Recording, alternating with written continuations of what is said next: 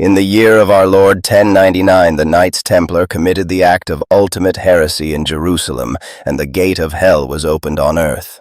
What followed was not simply 800 years of trench warfare. It was something without hope and without end. In the present day, in the year of our Lord 1914, both sides are preparing for major offensive operations. In the huge swaths of no man's land, furious skirmishes and raids increase in intensity as the faithful and heretics vie for information, powerful relics, and strategically important positions. The front lines stretch from the shattered coast of Eire to the iron deserts of the Holy Land. Every faith, every empire, every nightmare the world has ever harbored, they are all here, in the mud, in the dark, in the wire. This is the world of Trench Crusade. What you are about to hear is its lore, the complete compendium, narrated from beginning to end, the weapons that reshape flesh and faith, the factions that fight and die and return, the cities built on blasphemy, the saints with holes where their eyes used to be. Settle in. There is a great deal to cover. The trenches await. The armament of the Great War.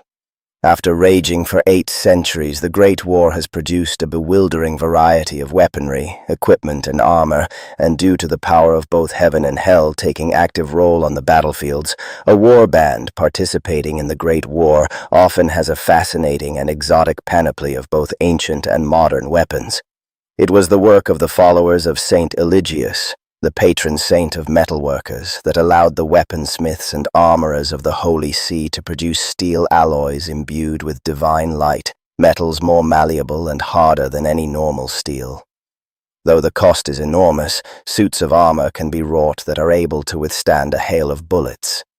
This excellence of the infantry field armor remains to this day, keeping abreast with the advances of firearms and explosives. Meanwhile, the Heretic Legions have gained access to hellish metals from the twisted crucibles of Tartarus, exceeding the strength of mundane steel, though often at a terrible cost, for carrying such weapons or donning an infernal suit of armor burns both the body and the soul, leaving behind festering wounds that never heal. Thanks to these advances in metallurgy, titanic artillery pieces exceeding 300 feet are constructed in the foundries of New Antioch, while the forges of hell turn out truly colossal machines of death of their own. The largest known piece, the dreaded mouth of hell, measuring a staggering 666 feet in length and boasting 16,666 millimeters in caliber. The massive artillery barrages pockmark no man's land, creating a hellscape on earth between the heretic and faithful forces. It is over these pieces of land that the warbands of both sides travel, scouring every inch for usable weapons, holy objects of power, ammo, food, armor, and more. Due to the protection offered by modern armor, close-quarter combat is frequent and brutal. Trench clubs and pole arms, lead-tipped great maces, and hell-forged swords are all used to deadly effect when storming enemy trenches. Enemies such as Heretic Anointed are often so heavily armored that only concentrated effort can bring one of these survivors of the Lake of Fire down, and even then, they often have to be finished off in brutal melee combat with misericordia daggers, looking for a chink in their unholy armor. Those brave or suicidal enough wield anti-tank hammers, polearms with explosives powerful enough to tear apart even the strongest of armor. Still, the humble bolt-action rifle is the workhorse of the battlefield, and most yeoman soldiery as well as heretic legionnaires carry it. Many other weapons, though rarer, are in common use: machine guns, sniper rifles, grenades of both shrapnel and gas variety, as well as experimental anti-materiel rifles, while the heretic forces are equipped with blades of eternally burning fire, living bullets that infect their targets and turn them into undead metastatic vessels, forever bound in servitude to the devils, and heavy flamethrowers forged in the iron pits of Dis, belching the flames of the lake of fire where damned souls wither for all eternity. The Great Iron Wall. Anchored by the Taurus Mountains to the north and Zagros Mountains in the east, The two horns of the crescent moon, the invincible iron wall of Du al-Qarnayn, is both the symbol of the Sultanate and the very reason for its existence. Beyond it lies the last and the greatest realm of those who believe, easily eclipsing all other known wonders of the world. None who have seen the Iron Wall can ever forget it. Despite centuries of artillery bombardment by heretic cannons, its surface is untarnished, glittering like a newly cast steel plating in the morning sun, and at night the many-fold gemstones embedded into its very structure light up in a wondrous show of color and artistry. Neither the wall itself nor its gates have ever been brought down, and while some enemies have made it across the wall to spread death and terror deep into the Sultanate proper, they have always been thrown back. The wall remains warm to the touch, for scorching magma still courses within.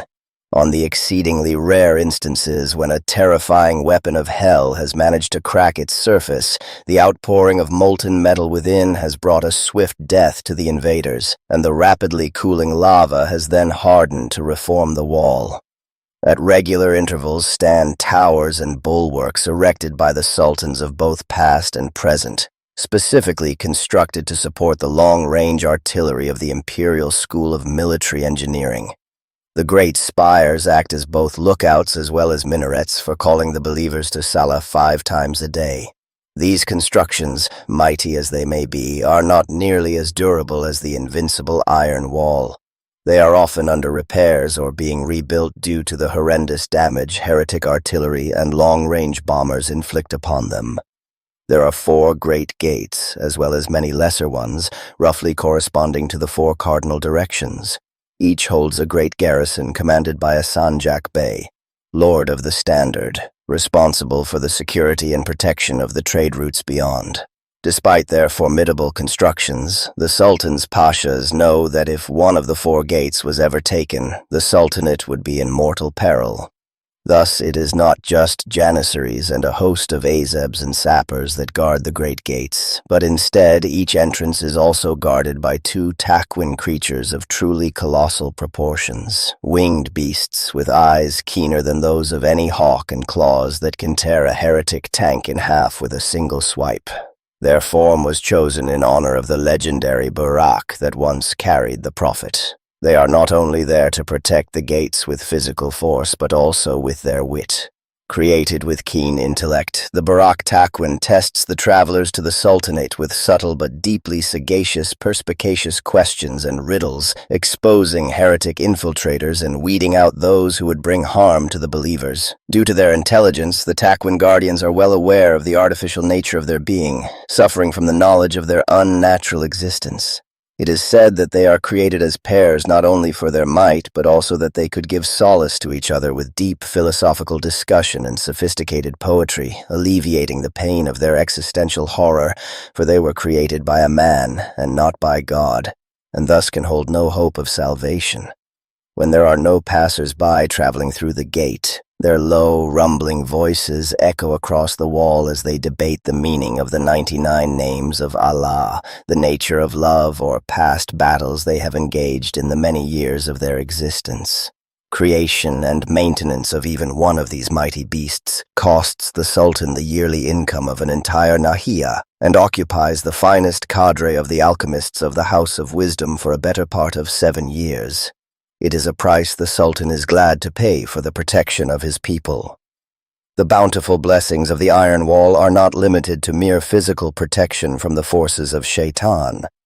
The scholars of the House of Wisdom have labored for decades to create machines to help maintain and regulate the precipitation within the lands of the believers, as well as making Sultanate airspace exceedingly hard for heretic aerial forces to harry, due to the high winds that often whip above the spires of the Iron Wall. Here, wondrous devices trap the passing gales and storms, using them to guard their airspace against hell bombers and long-range reconnaissance planes.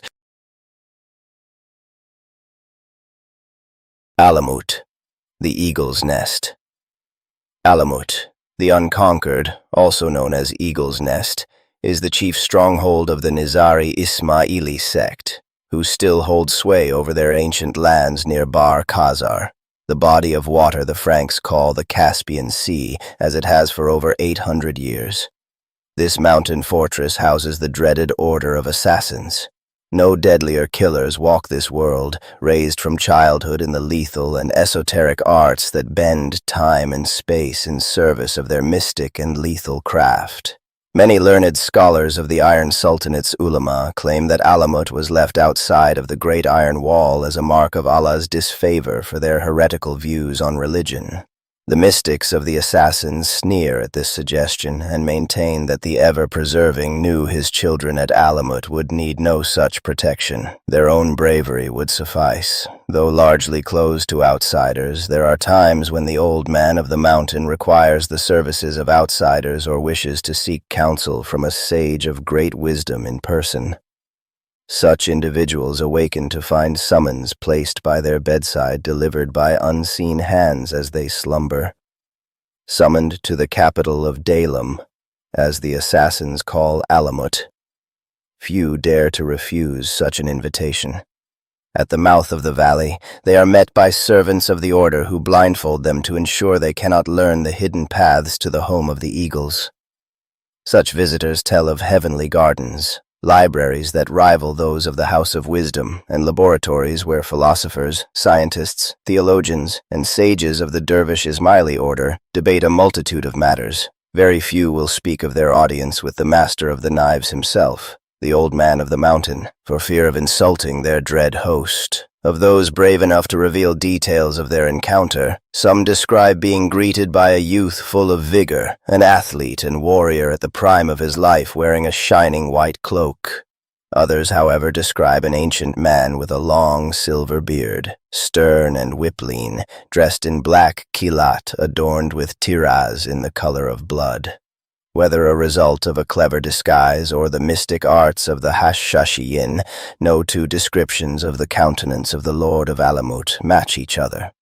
All accounts agree on one detail: a simple ring bearing a seal engraved with the symbol of the holy king whom the Franks call Solomon the Wise, rests upon a chain around the neck of the Lord of Alamut. Rumors abound that this is the first and true seal given by Allah to the mighty king, Sulaiman ibn Dawood, giving him the power to command spirits such as Shayati and Jinn. It is speculated it is the power of the seal that has kept Alamut safe all these years, despite Hell's forces holding the land surrounding Alamut and its hinterlands. Whatever the truth of the matter, no war band of the court of the seven-headed serpent has ever approached the citadel of Alamut. Beelzebub's unclean order of the fly recoils from the assassins' hinterlands, and no outbreak of the Black Grail has ever been reported within their domain. It seems that Hell's otherworldly powers are held at bay by some kind of protection capable of countering their Getic magic. Thus, the mission to conquer Alamut has fallen upon the mortal followers of Jahannam. Abaddon, the great Prince of Wrath, has promised a reward of eternal youth to any heretic warlord who captures the Eagle's Nest. Despite the overwhelming numbers of the forces of the Heretic Legions, all who have attempted to take the fortress thus far have failed. Many attempts to invade are thwarted in their earliest moments as great heretic lords die in their tents to assassins' daggers, or through poison in their meals. Others disappear without a trace, their painstakingly built alliances falling apart like chaff in the wind. Scarcely a decade passes without Alamut being assaulted, for there is no lack of ambitious heretic warlords. But the forces of Shaitan that have laid siege to its onyx walls have discovered that the fortress is all but invincible. The Alamut Valley, known as the Shirkuh, is bordered to the east by the Alamku mountain range, the throne of Solomon, and its entrance is a narrow one, shielded by cliffs and guarded by mystic standing stones. For much of the year, the raging waters of the river, Alamut, make this entrance inaccessible. Flanked by the iron wall to the east and west, any forces approaching come under a barrage of long-range artillery from its garrison, who gleefully exact a heavy toll on any would-be invaders. In the skies above, the airspace is protected and patrolled by the Sultan's flying ships of war, making aerial assaults impossible. Though no official document or declaration exists, the strategists of New Antioch widely believe that the Sultanate's indirect protection of the Alamut is granted in exchange for the services of the assassins. Alamut's natural and military defenses are not its only safeguard.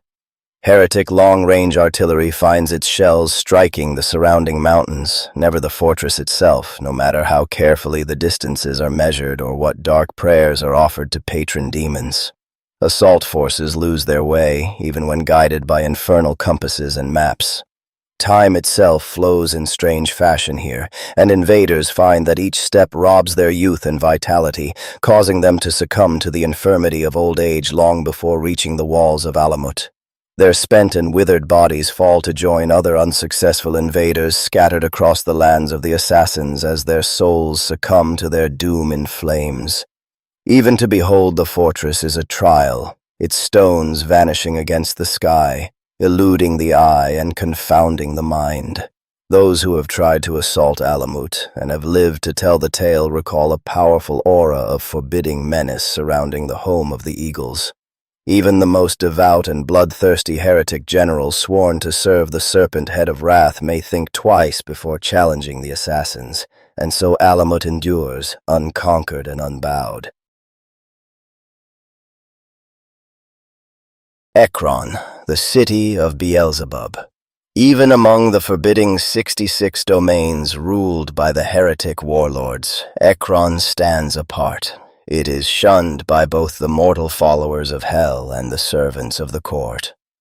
No place on earth mirrors the carnage and corruption of hell so closely as this putrescent city of Beelzebub, the Lord of the Flies. The king of gluttony was one of the first three of the most exalted angelic spirits to fall. Since those ancient days when he was worshipped as Baal of Flies, a great god of the people known as Philistines, Ekron has been his stronghold, where the power of the Prince of Decay is at its most potent. Today, none are welcome here. Even the Heretic Legions pledged to the sin of gluttony keep their distance. They know full well that even in their fallen state, Beelzebub sees in them a glimpse of his hated father. Were they not created in his image? Are they not a reminder of his ancient ignominy when his mortal followers abandoned him? In the ancient past, Beelzebub coveted the Ark of the Covenant, seeking to claim it for himself. His servants captured the holiest of the relics in his great victory over the servants of God at the Battle of Eben Ezer. Yet, though his mortal servants seized the ark from the Hebrews, they dared not to bring it to this city, for Wah-Wach punished those who stole the symbol of his covenant. Plague afflicted the people of each town to which it was taken, and the Lord's hand was heavy. He brought devastation upon them and afflicted them with tumors. So terrifying was the Creator's affliction that the people of Ekron abandoned the orders of Beelzebub and voluntarily sent the ark back to the chosen people. Humiliated and enraged beyond mortal measure, Beelzebub swore never to forget this disgrace. From that day on, he devoted himself to the corruption of all creation, vowing to despoil the world until all that lived would be subject to his will and absolute rule. Beelzebub stalked into his great citadel in the seventh circle of hell. Here he labored for the next 2,000 years to forge the crowning achievement of his dark genius, a plague of his own design. It would not only eclipse those his father sent to punish the pharaoh, but mar and corrupt all creation. Never again would he trust mankind, so weak and easily bent to the will of the tyrant god. Long he labored, pouring much of his divine essence into his work. When the Black Grail was unleashed upon the world in the black year of 1436, it brought the world to the brink of utter ruin. The newly established Order of the Fly raised the city of Ekron from the rubble, and the power of Beelzebub seeped through from the hellgate of Jerusalem that was. It slithered for many miles, settling upon towers and walls, and streamed through the streets in a torrent of demonic hellflies, scorpions, locusts, and other infernal insects infested with the Black Grail. Ekron stands as the seat of Beelzebub's earthly power, where his worshippers assemble from across the world to offer tribute to the king of gluttony. Wherever the Black Grail spreads and the Order of the Fly raises its lord's standard, they seek offerings to bring back to the city. To the missionaries of the Black Grail, It is a realm of beauty and divine vision, a whispered promise of the world to come and a place their hearts yearn to behold. To everyone else, it is a domain of abject horror, where a fate worse than hellfire awaits. After nearly 600 years under the ravages of the Black Grail, Ekron is a city of overflowing splendor and revolting decay. Entire temples, churches, mosques, pagodas, shrines, and altars from every corner of the world are scattered throughout the city, borne there by the hands of untold millions of Grail thralls. Amidst streets seething with undead corruption stand wonders of art. Marble statues, elegant porphyry pillars, frescoes, and icons of gold studded with precious stones. Yet though they are worth the ransom of 1,000 kings, it is not their monetary value that interests Beelzebub. It is thought that the Lord of the Flies can tap into these objects of devotion, feeding on the power of adoration that still lingers in these monuments of faith.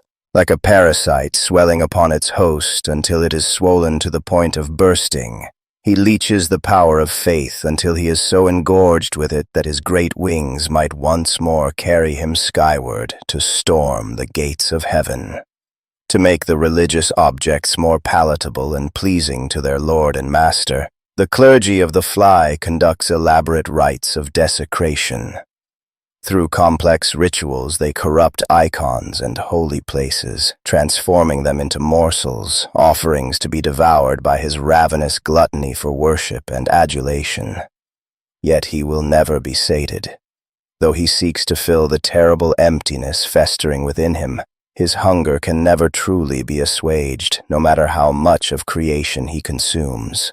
For what the Lord of the Flies hungers for above all his other unnatural appetites is the sole right to divine worship, a birthright he feels his father has usurped. In his mind, the natural order is for the parent to die so their offspring may rise in their place. And who more suited to take the throne of God than Beelzebub, the most gifted of his children? Thus it is written in the tablets of Ekron.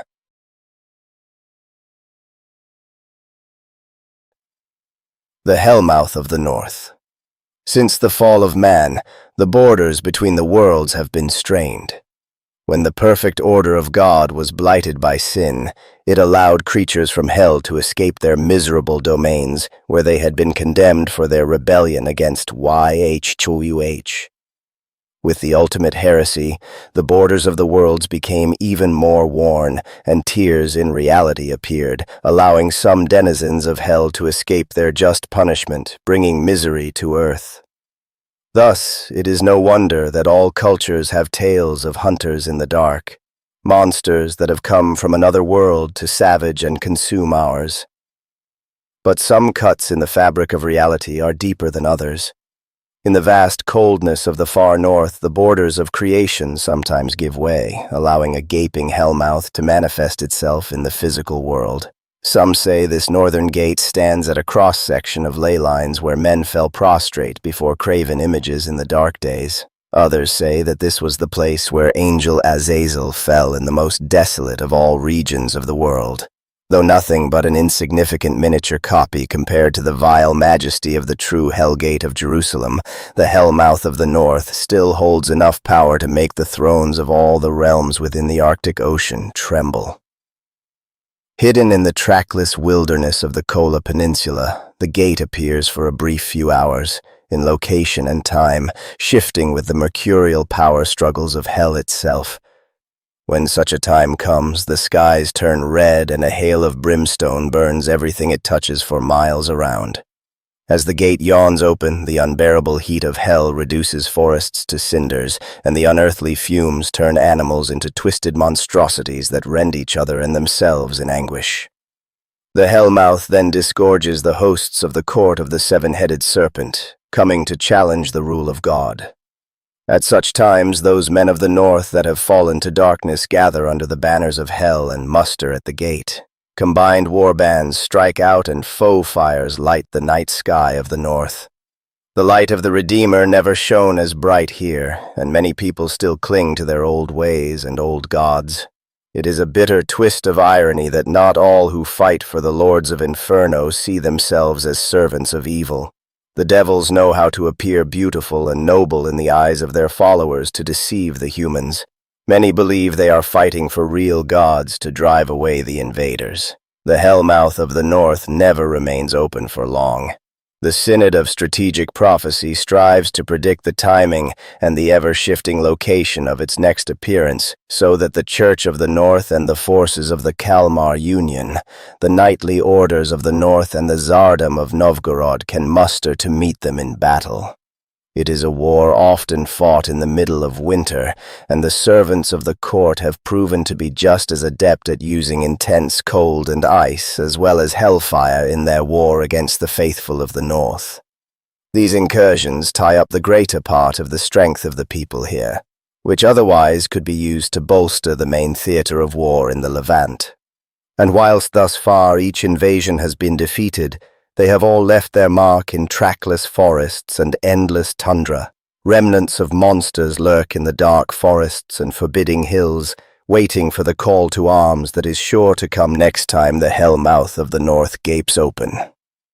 There is another, deeper concern that the War Cardinal holds about the Northern Gate and why his personal servants keep vigil over it. Ziminiar, one of the royalty of fallen angels, is also the devil of the North. The Council of Saints has issued a dire warning to the princes of the Church. If this scion of hell ever becomes the serpent head of pride, he will come to claim the North as his own, and mountains will tremble at his passing. Expeditionary forces of Abyssinia.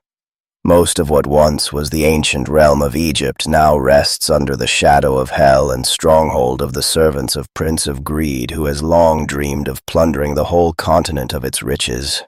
Beautiful Alexandria and even mighty Cairo have fallen, their ports serving as anchorage for the heretic fleet, and mustering grounds for the Heretic Legions as they strike south and west. But thus far, Mammon's plans to completely sweep the northern coast of Africa all the way to Mali and Aksum has been frustrated.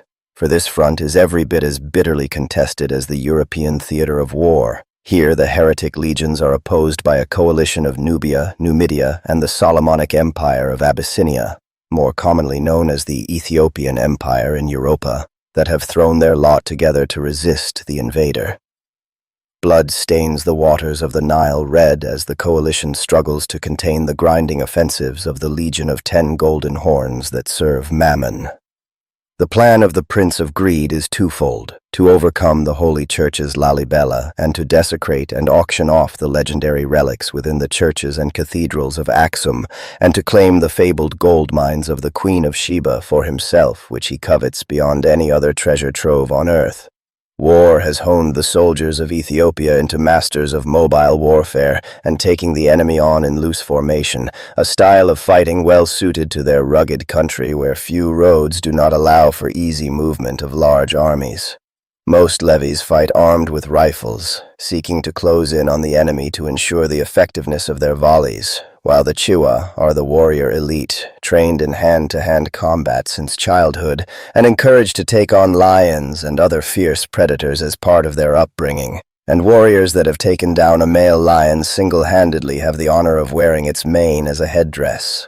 Their famed war cry, "Together, together," is often the last thing the invaders hear. Claiming a direct lineage from the legendary Queen of Sheba and King Solomon, the emperors of Abyssinia are staunch members of the Faithful Alliance and the representative of the African continent in the Sword Congress of Vienna. It is a matter of pride and prestige to the House of Solomon that the tithe to New Antioch is met punctually. So once in 7 years the Nagarit war drums sound the kitet, the call to arms.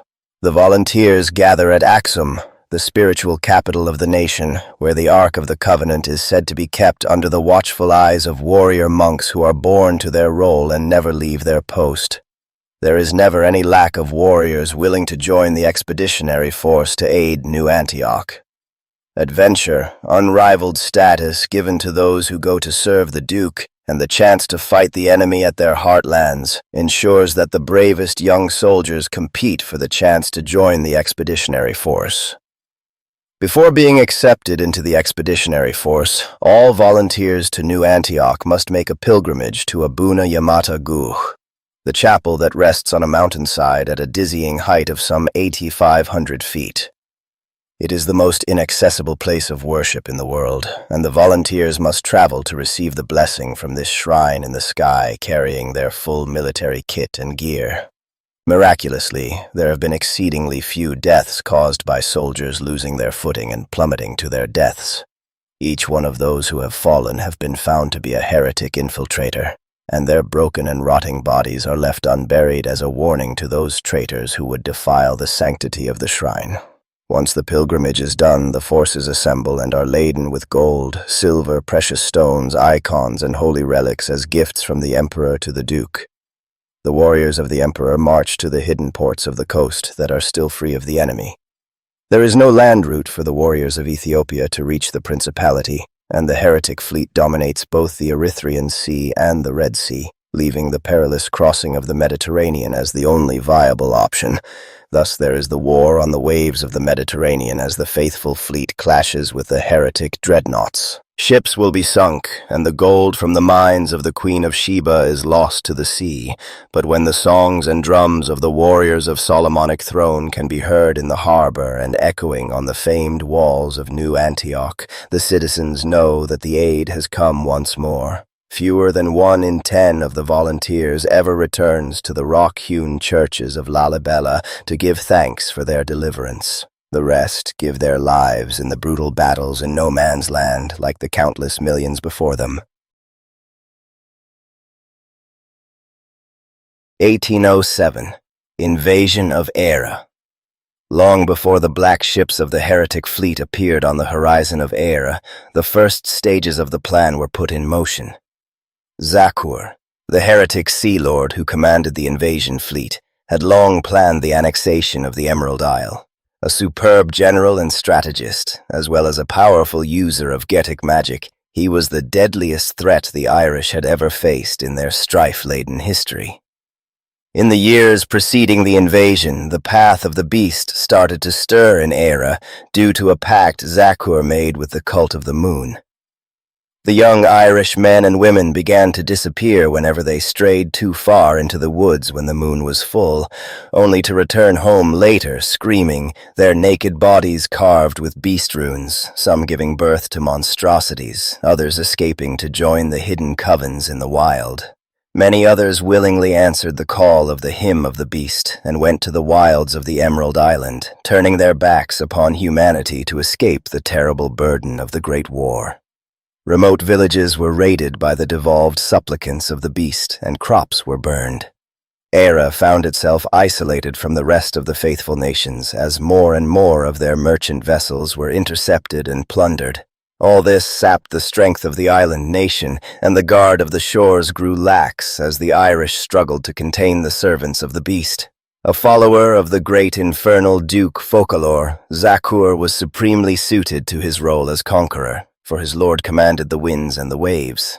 Once he felt the Irish were sufficiently weakened, the heretical sea lord gathered his ships and concentrated them into one mighty fleet, making landfall near Baile Atha Cleath. He achieved almost total surprise, with his expeditionary force bringing the mighty heretic artillery on land unhindered.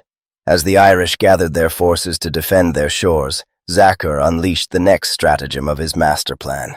With an enormous blood sacrifice of captives, enough Goetic power was unleashed to open the long-dormant Hellgate of the Lake Pole and Ifrin, bringing the armies of the court to support their heretic invasion forces. Caught between two forces and harried by the horrors of the Path of the Beast raiding their supply columns, the army of Eire was routed and the High King Muiredach fell in battle. Zakur took the crown of Ireland from his severed head and claimed the island by the right of conquest. With the field army of Eire gone, the coastal cities fell to the invaders. Baile Atha Cleath, Loch Garman, Duncannon, Cluain Meala, Luimneach, and Gailim were taken, as well as many other towns and cities. The cathedrals, churches, monasteries, abbeys, and shrines of the saints were razed to the ground or converted into temples of blood. Sacrificial altars were erected where holy shrines once stood, and the Black Knives took the lives of those who dared to rise against the new masters of Eire. Heretic priests now taught hell's coercion in the halls where once the joyous hymns of the holy word echoed. The Irish were reduced into fighting guerrilla warfare in their own lands. With their cities either burned to the ground or in enemy hands, the newly crowned King Niall moved the capital to the inland town of Sil-Cheinai, where the High Kings of old once held court.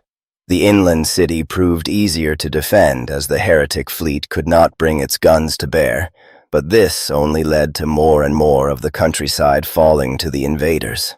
The following decades saw almost all of the country taken by the heretic forces, and a huge number of refugees attempted to escape over the sea to France, Alba, and England. Many were caught by the heretic navy, with yet more sacrifices being chained to red-hot bronze pillars or sold into slavery of the court of the seven-headed serpent. Some others gave up on all their hopes and dreams, turning their backs upon humanity and walking into the wild places to walk the path of the beast, only to return as devolved creatures to prey on those they once called their countrymen.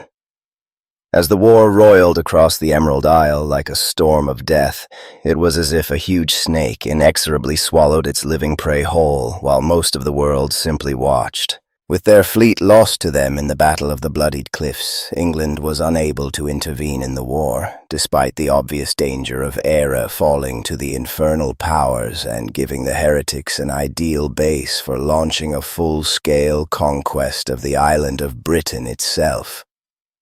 Only the Crown of France still sent reinforcements to support the Irish.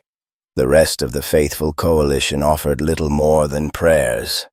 However, the Duke of New Antioch sent his own bodyguard to aid the Irish, with a message saying that Eire needed them more than even the home of all our hopes. As a young queen, Bridget rose to the throne in 1890 after her father was killed in the front lines by artillery witch coven bombardment. By this time, it seemed all hope was lost. In most maps drawn in Europa, Eire was shown as part of the heretic domains, forever lost to the shadow of hell. Ignoring her advisors, Bridget married Domhnall, a great general and strategist despite his low-born origin. Together they made a desperate plan to save the kingdom. As one of her first acts, the queen lifted the ancient ban on Fianna, the hunter-warriors of the wild, despite the irritation of her confessor due to the many pagan ways of the Fianna. With the additional troops secured, the royal court called the clans to send what remained of their strength to take on the heretic main forces. The queen then wrote a letter to the Pope, asking for the Bishop of Rome to spare but a single warrior to aid the Irish as a symbolic token of his support. When the Supreme Pontiff granted the wish, Bridget then audaciously requested the services of the paladin Ansace. To the astonishment of the princes of the church, the promise was honored, and the holy warrior was dispatched to aid the beleaguered Irish. Undertaking his sacred quest in utmost secrecy, the paladin stormed the Hellgate alone, taking only his weapons and the banner of Staurogram to aid him in the surprise raid. After receiving information that Zachar the Conqueror was aboard his flagship Hymn of Obscenity, a raid by the flying columns of Fianna was sent to cut off the head of the snake. How the Fianna were able to learn the heretic passwords and how they managed to fool the beast guard of Zachar is unknown.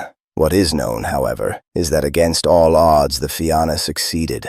The mighty behemoth warship was sunk when its ammunition cache was blown up by a Fianna berserker who carried a barrel of explosives through a hail of bullets. The great heretic conqueror was killed in the explosion that took out several other battleships. Though a huge blow to Hell's forces, this alone would not have changed the course of the war. But from the south came the news that Paladin Ansace had succeeded in his mission. The irreplaceable armor of Ansace had been torn and his eye lost in battle, but the Hellmouth collapsed behind him as he emerged from the inferno, bloodied but victorious. Without their leader, and cut off from their allies of the court of the seven-headed serpent, the heretic forces were thrown into turmoil. This was the moment the Irish had been waiting for. The Queen's consort Domhnall led the Irish forces in a campaign that swept the invaders into the sea in a series of brilliant battles. Their losses were horrendous. More than 3/4 of the Irish forces perished before the heretics were defeated, and only thanks to the Fianna keeping the path of the beast at bay, they managed to secure enough supplies to keep the army on the field. Not one of the Duke's bodyguards survived the campaign, and to this day the Irish send their expert skirmishers to aid New Antioch in their memory. All in all, the invasion cost the lives of half of the population of Eire due to fighting, famine, and people fleeing the island. It acts as a stark warning to the faithful on how close they all are to utter ruin. The Principality of New Antioch. For 300 years, the Principality of New Antioch has stood defiantly as the focal point of the Church and the faithful at the very edge of the shadow cast by the gate of hell. It is the home of all our hopes, the bulwark against heretic forces, and the first line of defense against the devil's might. Should New Antioch fall, all the Levant will be lost. War has never left this corner of the world. The ancient city of Antioch was destroyed by a mysterious demonic weapon in the year 1545, but the faithful never gave up their positions in the ruins. Despite the lethal demonic essence emanating from the crater that was left behind, the garrison held on, even as mighty Constantinople fell to the legions of Cammares, Marquis of Hell. Before it was destroyed, the ancient city of Antioch was always the first line of defense to be put to test.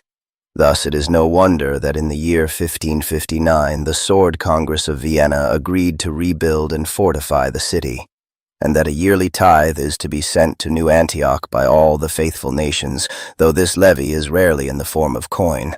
Instead, endless supply trains of foodstuffs, tools, ammunition, weaponry, machinery, and skilled workers and engineers come from across Europa and the Mediterranean Sea, as well as the African dominions.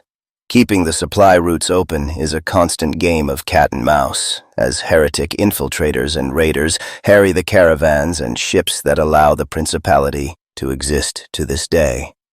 Since those days, New Antioch has grown to be the most important fortress city in the world, the sword and the shield of Europa and Africa. All the princes of the Church and heads of the various states and domains who oppose hell understand that it is better to fight their battles against the heretics away from their heartlands. To this day, New Antioch has withstood 8 great sieges, and its famed walls, with their 77 mighty towers, have never been breached.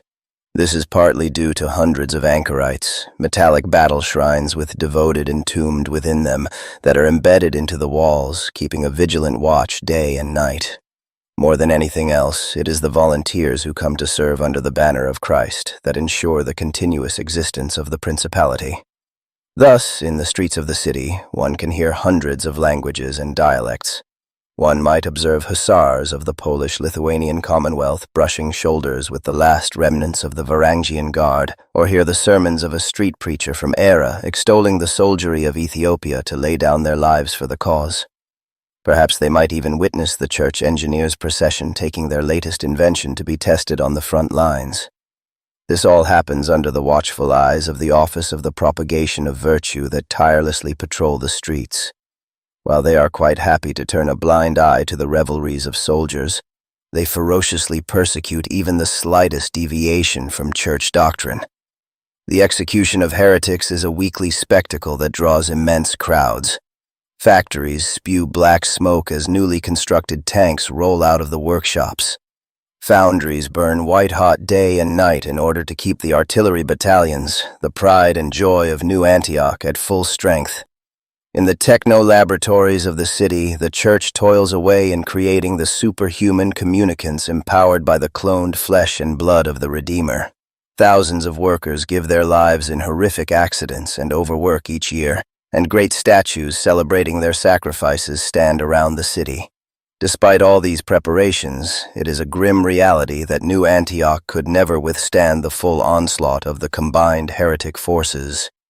It is only thanks to the ferocious and bloody internal conflict amongst the devils that has allowed the Principality to stand to this day. The archdevils and princes of hell bicker and plot against each other, and only rarely does one of them gain supremacy for long enough to mount a full-scale invasion.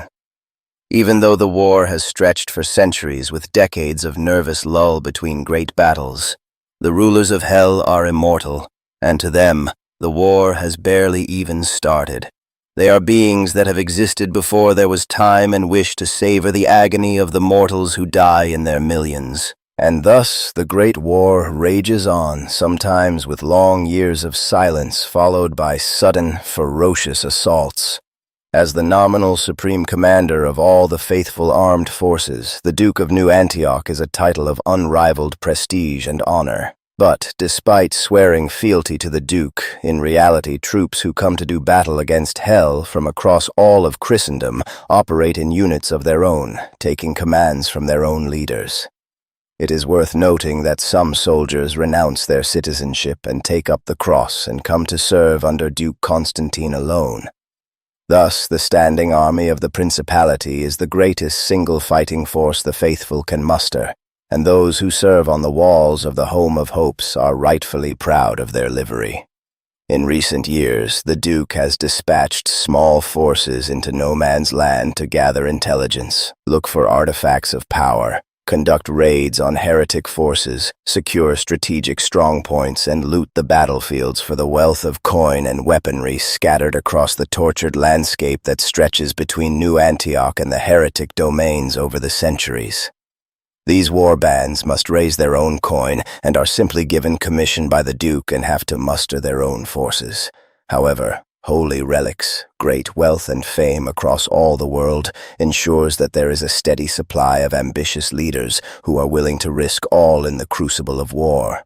Competition for loot, supplies, artifacts, and information is fierce, and these warbands often come to blows not just with heretical forces but with competing rivals and crazed trench pilgrims. Thus, the necropolis of Antioch overflows with the graves of fallen soldiers. But the proud flag of the Principality, blue as the sea and red as blood, still flows over its ramparts. But for how long is anyone's guess? All the portents and reports of the scouting parties confirm one thing. The heretics are marshalling for the largest offensive operation in history. The board is set and the pieces are moving. The Great War is beginning anew. Mechanized heavy infantry. No unit of the faithful nations symbolizes the military power of the Great War quite like the mechanized heavy infantry. Based on the ingenious and divinely guided work of Saint Methodius, who created the famed Anchorite Shrines, the machine armor is all but indestructible. Due to the properties of the orichalcum alloyed steel, it can withstand a hail of bullets with ease and survive direct hits from all but the most powerful enemy ordnance.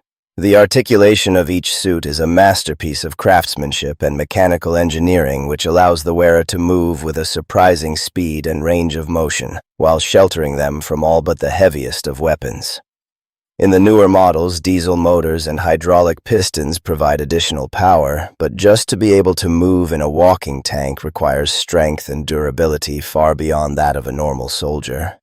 The suits are also difficult to modify. Altering a short ton worth of machine armor once the alloy has cooled down is almost impossible. Such is its strength and hardness that most smelters are powerless to shape the metal, so they shape the soldiers instead. Orichalcum steel is expensive, while flesh is cheap. Thus, the black-robed monks of the Mentalist order travel tirelessly across the faithful nations, testing any willing youngsters who wish to become mechanized heavy infantry, to receive the increased pay and the glory that comes with belonging to such an elite unit.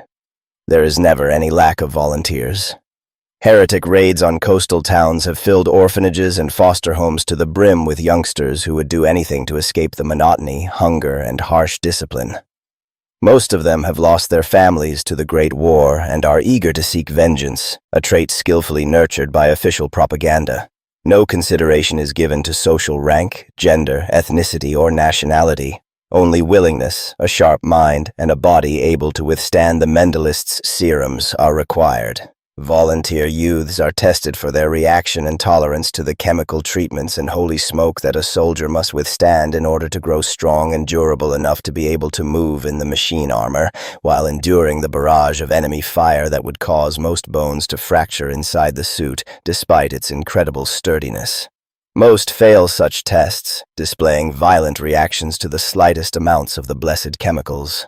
Others do not possess minds strong or sharp enough to operate their suits and advanced weapons. But if they do, they achieve the rank of an aspirant. They are then moved into the care of the Order in windowless vans and begin their training. Aspirants' bodies undergo rapid changes. Fast-twitch muscle fibers are grown in a far higher proportion than usual. Bones grow denser and harder, though this often leads to unwanted skeletal protrusions and ridges.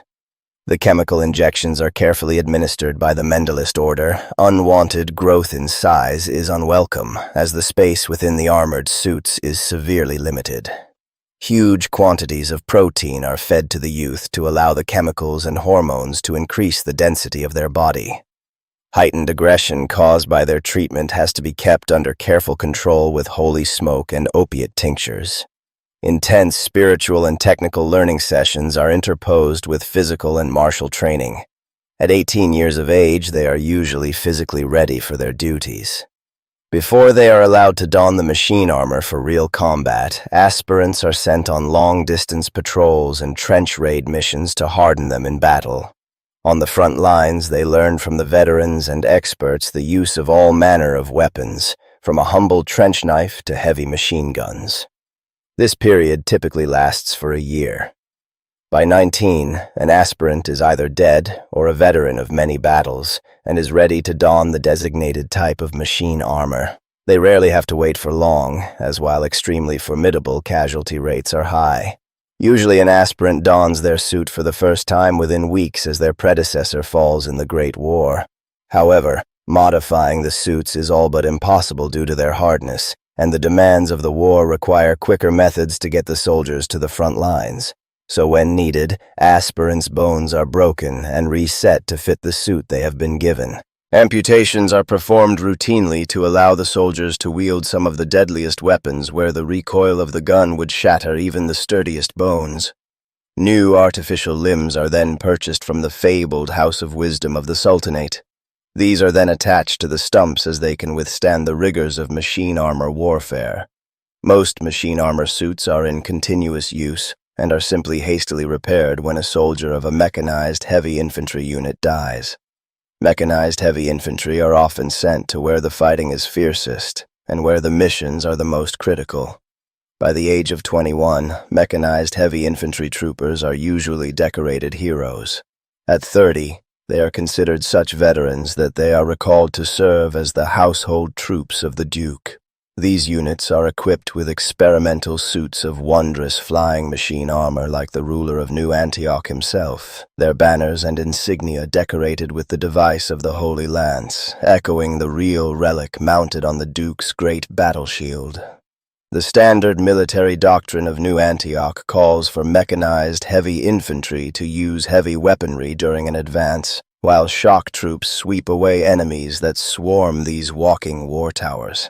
In addition, the suits are built according to specific specialization in weaponry and battlefield role. Heavy weapon support, trench raids, mobile defense, and anti-tank hunting are just some of the many duties mechanized heavy infantry could be assigned to. Specialized close quarters. Mechanized heavy infantry units exist as well and are extensively drilled in the use of heavy shotguns and enormous melee weapons.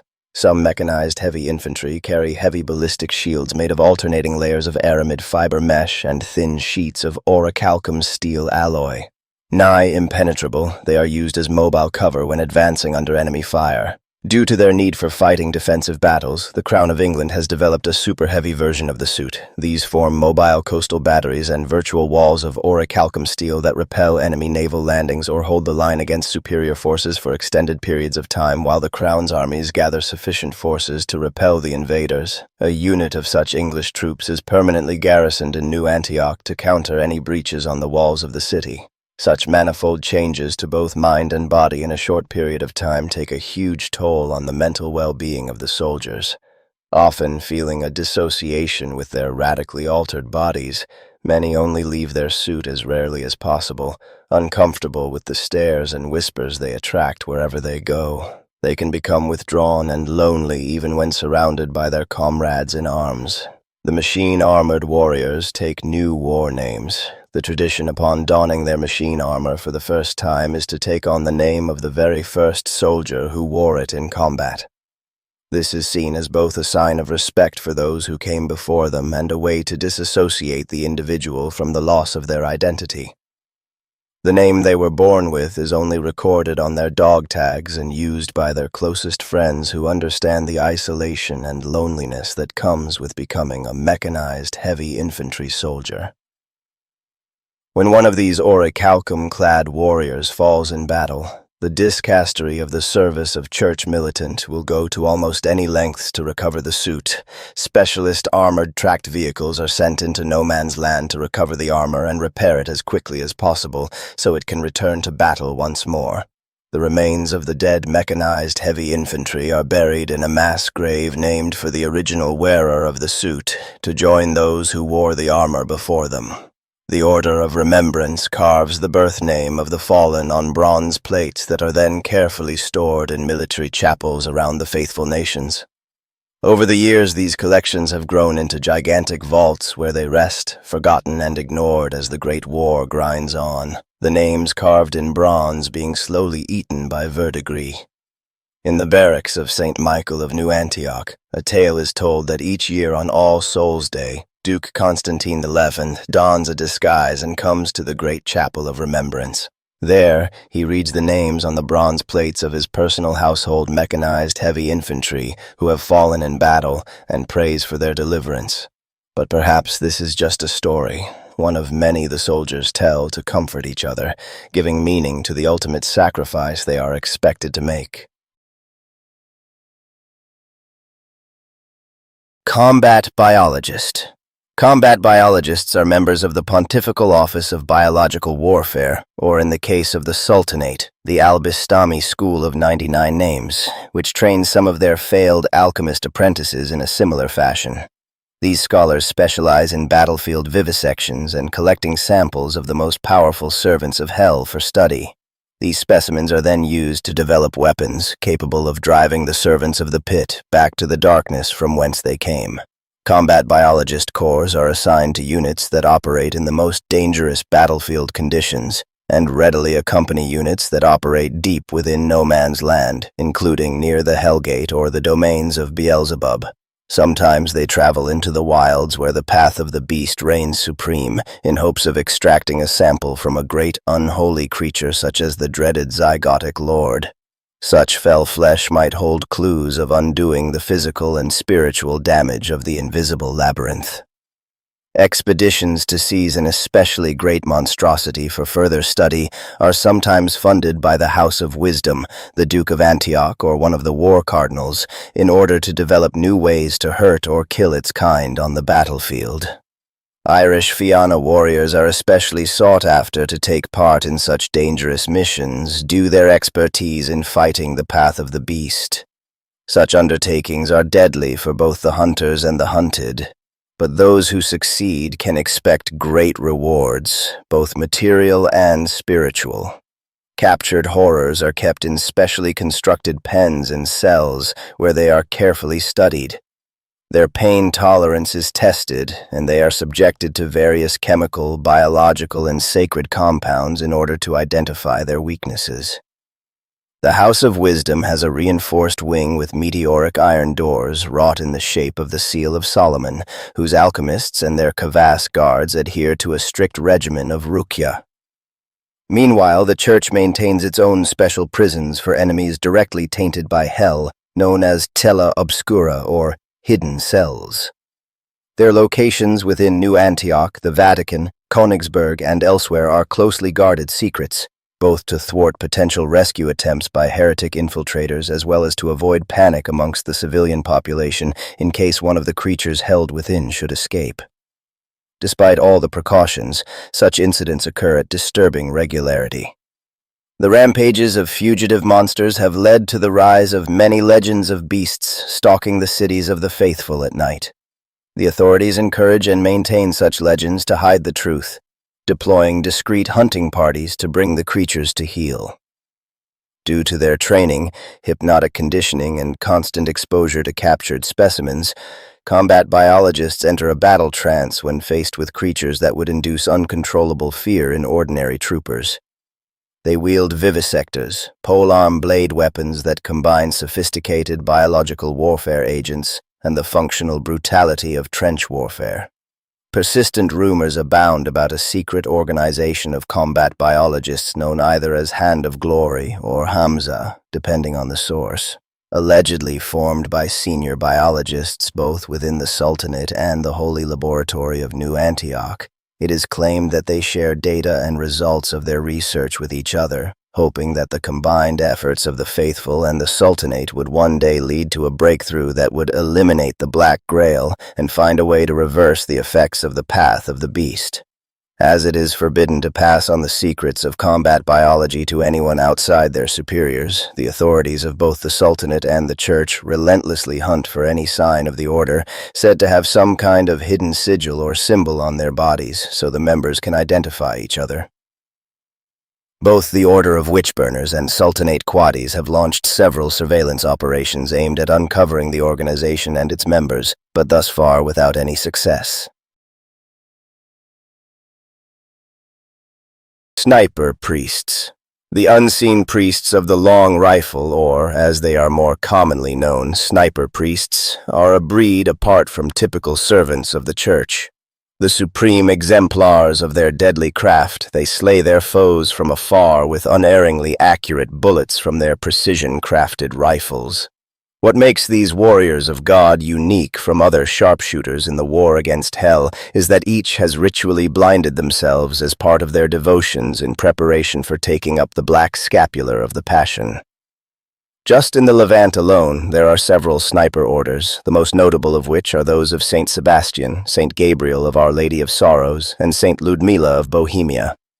Each order has its own unique traits and specializations in weapons, tactics, and holy ammunition based on the doctrines and miracles of their founder. Each aspirant who hopes to have a prophetic grace bestowed upon them does so with a heart that recognizes such gifts are not intended to edify and exhort the individual, but the faithful as a whole. A priest gifted with such a prophetic grace can see fractionally into the future and is thus aware of precisely where their target will be, allowing them to shoot with pinpoint accuracy. Of course, there is many a slip twixt cup and lip, and the vagaries of war mean that even the greatest sniper is not infallible. The most renowned sharpshooters in the war are those of paramount faith, men and women who know that every time they squeeze the trigger, they lessen the presence of evil in the world. In addition to the many standard weapons available to them, each sniper priest bears a long rifle that is as much a holy relic as it is a weapon, a divinely inspired instrument of death crafted by the most sought-after gunsmiths in the world. Many such weapons are said to have been blessed by saintly figures of history and have been in the possession of their order for many decades. Entire armies have fought to bloody ruin to recover such weapons upon the death of a sniper priest, and the now lost Order of St. Mercurius, the father of two swords, detonated its catacomb magazines to destroy its monastery foundry rather than allow its armory to fall into heretic hands when the walls of Eskentos fell. Conventional sniper rifles often incorporate magnifying rangefinders, but the weapons of the sniper priests are frequently crafted with relics of the order's patron saint, such as those crafted by the foundries of Saint Sebastian, which mount scopes without lenses, but which contain bone shards of their patron saint. The relics of Saint Sebastian are said to make their bullets even deadlier against the plague carriers of the Black Grail, while the veiled snipers of Saint Ludmila of Bohemia can witness their targets through walls of solid stone and are even said to be able to shoot around corners. The rifles of Saint Gabriel are potent against the bestial servants of hell, able to punch through the thickest of hides and armored bone. In the field, a sniper priest is often swathed in the black scapular of the Passion, a blessed cloak that serves to obscure their presence on the battlefield and which can sustain them for inordinately long periods without food or water. A heretic could pass within inches of a concealed sniper priest and never know they were there. One story in particular tells of a mysterious sniper priest known as Shepherd Sugitani, one of the resurrected order of Nagoro Shu and his famed Kunitomo rifle, who slew the Choral Triumvirate with a single bullet at a range of 3 miles during the siege of St. Lux. When a sniper priest takes to the field of battle, the first warning heretic forces have of their presence is when their diabolical leaders start dying with sanctified bullets punching through their skulls. Many a warband of New Antioch pinned down no man's land has been saved by the deadly accuracy of the hitherto unseen presence of a sniper priest throwing the servants of hell into disarray before the resurgent soldiers of the faithful. Trench Pilgrims. As the war rages against the minions of hell, strange visions torment the faithful across the globe. Men and women touched by heaven are granted visions, and revelations are made by the messengers of God. Sisters of the holy orders are marked by stigmata and take up sword and cross as instructed by the angels. Those who have transgressed seek to atone for their sins by taking as many followers of the devil with them to the afterlife. So they come, the mad and the maimed, the God-touched and the guilt-ridden, all gathering around prophets and prophetesses, forming trench pilgrim processions, disorganized groups which arm themselves and follow the prophets of the Lord unto the front lines. They fight with unrivaled zeal, throwing themselves against the heretics and arming themselves with anything they can get their hands on, from the oldest muskets to scourges and Molotov cocktails. Pilgrims are not officially sanctioned by the Holy See, but the Church still blesses the crusades of the faithful. Thus, the pilgrim processions are a common sight on the battlefields, often charging across no man's land in suicidal assaults against the heretics, directed by the visions of the prophets and prophetesses who lead them, and urged on by the whips of castigators who are charged with instilling the fear of God in their troops. The bulk of the pilgrims are men and women with little military training. But when they don the iron caparot of a trench pilgrim, they can face even a demon from the deepest bulges of hell unflinchingly, nor is death necessarily an end to their mission. Sometimes the seventh Metachrist will deem a fallen pilgrim worthy and bring them back as martyr penitents, warriors halfway between heaven and earth, able to fight once more and feel no pain from bullet or bayonet thrust. Rarer and more dangerous are the stigmatic nuns, holy sisters who manifest wounds to match those of the third Metachrist whom the nuns venerate. They excel in close quarters combat, for each bleeding wound that they suffer makes them stronger, not weaker, as their devotion to suffering as their Lord once did gives them strength and endurance not found on mere common mortals. Armed with swords and pistols, they cross no man's land heedless of any danger, praying to sustain wounds for the Redeemer, which in turn will transform them into the very vengeance of the Lord. In front of the trench, pilgrims are driven the ecclesiastic prisoners, either captured enemies of the true faith, forced to make a final act of contrition, or volunteer sinners seeking redemption. Each is strapped with high explosives which are detonated once they reach the enemy lines. They dash across the killing grounds, hoping to either miraculously survive the blast and escape, or take as many followers of Lucifer with them as they can, depending on their convictions. The most puissant of pilgrim processions will be accompanied by an Anchorite Shrine, a metal behemoth some 12 feet tall, a living altar of war almost completely immune to any damage. The interior of the Anchorite is covered in spikes and barbed hooks, so that the monk who controls this colossus is in a constant state of torment, rejoicing in the pain so they can suffer as their Lord once did.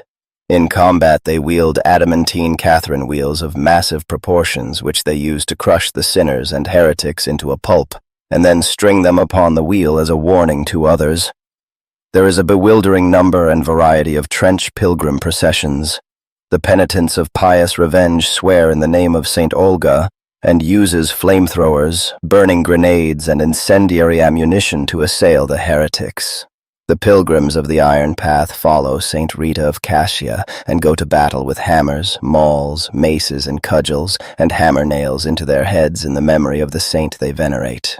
The Theban Legion of Rome carries the heads of the heretics upon their standards in the memory of their patron, St. Maurice. They fight with swords and other blades, competing with each other for the number of heretic heads they amass.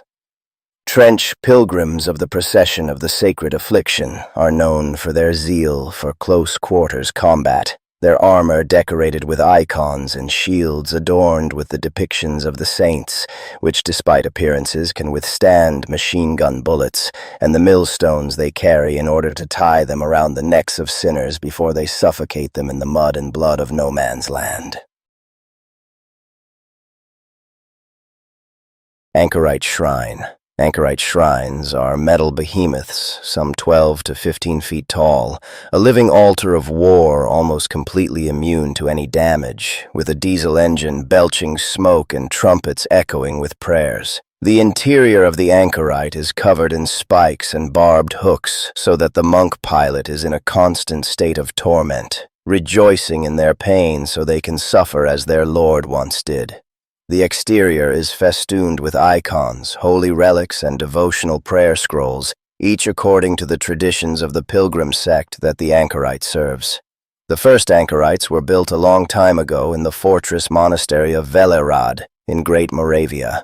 Several hundred of these battle machines were built under the guidance of Saint Methodius, though now the craft is lost, as the monastery was destroyed by a death commando infiltration force of the demon Marcosius.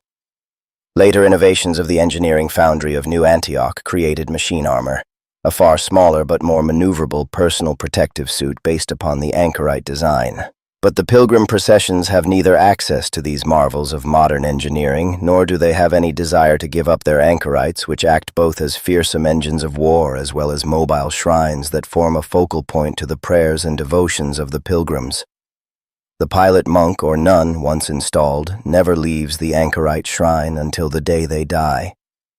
Once they fall in battle, or rarely of old age, their remains are reverently removed and body parts are preserved in reliquaries mounted upon the Anchorite.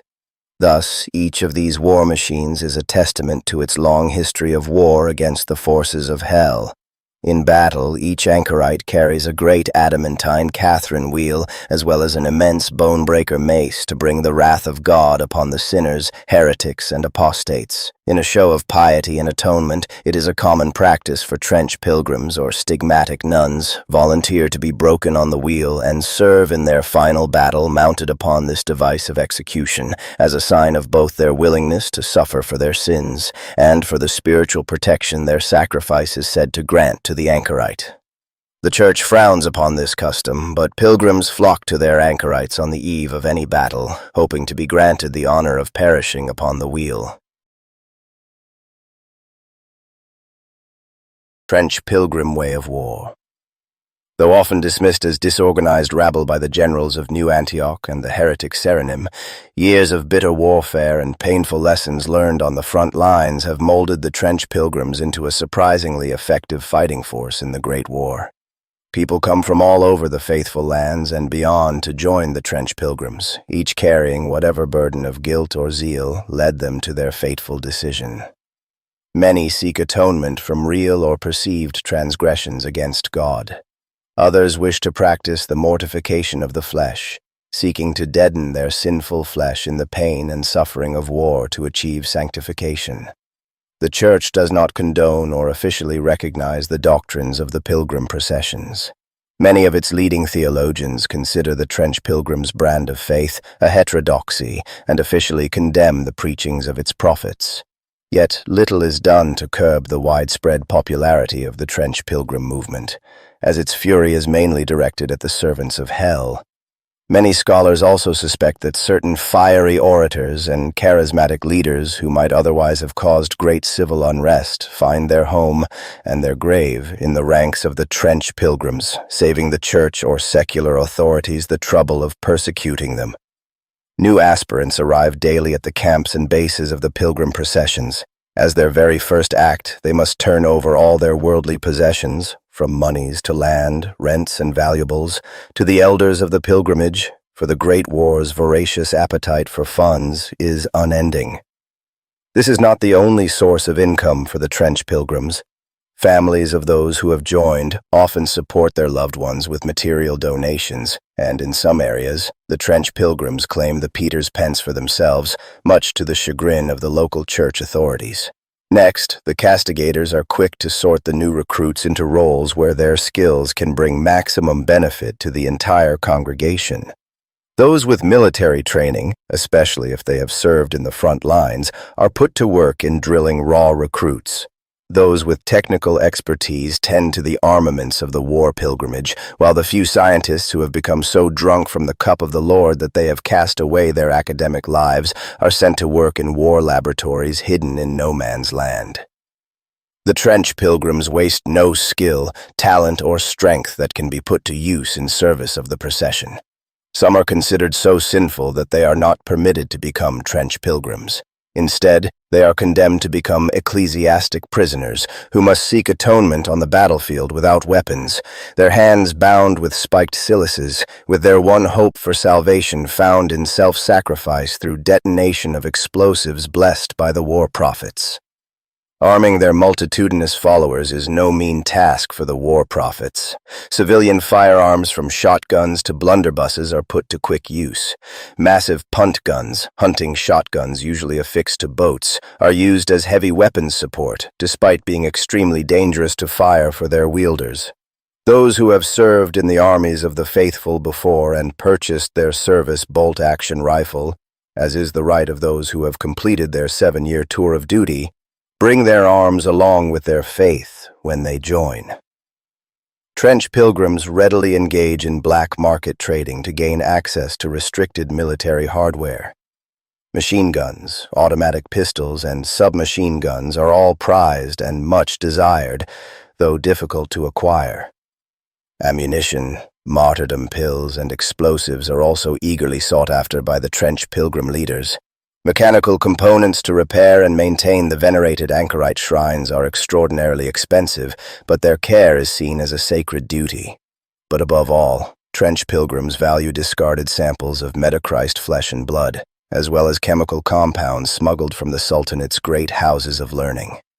Creation of the communicants is the highest priority to most pilgrim processions, both for their value on the battlefield as well as for the religious vindication their creation brings in the eyes of the trench pilgrims. When the fences of no man's land can't provide what they need, or when coin is in short supply, the trench pilgrims turn to other means. Scavenging the battlefields for weapons, armor, supplies, and valuables is a routine practice. Some of the most zealous warbands make bold raids to the ammo depots and arms caches of New Antioch and the Sultanate, though most are content to strip the fallen of their gear and collect artillery shells for their explosives.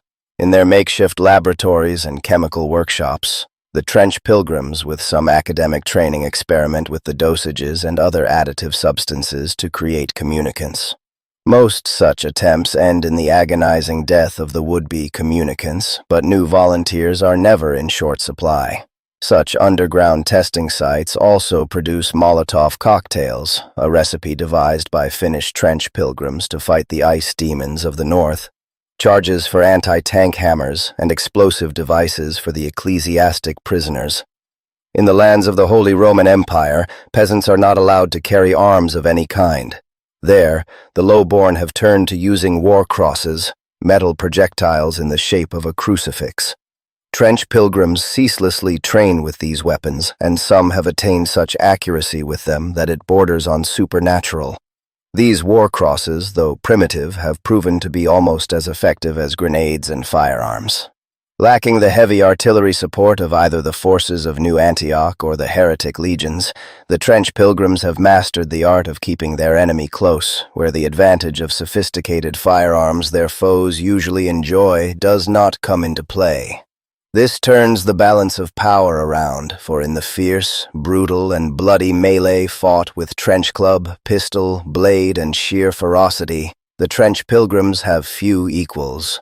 While most regular troops of the faithful understandably dread closing in on the horrors of the Path of the Beast or the undead slaves of the cult of the Black Grail, the trench pilgrims are inured against the supernatural fear that surrounds them thanks to their famed iron capirotes, whose shape and decorations follow the sacred geometry devised by Saint Hubert.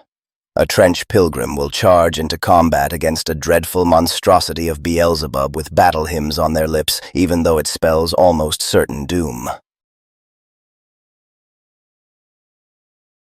The Iron Sultanate. When the infidels opened the thrice-cursed gate to Jahannam, releasing the Gog and Magog upon those who believe, it seemed that all was lost, and Shaitan would emerge victorious over Dunya. But the Creator of the universe came to the aid of the faithful, and as had been written, the great iron wall of Du al-Qarnayn manifested itself in the lands ruled by the Sultan of Rum. A call was sent to those who believe righteously, and over the coming decades the migration of all the faithful, second in importance only to the Hijra of the Prophet himself, took place across Europa, Asia, and Africa. Millions perished on the road and at the sea, for the heretics and their shaitan lords swarmed them as locusts swarm fields of ripe sesame, devouring them and building vile monuments and statues from their limbs and heads, so they could not be buried as is decreed in the holy texts. But once all those who survived the journey had come, the mighty gates of Al-Qarnayn were closed, and the great sultanate of the invincible iron wall of the two horns that pierced the sky was formed. The assaults of the slaves of Jahannam against the Iron Sultanate have never ceased since that day, and each day new martyrs are mourned as they defend the wall and confront the heretics who have overcome its defenses. But within the walls the lost knowledge flourishes, and from mosques of white marble and gold, the muezzin call the faithful to pray for the success of the Sultan's army as it struggles to protect the lands within the wall and defend the caravan trails that provide the Sultanate with vital trade goods. The Great Iron Wall is the greatest defensive work in the world, a mighty bulwark festooned with the famed artillery of the Sultan. Azeb sharpshooters stand at ready, ever watchful for surprise attacks, and the elite Janissary regiments have barracks at set intervals near the wall so they can react to any attack at speed. During a more serious incursion, a full muster of Azebs is called. The House of Wisdom unleashes its terrifying Takwin creations upon the foe, and if the need is desperate, the Sultan himself comes forth and his Janissaries march with him to do battle, carrying the green flag of the Prophet before them. Thus, the protection of the Iron Wall has had an extensive influence on the Sultanate way of war. The conscripted Azebs are experts at feigned flight and skirmish, while the loping lions of Jabir harass the enemy flanks. All the while, the superb artillery of the Sultan bombards the enemy as they make their tortuous journey across the battlefield littered with traps set by the skilled Sappers. When they reach the ranks of the faithful, the Janissaries, Sultan's elite household troops, close in and finish the enemy with their devastating countercharge led by their iron-willed officers. Dreaded assassins from Alamut prowl in the winds of time, striking the enemy elites and leaders, while the alchemists of the House of Wisdom unleash devastating weapons made deadly by their elemental mastery, capable of overcoming defenses of virtually any foe. Beyond the Iron Wall, forces of the Sultan operate in small, mobile companies, each with a particular mission to accomplish. They hunt down apostates that have gone to serve shaitans, look for the relics from the time of the prophets, or seek to recover lost treasures and books of knowledge from the ruins of the fallen caliphates. Though an understanding between the Church and the Sultanate on being co-belligerents against Jahannam exists, the commanders of these expeditions will tolerate no interference and do not hesitate to crush those who would hinder their mission. Resentment against the infidels who unleashed Gog and Magog runs deep in the Sultanate, and matters of honor are swiftly resolved with duels to the death. Woe to those who dare to hinder the mission of those who believe. Yuzbasi. Military expeditions over the Great Iron Wall into no man's land carry many risks, and their commanders are field officers known as Yuzbasi. They are expected to lead from the front, and their selection is solely on merit, with no consideration given to family pedigree or wealth. Many are promoted from the ranks of the Janissary Corps. Their bodies are enhanced by the Jabirean alchemical arts and their minds conditioned by the mystics, allowing them to face any foe unflinchingly. The downside of the mystic mental hardening is their utter disregard for pain and their cold ruthlessness on the battlefield. Casualties, both their own and those of the enemy, as well as those non-combatants who believe, are purely utilitarian to Yuzbasi. For is it not just to send heretics to Jahannam, while the warriors who fall in battle will wake in paradise, as has been promised? Under the orders of a powerful pasha or emir, or even the sultan himself, the Yuzbasi assumes the command of an elite squad of warriors to fulfill their task, such as to reclaim holy artifacts lost during the catastrophic period when heretics took the Levant by storm. Other times they are told to find and eliminate powerful foes, such as heretic nobles who were once subjects of the Sultan but have turned their backs to Allah. Yuzbasi are equipped with superb armor of meteoric iron, the finest carbines gilded with silver and loaded with alchemical shot, and carry killage swords of the past heroes of the Sultanate, where great deeds of old are inscribed with golden calligraphy. If they serve the Sublime Gate well, their name and glory will be etched on the blade as well to inspire future generations. The strongest carry the dreaded hand cannons, which double as deadly halberds. If they are hunters of distinction, they wear pelts of their greatest kills, such as chimeras, as cloaks, which offer protection from the powers of Shaitan. Success brings Yuzbasi the favor of the Sultan, and along with it, honor. Splendid weaponry of Damascus steel, gold dinars aplenty, and access to the wondrous devices and creatures created by the Jabirean Alchemists in the House of Wisdom. Hunting is a noble pursuit within the ranks of the officer corps, and artificial birds of prey and automaton hounds double as potent weapons of war and are brought along to the front to aid their masters at war. Jabirean Alchemist.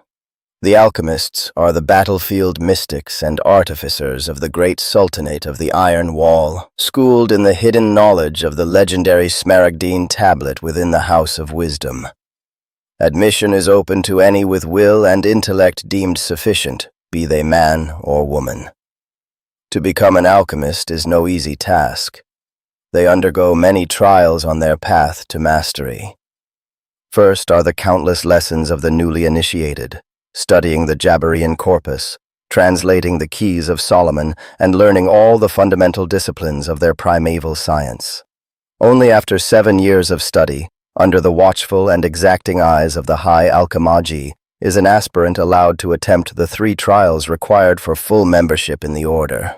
The first trial is to create a suit of alchemist's armor which protects against harm. This is an essential tool of their craft, festooned with the seals of Solomon, which enables them to bend the elements of creation to their will and shields them even from the devices of hell. Next, they must create a Taquin servant, a homunculus creature of artificial life and intellect. If the candidate manages to follow the complex formula, as well as the intricate timing and temperature requirements, the creature will emerge after 40 days of toil. It will act as the alchemist's living tool of creation, for their hands have fine motor skills well beyond even the nimblest craftsman. Vaguely shaped like a small human, it can change the consistency of its body to an almost liquid-like slime to squeeze into alchemical chambers to do their master's bidding in extreme temperatures and in the fog of poisonous chemical fumes. Many aspirants fail here, and their creation emerges from its golden celestial sphere, a deformed monstrosity filled with hatred towards its creator. It burrows itself into the alchemist's body to consume it from within, wearing its would-be master as a skin. The third and final test is opening their third eye, the key to cosmic illumination, which allows them to see the building blocks of creation, and thus be able to ensure that the elements they use are in perfect balance. Those that fail their final test are horribly changed. Their third eye swells to nightmare proportions and melds with their original pair, driving the aspirant mad during the process of their deformation. They spend the rest of their pitiful lives screaming of the unseen horrors all around now revealed to them. Out of mercy, alchemists that fail in this way are often put down, but there are rumors of cabals of these living failures kept alive for reasons unknown. An alchemist that has passed all 3 trials is formidable indeed. A master of esoteric powers, able to control fire and ice, metal and liquid, capable of creating intricate mechanical devices and artificial life as well as weapons of calamitous potency. In exchange for the freedom to practice their arts, The alchemists supply the Sultanate with the peerless Jabirean battle lions and serve on the front lines where their devastating alchemical compounds melt the flesh from the bones of enemies of the believers, dissolving through even the toughest armor. Sultanate Assassin. They go by many names: Ghost Wolves, the Secret Knives, Subtle Vipers, the Sultan's Wrath.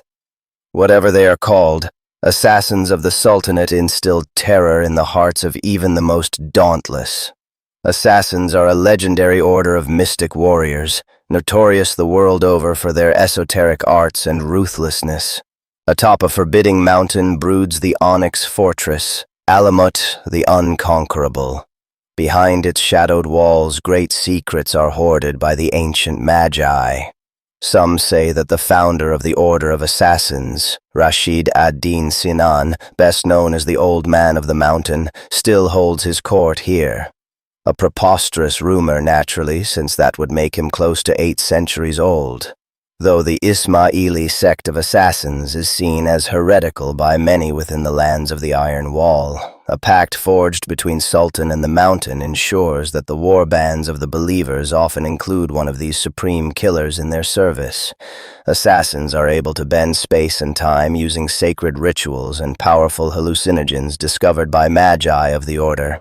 With this esoteric power, they prowl behind enemy lines, hunting their targets with merciless efficiency. They can seemingly appear in 2 places at once, strike an enemy with startling speed, and then travel back in time to a moment a few heartbeats before, safe from any retaliation. They do this in service of their Sultan, whose enemies they are charged to destroy in a form of ritual holy murder. To carry out this task, the assassins are painfully altered by many powerful unguents, chemicals, and potions. They stand much taller than a normal man and are many times as fast and strong. Though adept with all manner of weapons, assassins favor the poisoned blades forged in the unknown depths of Alamut.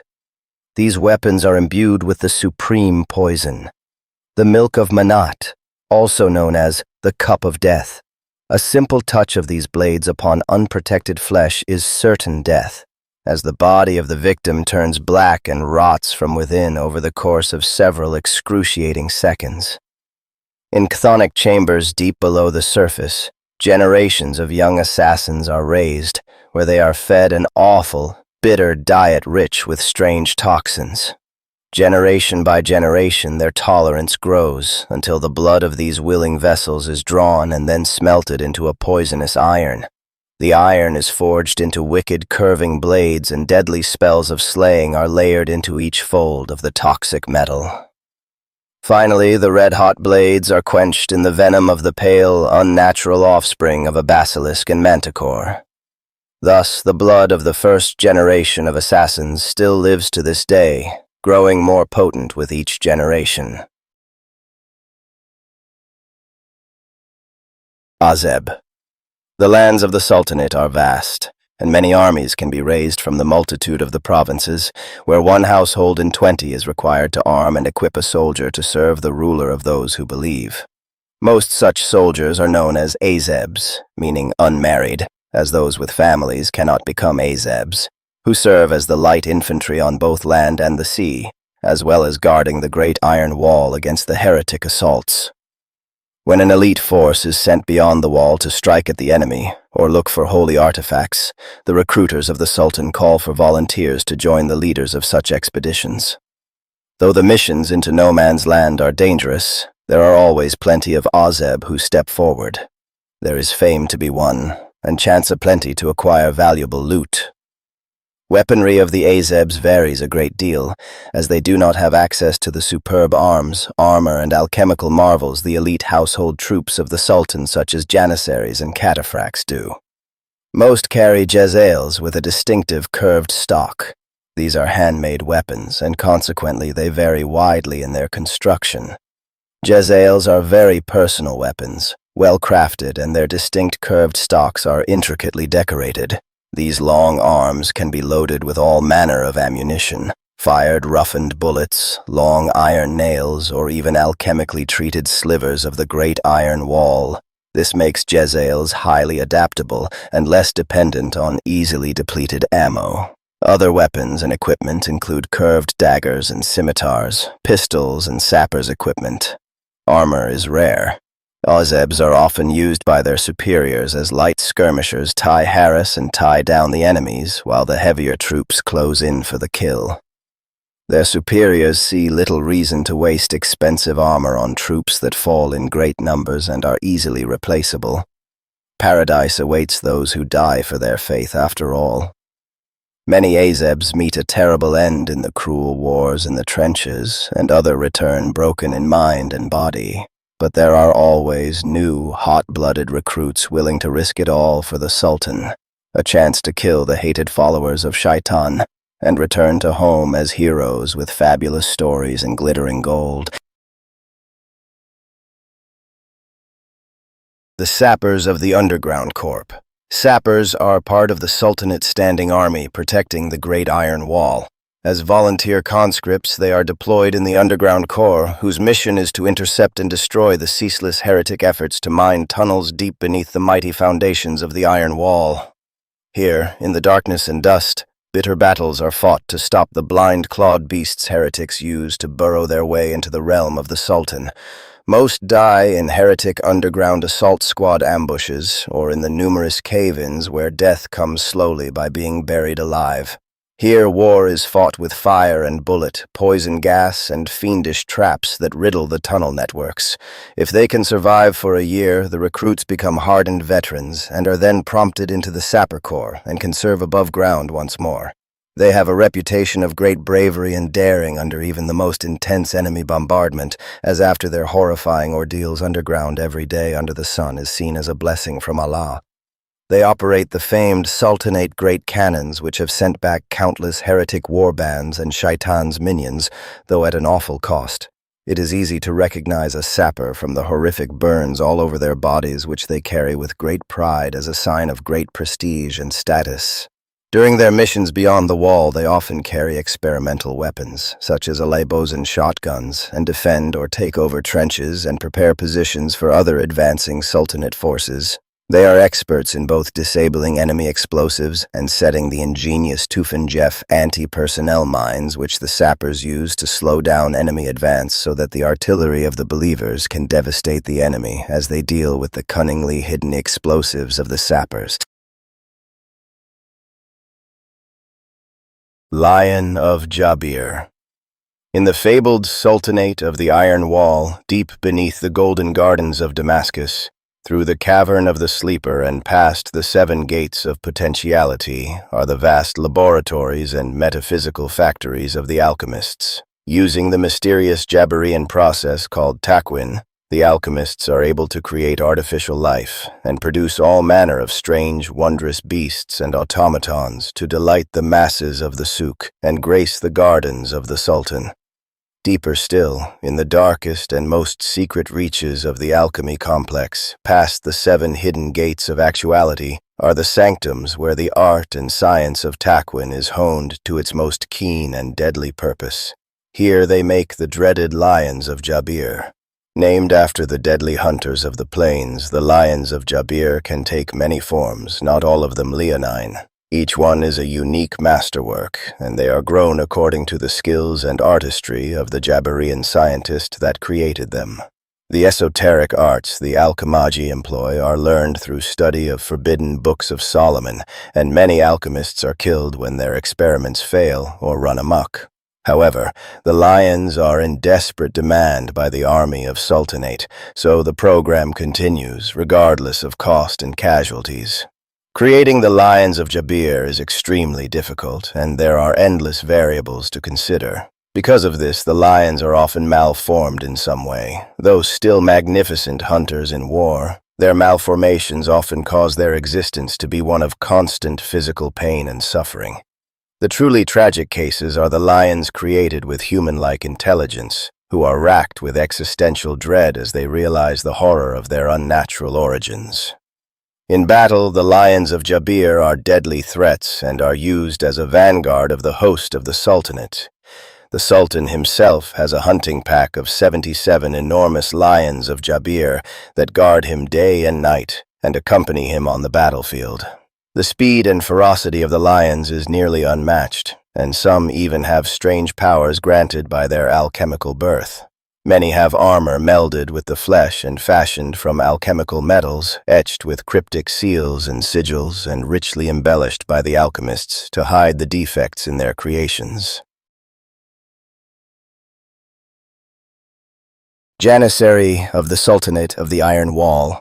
The Janissaries are the Sultanate's elite warriors, raised from childhood in the arts of war. Captured during raids upon the desolate northern and eastern marches beyond the Iron Wall, they are subjected to rigorous martial training and indoctrination from an early age. Through spiritual and alchemical means, bound by chains unseen, their minds are carefully conditioned until they attain a complete and unwavering loyalty to the Sultan and to him alone. Their physical attributes are augmented by potent elixirs created by the mystic Jabirean arts. Their ornate armor is forged from the metallic formula that the alchemagi of the Sultan gleaned from the very iron wall that protects the Sultanate from their enemies. These soldiers are also protected by powerful talismans crafted by the blind thaumaturgists from the school of the meteoric omen. Armed with Jazail rifles, hand mortars, Yatakan blades, and a devotion carved upon their very souls, the Janissaries are formidable opponents indeed. On the battlefield, Janissaries excel at storming enemy strongpoints and trenches, crushing elite formations and acting as the bodyguard for high-ranking individuals. Though the Sultan uses them sparingly beyond the Iron Wall, since they also form his personal bodyguard, some Janissaries are sent to the front line to bolster the cause of the Sublime Gate. In the middle of the mud, blood, and dust of the trenches, their richly decorated panoply of war creates a beautiful and frightening spectacle as they charge the enemy lines, with total conviction that paradise awaits those who fall in righteous battle. Brazen Bull. Due to the protection afforded by the Iron Wall, the Sultanate has always maintained excellence in artillery. However, the siege guns and heavy mortars that defend those who believe on the ramparts of the wall are far too cumbersome for small expeditionary forces. Thus, in the year of the Hijra 821, Sultan Bayezid III commissioned a new creature of war to act as living field artillery. To fulfill this decree, the Jabirean scientists of the Royal Artillery House have labored for centuries to perfect the divine art of Takwin. In their secret laboratories, they performed countless experiments, learning many precious and costly lessons in the process. They have devised many things, but none more clever or ingenious than the Brazen Bull, called Boga by the soldiery of the Sultanate. The Brazen Bull is a monstrous being of immense power and vitality, capable of tearing even the bastard child of a devil clean in half. The Sultan's armorers equip the bulls with heavy artillery that even the superhuman Janissaries cannot lift, let alone use in battle. Flame cannons, volley guns, and holy blades blessed by the word of the Great Protector. Encasing its mighty frame is exquisitely decorated bronze armor of thrice-hardened scales, covered in talismans of protection and the grace of the Creator. On the battlefields beyond the Iron Wall, the Brazen Bull is an awesome and terrifying sight. It is a single-minded, fearless walking bulwark, a tower and shield which the war parties of the Sultanate rally behind. Such is the power of their weapons that the very earth shakes with their pounding, disrupting the enemy advance even when they fail to slay their target. Mamluk Faris. The Fall of Egypt, Part 1. In the year 494, 1101 in the calendar of the Franks, when the armies of Shaitan marched forth following the catastrophe unleashed upon the world by the opening of the gate to Jahannam, the Fatimid Caliphate of Egypt hastily mustered their forces to counter this threat in the Levant. The Fatimids' force marched across the desert in a desperate bid to protect the two holy places of Islam, but their bravery was to no avail. The army of Cairo marched into an ambush after the elite Batilis cavalry became separated from the main force and lost contact with their commanders. Every night, they were picked off by Afarit of the waterless places. The weakened army was then assaulted from three sides. The Caliph himself fell in battle, with all of the Hujariya bodyguards killed around him, and the servants of Satan built grotesque monuments from their dismembered remains. The war alone did not weaken the realm. News came through envoys from the east, declaring that the iron wall of Iskander was given as protection of humanity by the grace of Allah, and all those who believe were called upon to travel to the lands it protects. Many heeded the summons, but not all. Some feared the trek across lands held by the foul servants of Shaitan, while others loved their lands and argued the call was not a divine commandment, but rather a dangerous undertaking for a dubious benefit. Nevertheless, Egypt lost a great deal of its population to a mass migration. The Fatimid Caliphate was so weakened by the loss of their best troops as well as the great exodus of people seeking refuge behind the Iron Wall that central authority collapsed, casting the realm into chaos and leaving Egypt wide open to enemy invasion. In this dark hour, the Mamluks, an elite slave warrior caste of the Fatimids, stepped forth and claimed the empty throne, reorganizing the weakened Egypt into a Mamluk Sultanate and aggressively hiring Tuareg and Amazigh warriors to replenish the decimated army. The Mamluks refused to leave Egypt and their hard-won independence, despite the renewed calls from the Iron Sultanate to migrate to safety within the Iron Wall. Instead, the Mamluks prepared to defend their home. In the Battle of Bir al-Abed, the Mamluks stopped the heretic forces at the edge of Sinai, preventing the entry of Shaitan's forces into Egypt proper. Hope elated the populace, who saw the victory as a sign that the ever-providing one had decreed that the Mamluk Sultanate would be just as safe as the Iron Wall for those who believe. In the following years, Cairo's Dar al-Ilm, the famous rival to Baghdad's own fabled House of Wisdom, developed the first of the legendary automaton horses, which combined metals from the Iron Wall and orichalcum alloys bought from the Franks at great expense. Needing no water and never tiring, these magnificent artificial war steeds enabled the Mamluks to contest the Sinai Desert on an even footing with their heretic foes and their evil allies from Jahannam. Eventually, the heretic lords turned their gaze elsewhere and went on to conquer lands in eastern Asia beyond the Iron Wall, and the Mamluks were given a respite to reorganize the realm and marshal its defenses. The relationship between Cairo and New Damascus remained cordial, yet cool, and as the Sultan of the Iron Wall never claimed the title of Caliph, the Mamluks maintained a policy of ambiguous sovereignty, never recognizing the suzerainty of the Iron Sultanate. With the great loss of life to wars and the migration to the safety of the Iron Wall, the Mamluks turned to the peoples of the lands beyond Egypt. Nubians, Amazighan, and Tuareg were recruited in large numbers to bolster the decimated army, and heavy taxes were placed on traders to fund the nation under duress. This led to resentment amongst the merchant class, which would come to bear bitter fruit in the future. The vital Mediterranean trade remained a lifeline for the Mamluk Sultanate, and, with the Levant overrun by heretics, the eastern borders were so shortened that they were easier to defend.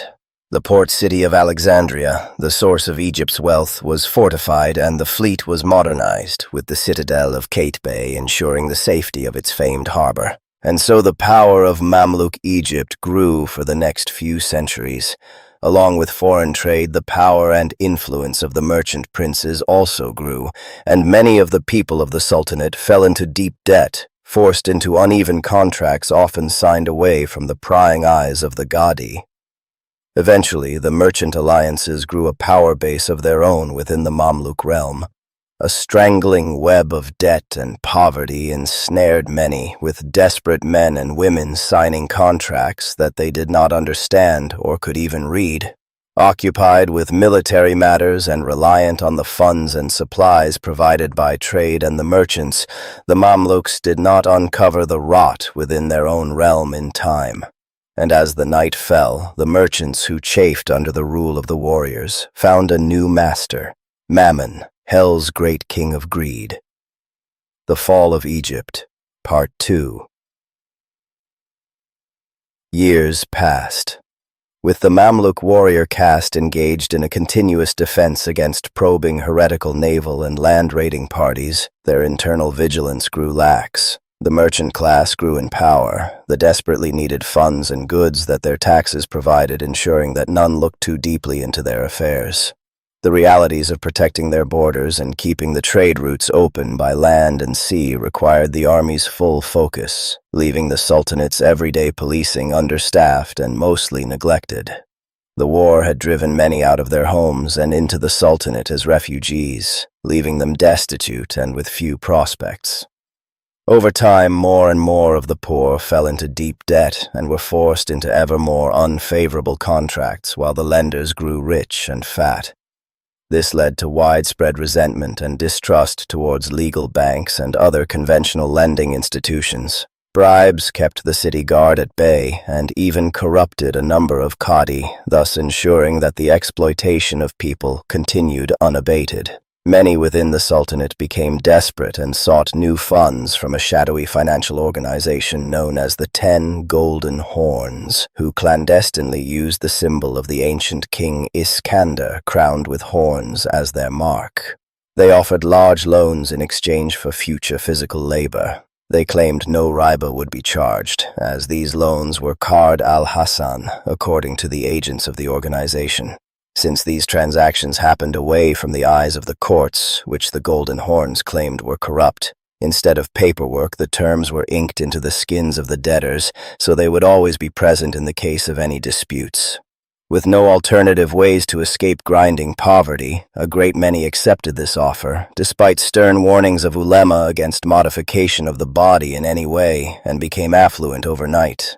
These debtors began to flaunt their newly gained wealth in public, acting as unwitting recruiters for the Golden Horns.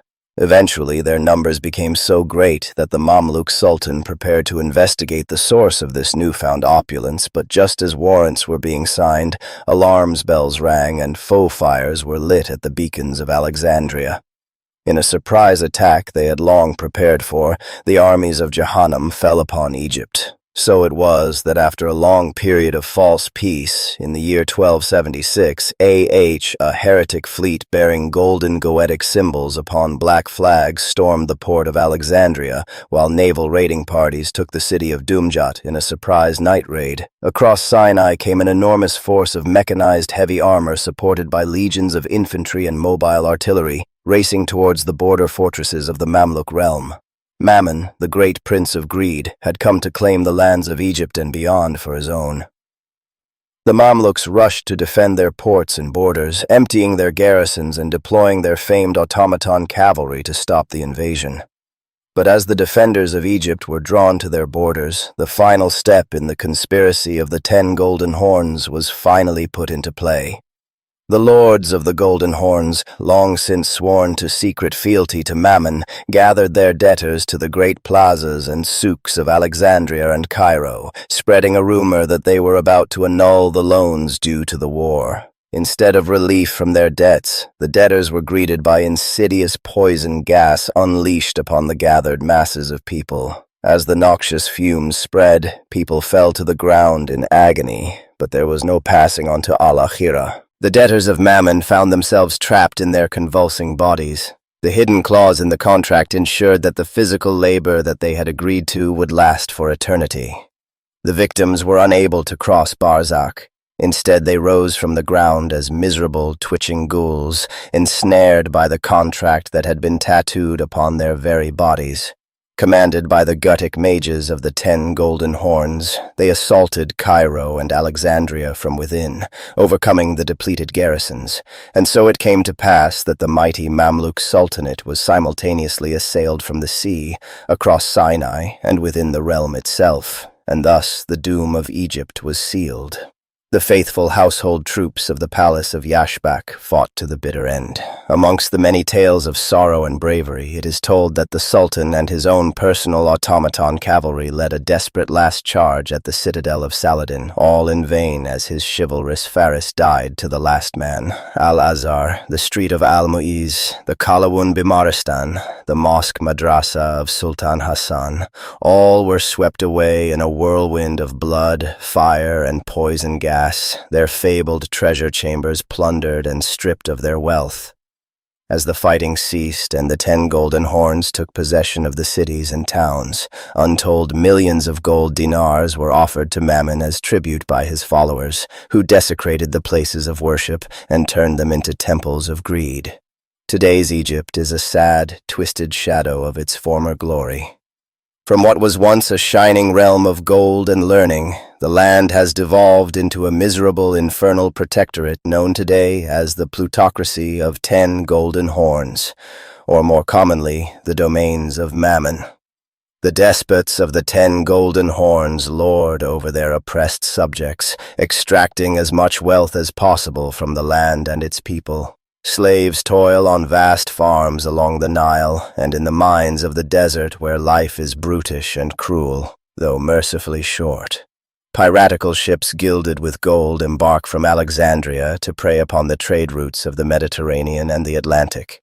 With the loot and slaves gained from the expansionist policy of Mammon, there is plenty of wealth and prestige to be won by claiming new sources of wealth for the Prince of Greed. The plutocracy attracts the vilest followers of the sin of greed to join its legions as they strike further south and west, ever hungry for new plunder and loot. It is a great staging ground for further invasions towards the interior of Africa, perhaps even as far as the fabled realm of Mali. Beyond the borders of Egypt, the last of the Mamluks survive as soldiers of fortune of the desert, mercenaries and raiders who still bitterly oppose the Prince of Greed. The tithe caravans of Mammon are frequently attacked, and in the hidden musallas scattered across the wastes, the Adhan can still be heard calling the faithful to prayer, and the poets of the desert recall the lost glory of the cities of the Nile. The High Atlas is said to serve as their base, but no expeditionary force sent to punish the Mamluks has succeeded, instead having their supply routes cut and their vanguards ambushed or led astray. Wherever they gather, the Mamluk Faris dream of the return of their glory and their ancestral home, an Egypt of song and legend, its cities and gardens purified of the filth of Shaitan. But between their dreams and hopes stands all the vast power of the golden throne of Mammon. The Heretic Legions. A shroud of darkness blankets the world. Smoke and brimstone spews from the yawning gates of Inferno, enveloping the lands, where people have abandoned God and openly wage war against his creation. It is a grim reality that a full third of humanity has bent its knee before the idols of hell. The main satanic military force on earth are the Heretic Legions, raised from amongst these citizens of the damned. Spies are sent into hell's domains under special absolution by the Cardinal Protector. Most are caught, never to be seen again, save for some whose eternally screaming heads are returned to New Antioch, branded with bleeding runes that mock the Holy Trinity. Yet some do make it back to the light, whispering of the horrors they have witnessed, of firstborn cast into the mouths of the burning statues of Baal and human flesh sold by the pound in dreadful markets. They speak of the great idols of the golden calf, and rapturous men and women who prostrate themselves before them, carving layers of their own flesh in ecstatic offering. Inverted pyramids and towers plunge into the depths of these cities, built of iron and black stone. Within these pits stand sacrificial altars where weeping captives are slowly sliced to death over agonizing days and weeks with wicked knives made of infernal basalt. Cathedrals to the princes of hell hang from great arches of volcanic stone, while condemned are crucified on hundreds of upside-down crosses. Accounts speak of sprawling factories made of mutilated flesh and metal, their forges yielding endless munitions for the ongoing war. Guided by the teachings of Tartarus's smiths, alchemists toil over colossal weapons and armored behemoths, wielding the forbidden secrets of their patron's metallurgy to forge instruments of death and suffering beyond the grasp of any human engineer. Once proud cities of earth, where churches have been toppled and entire populations are now dedicated towards bringing down the very throne of heaven. Amongst the forsaken citizens that endure within the earthly domains of hell, the greatest status is afforded to the soldiers fighting in the Great War. But joining the army of damnation is no easy task. Those who wish to win a place amongst the Heretic Legions must make an unholy pilgrimage to the burning bronze gates of hell where, even from leagues away, the infernal heat sears both flesh and spirit until the pain becomes unbearable. In the Valley of Tears, the great road that leads to the gate, paved as it is with wailing souls and lamentations, is littered with endless mounds of charred bodies. Many are still half alive, writhing in agony, trapped in a grotesque twilight between life and death, their wickedness deemed insufficient. These discarded souls are doomed to writhe in agony until the day of judgment. Those who make it within sight of hell's maw are considered worthy and are initiated into the legions, taking unbreakable vows that chain them into darkness for all eternity, their bodies branded with the mark of the devil lord that has claimed them. Armories of hell then equip them for battle, and heretic priests beckon forth new supplicants as dictated by the whispers of their patron archdevils. Thus a new heretic legionnaire is born. They hail archdevils as their masters and are thus damned for all eternity. Yet there are some who push further on, to the very gate itself and beyond. Their very flesh ignites, never to recover, but those with the blackest souls can enter inferno itself. Amongst those, the anointed are especially revered amongst the legions. They are the paragons of unhinged brutality, men and women of colossal vigor and unyielding devotion. Having tread the accursed path to the shores of the lake of eternal flame, where the damned wither and contort in ceaseless torment, the anointed emerge forever scarred by the embrace of abyssal fires. The blackened and burnt flesh of the anointed will never heal, but in exchange they are granted the right to wear heavy Gehenna armored suits, and they gain strength to wield weapons that a normal man could barely lift. It is said that glancing into their eyes one can see the reflection of the very flames of hell, forever etched in their vision. Yet some who witness go even further in their depraved devotion. Suicide is a mortal sin, and one eagerly embraced by many. Most cry out for devils to notice their final sacrifice in vain, as the infernal nobles are capricious and delight in betraying their own as much as their enemies. But those with truly wicked and depraved souls are resurrected in contempt of the Redeemer, coming back as choristers, horrific mockeries of creation whose severed heads sing unholy hymns praising the devil, their voices causing the ears of their enemies to bleed. Though the vast bulk of the heretic legions are made of mortal humans, hell often sends their own abhorrent progeny to reinforce their mortal foot soldiers. Nightmarish war beasts made of captured and possessed creatures and dreaded artillery witches who act as mobile artillery supporting lighting assaults. Thus, in this accursed theater of war, mortals and abominations march hand in withering hand, bound by the suffering ties of damnation. The wails of tortured beasts meld with the shrieks of damned souls, while the skies rain down fiery retribution upon all who dare to oppose the heretics' ceaseless crusade for a demented parity with their creator. Heretic Warband Patrons. It is a rare warband indeed that can operate long in the constant bloodshed of no man's land without the backing of a powerful patron. To survive, you need supplies, reinforcements, and weaponry, and thus most warbands are sworn to a powerful leader of one kind or another. Whatever this is, the Duke of New Antioch Constantine XI, the Supreme Pontiff, a powerful Pasha or Emir, or a warrior saint, or even the Archangel Michael himself, a warband leader can rely on support from the organization of their patron.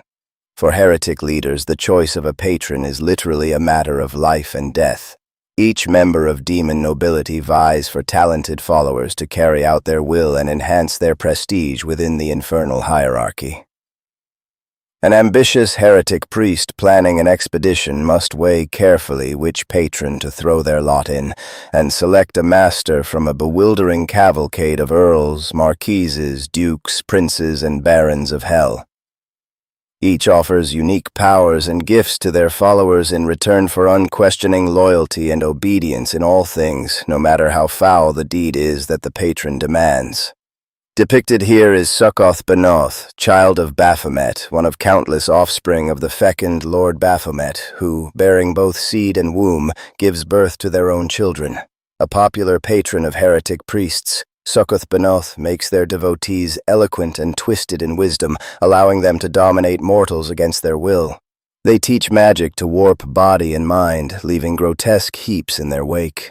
They set cities, castles, and great places on fire, and demand the intestines and eyes of captured enemies and animals be sacrificed on altars so they can add them into the foulness of their body. Those especially favored by this wicked demon may be bestowed with a flaming lance in the image of their fell lord. Wounds wrought by such weapons never cease burning, with flickering flames tormenting the flesh of their victims both in this life and the next. The Golden Calf War Altar. To the uninitiated, the black arts of Goetic magic are a thing of mystery, of bargains, pleas, contracts, and rituals where heretic priests, warlocks, and thaumaturges appeal to their dark patrons to wield supernatural powers. Goetic spells can grant immense power to interfere with God's creation, an act of rebellion to match the divine powers on earth. Some schools of thought say it is the acts of torture, sacrifice, and torment which gives the magic its power, and certain demon philosophers of the Second Circle point to the tyrant god granting Satan permission to torment Job. The more nihilistic and fatalist schools of thought say there is no rebellion, and believe they are simply following God's plan laid out at the very beginning of creation. They have no say in the matter. It is their nature to persecute humanity and to eventually topple YHWH as the world he created becomes ever more sullied and tainted. In the strictest sense, Goetic magic is not directly usable by mere mortals. While the sorcerers and other fell creatures of the court are capable of tapping directly into the swell of Goetic power thanks to their supernatural origins, human heretics can only act as conduits of the power infernal. Instead, the heretic priests beseech their patron demons for supernatural intervention. In return, the lords of hell then demand their followers to kill for them, both on the battlefield and by dragging innocents to the desecrated altars erected in their name. One of the most insidious gifts the demon lords bestow upon their dark ministry is unnaturally long life. It is the most fervent wish of most heretic users of Goetic magic to extend their lifespans, so they can enjoy the fruits of luxury for longer than any faithful noble or rich merchant ever could. Addicted to the power and opulence of their status, they become ever more desperate to halt the march of time. Such heretic priests find that the rejuvenation they are granted wanes faster after each new sacrifice, driving them to commit ever-worsening atrocities in their quest to postpone death. In return for these diminishing extensions of their life, their patron will demand them to take greater risks to achieve their aims. The end is always the same. The devil will have his due, and the souls of their servants go to their fiery doom, replaced by new, even more ambitious supplicants. Thus, many heretic warbands travel with an altar dedicated to their fell patrons. Of all the myriad obsidian tables, sacrificial stones, totems, and graven images, it is the blasphemous idols of the golden calf that are the best known and most dreaded by the faithful. During major invasions, entire processions of war altars come forth with the heretic armies. The largest ones are towering statues, their fires tended by scores of heretic priests wielding knives and staffs. They are often mounted on tracked vehicles, standing on high daïses so they can be brought to the front. There, the heretic priests can tap into the aura they emanate when victims are tossed into the fire within.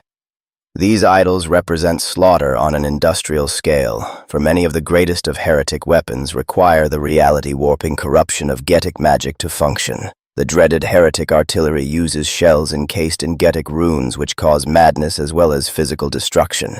Without the black touch of the winds of Goetic magic, the sentient barbed wire would simply fall into an inanimate state. Competition for the most extravagant and gaudy idols is fierce between their demon lords, and none more so than the rivalry between the serpent heads of the court, reflecting the poisonous politicking of hell itself. Many lordly demons use the altars of the golden calf as a conduit between themselves and their followers. Mammon claims them solely for himself as a symbol of his wealth and rapacity. But it is Moloch, the current serpent head of envy, that is the most keen of all the infernal nobles in urging his followers to bring ever more victims to die in the fires built beneath the golden calf. The roots of Moloch's envy run deep into the time before time. As a lordly seraphim, he yearned to create followers of his own, but this was the one thing he could never have. And when he learned that even the lowliest of humans were given the gift of life and a promise of creation, a boon denied to Moloch despite his exalted status, his jealousy turned into envy that slowly consumed and corrupted him. Aeons have passed since the first rebellion, yet nothing has changed. Despite his adoring throngs of worshippers, Moloch lacks the thing he craves the most, the power of creation. Missing the true ability to create life, Moloch's envy for creation knows no bounds. In his bitterness, he covets child sacrifices above all, as it denies these beloved fruits of creation from the followers of his hated father. Heretics in Moloch's service know that capturing entire families will reap them the greatest rewards when they bring the captives to the golden, belching smoke and radiating, withering heat. It is Moloch's will that the parents see their offspring perish, their anguish being the only thing able to temporarily soothe the envy that gnaws at him day and night. Thus, Moloch is known as the devil that bathes in the blood of children and the tears of their mothers, to quell the envy that gnaws at his very being in his palace in the sixth circle of hell. He is lost in the labyrinth of his own jealousy and ego. To compensate, it is Moloch who creates the largest number of servants of the court, Yoke Fiends and Sorcerers and Hell Knights using blackened shards of broken fallen angels to give them a semblance of life. But in his black heart he knows they are but counterfeits, creatures that can only multiply by diminishing themselves, the charred remains of their divine origin weakening with every new generation. So Moloch's envy burns ever brighter, matching the sacrificial fires on the altars of the golden calf. Heretic Death Commando. From a very early age, a select group of heretic youth are sent beyond the gates of hell to be raised as death commandos. Few are chosen, fewer return, but those who complete their training stand amongst the most elite of the Heretic Legions.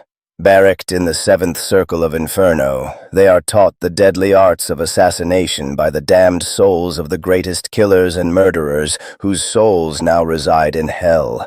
Here they undergo brutal training, mastering the use of all manner of weapons and poisons, and they are schooled in martial skills by the personal guard of the archdevil Beleth. They learn to slither as serpents through the battlefield, leaving murder in their wake. Their specially forged Tartarus claws are quenched in the waters of the river Styx, a source of poison more potent than any mortal venom. Many carry silenced pistols to take down targets unseen and unheard. Aside from their weapons, the Death Commandos are equipped with stealth generators that operate by diffracting light, utilizing the heart of an innocent and infernal technologies that hide them from the eyes of God. Once their training is complete, the Death Commandos emerge from the abyss as silent specters of carnage. Of the heretic troops fighting in the trenches of the Great War, the Death Commandos are the most feared by the faithful. Most infamous in the ranks are three master Death Commandos, Cain, Barabbas, and Haman, who simultaneously assassinated the Supreme Pontiff, the High Prophetess Aelia, and the Holy Roman Emperor in the year 1894. This threw church forces into turmoil and allowed the Heretic Legions to launch a lightning offensive across the Levant and Europe. The tongues of the Death Commandos are ceremonially ripped out at the end of their training. They will never speak of what they have learned, and their unnerving silence adds to their sinister reputation. They communicate with each other with a complex system of inscrutable hand signals. Heretic Chorister. From a young age, all heretics are taught that God Tyrant YHDUH demands obedience, but there are always brave souls who chafe at the yoke of divine oppression. In their bitter rage, these dauntless ones commit a form of ritual suicide to spit in the despot's eye, knowing they have not the strength to injure him, apart from this little rebellion. Suicide is a mortal sin, and sacrificing yourself to the glory of hell is a yet greater affront to God. Some heretics born with a gift of sonorous voice but little prospects of rising through the ranks. Those possessing a determination to excel nevertheless may pursue the dark path of becoming a chorister. Such supplicants go to one of the black altars of heretic abodes at the bottom of the deep inverted pyramid temples dedicated to the greatest of archdevils. There they are dressed in the robes of dark devotion, lie on the altar and mutilate themselves to death by carving unholy runes into their flesh. The more wounds they can suffer before perishing, the more pleasing it is said their offering is. The most devout slice their own throats, trying to cut as deep as they can before their miserable life leaves them. Most such wretches go to their doom in the lake of fire. But some are reborn as choristers after 9 days. Their corpses lurch back to their feet and finish their grisly beheading, and lift their severed heads that begin to sing hymns they have learned in the inferno. From their self-inflicted wounds spurts cold blood that forms diabolic symbols and changes to match the words of their unholy chorale. They head towards the front lines, driven by a call no living can hear, and join the heretic war band of their choosing. As their severed heads sing their agonizing hymns, the minds of their enemies are filled with visions from the pits of hell, weakening both the resolve and strength of those unfortunate enough to hear the dire song of a chorister. Their hymns are often the first thing a fresh recruit experiences on the battlefield, as their unholy voice rolls across the trenches, proclaiming a never-ending prophecy of the final victory of hell over heaven. The great military hospice of New Antioch has a separate wing for those who have never recovered from hearing choristers' dirge, their minds forever lost in a vision of eternal damnation, tied to their iron frame beds, screaming of the world to come when all is covered under the darkness lit only by eternal flames. Ghost King. Heretic priests who rise as trench ghosts resume the command of their dead followers in the afterlife, performing a parody. They become the nobility and commanders of the dead, echoing the role they had in life. Such mighty shades of the dead dimly recall the desire to rise in the hierarchy of the heretical order that drove them in life, and their thirst for glory gives them no respite, even in death. Their life's ambitions now denied to them, these ghost leaders instead set about creating petty kingdoms and domains, which they rule over as undead tyrants, compulsion driving them to pursue the goals of glory and power that are now out of their reach. They create crude makeshift scepters and crowns, striving to fulfill the aspirations that still gnaw at them, granting them no rest. Empty symbols of meaningless titles they vainly declare themselves to hold. The most powerful of them become ghost kings, holding shadowy courts in the ruined temples and desecrated basilicas of no man's land, making insane proclamations and setting policies for their followers to enact, even though each day is the same as the one before for the ghosts. There is nothing but coldness, a terrible sense of emptiness, and slow decay into black, sentient dust. Lofty plans of conquest and the expansion of their domains only leads to the same end, a pointless rule over cold, barren land and corpses. Such existence drives the vain ghost kings into deep pits of despair and hatred, driven by a burning jealousy towards all the living. The ghosts envy the mortals who can still hope to attain their ambitions, while the dead are doomed for all eternity. Even the warmth of the flames of hell is denied to them.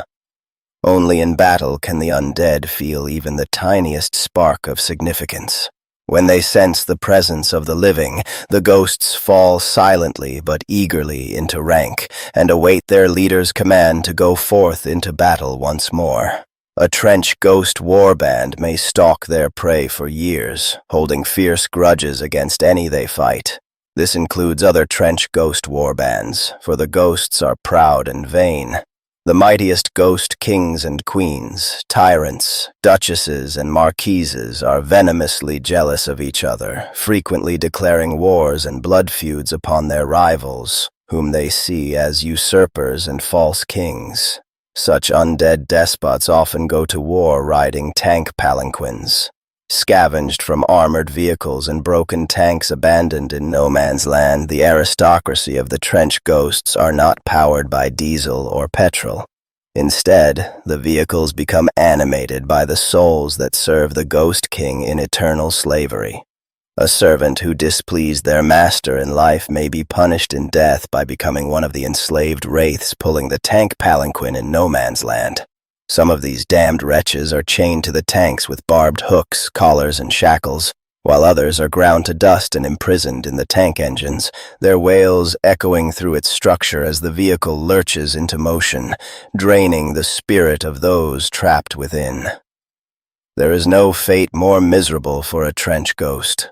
Atop the tank palanquin rides the proud wraith lord itself, the palanquin acting as both a hideous parody of a throne, as well as granting its rider a great degree of protection and a lofty position to rain down a hail of rusted bullets upon their enemies.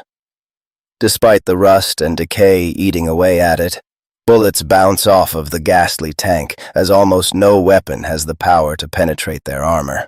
Over the years, tank palanquins become festooned with trophies, captured banners and flags, as well as armaments taken from the enemies of the Ghost King.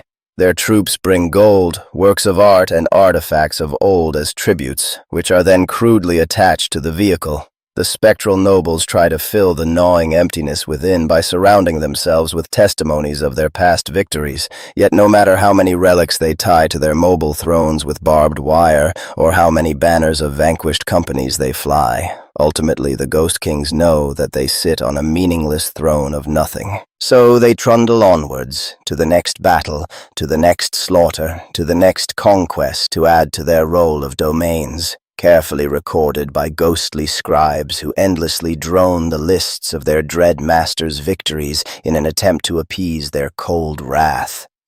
When the eerie searchlights of the tank palanquins flicker in the mists rolling across no man's land, and as the wailing choir of barbed wire banshees announces the arrival of their lord, the wise turn and run.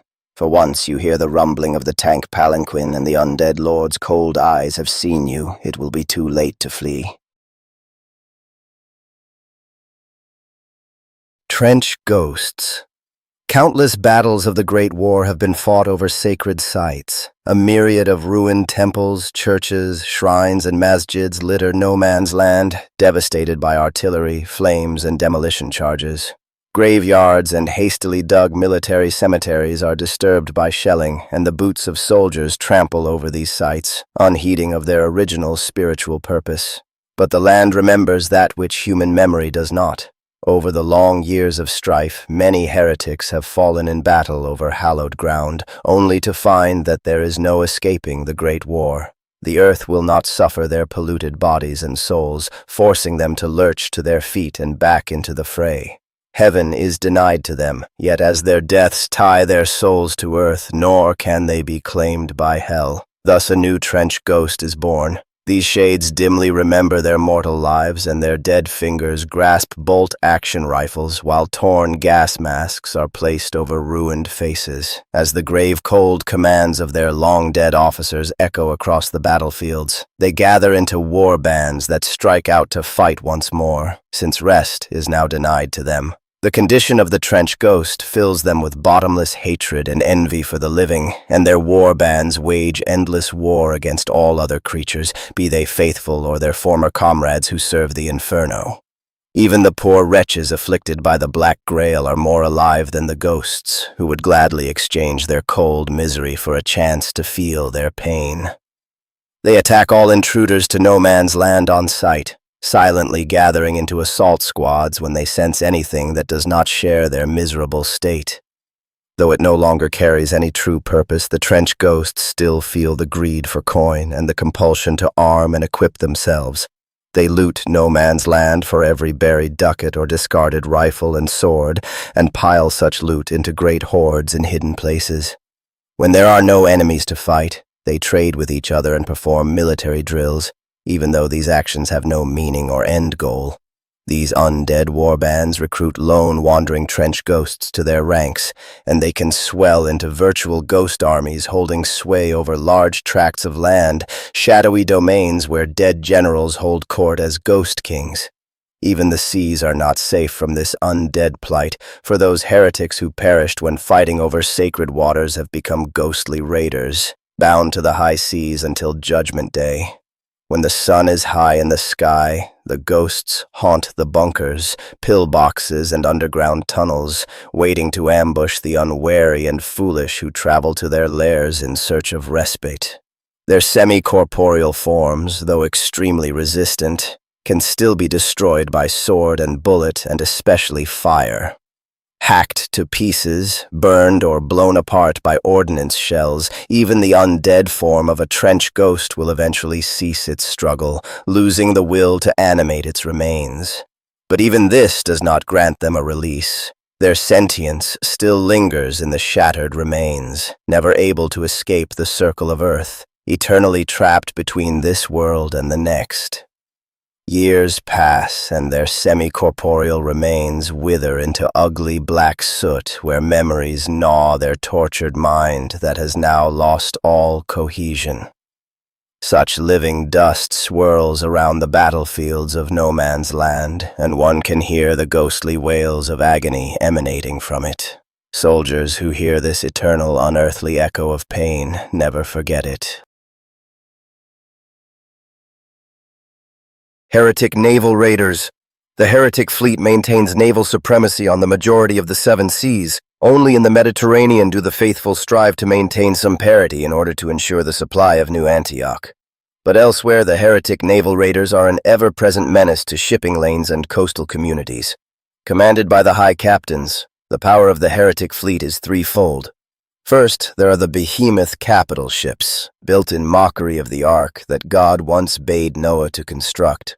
These are enormous capital ships, floating cities that act as mobile bases for fast strike craft and the insidious submarines that prowl the shipping lanes and ambush military convoys. For land operations, the fleets employ their infamous naval raiding parties as marine infantry. Naval raiders' armor is modified to double as diving suits, allowing entire strike teams to infiltrate the shoreline batteries or harbor defenses undetected. The diving cylinders of the naval anointed, such as one shown here, hold oxygen mixed with unnatural fumes from the lake of fire, providing up to 66 hours of breathable gas and bestowing a high degree of resistance to decompression sickness. Thus, they can stay submerged for extended periods of time, gathering large infantry strike forces undetected right at the enemy shores. The heretic naval raiders rarely have problems in finding fresh recruits. Several mighty nobles of hell lay claim over the seven seas, attracting many of their worshippers to the fleets, and there is plentiful loot, as well as many chances for promotion and finding favor in the eyes of their infernal overlords through deeds of wanton murder, despoiling the places where saints once spread the faith of the tyrant god the heretics hate with white-hot rage. A favorite tactic of the naval raiders is to sneak upon their target in the cover of night, striking at dawn in honor of the morning star. This serves the dual purpose of taking the enemies when they are at their most vulnerable, as well as a blasphemous ritual in honor of the throne that the infernal lords one day wish to erect on Mount Zaphon after toppling the seat of Yhezhuh. The raids typically start with a silent stealth assault. Any lookouts will have their throats ripped open by the Tartarus claws of the death commandos, while silent naval legionnaires emerge from beneath the waves, unleashing sudden death with poison gas grenades, silenced pistols, and boarding axes. Once the alarm is raised, a bombardment by specialized sea hags, artillery witches modified for naval warfare, whose bombs can be used as sea mines and torpedoes as well as ordnance, pound the target, throwing defenders into confusion and turmoil. This shock to the defenders is followed up by a charge of elite legionnaires intoxicated by the fumes of their oxygen tanks. Often the naval raiders have crept close enough to their enemies that when the time to strike comes, there is no time to organize defenses. Lacking heavier troops or armored support, the naval raiders' combat doctrine relies on speed, surprise, and savagery. Fighting is to be undertaken at close quarters, favoring automatic weapons and penetrating any lines of defense and engaging their enemies in brutal melee with boarding axes and short stabbing blades before a proper defensive line can be organized. Competition for prestige and the honor of inflicting the greatest amount of pain and destruction on the faithful lands is fierce.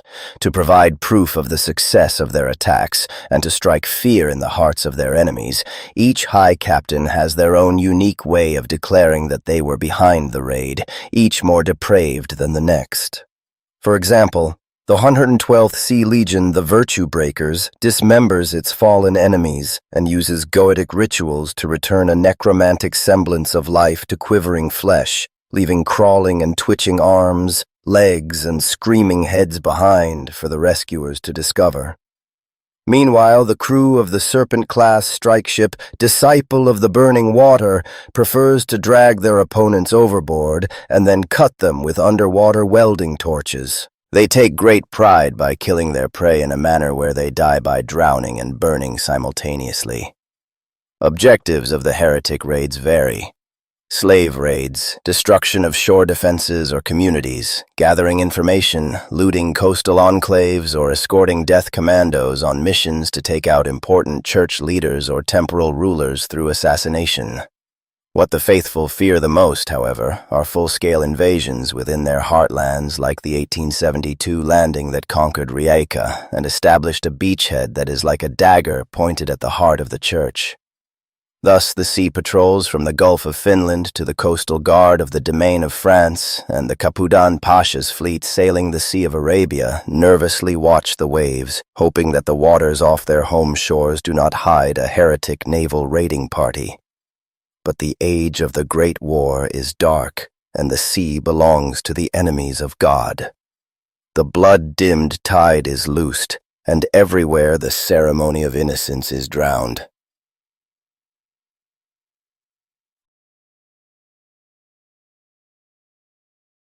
The cult of the Black Grail. Epidemics of typhus, malaria, typhoid, smallpox, yellow fever, pneumonia, trench fever, Marquisian disease, and countless others ravaged the trenches and battlefields of the Great War.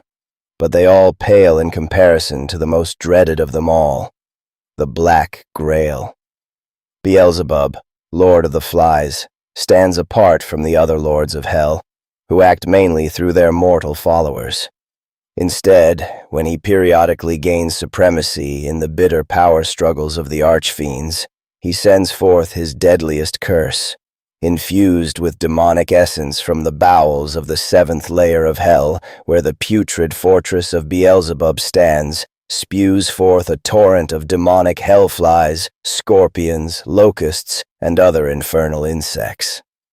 The Hellgate opens, and a veritable tidal wave of foulness emerges, flowing across the land at startling speed, consuming everything and leaving indescribable horror in its wake. After 9 days, the insect swarm exhausts itself, devouring its own in its insatiable hunger. The Black Grail is indiscriminate in its hatred of all living things. Its infections can spread to virtually any living biological matter, which bursts forth with tumors, boils, and weeping pustules. Puddles and ponds of melted flesh are left in its wake, endless mouths left screaming in their agony, for the Black Grail destroys the body but leaves the mind intact to suffer.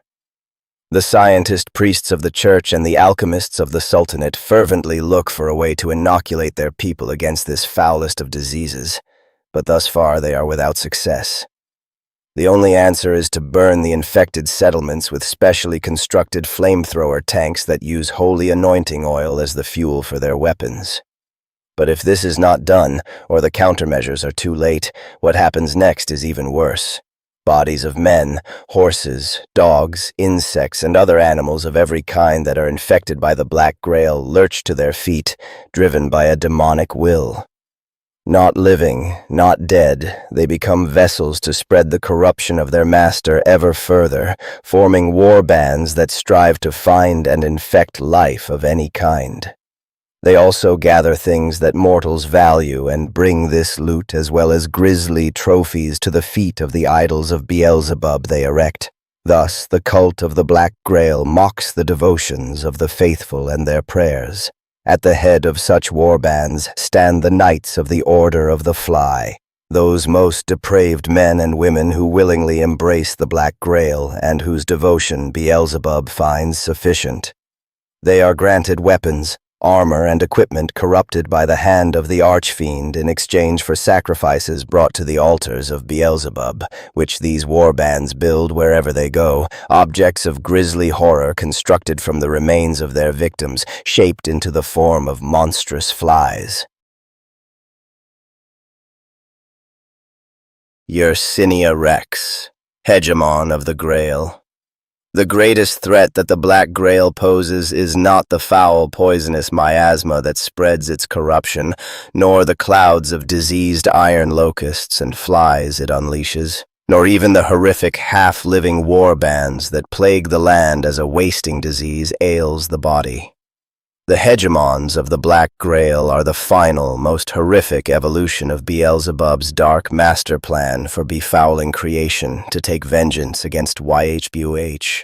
When the Black Grail is allowed to spread unchecked, then eventually enough living things will be tainted, and so many thralls, amalgams, heralds, and other blighted servants of the Lord of the Flies swarm in one place they can become host to a hegemon of the Grail, a terrifying shadow of Beelzebub on earth.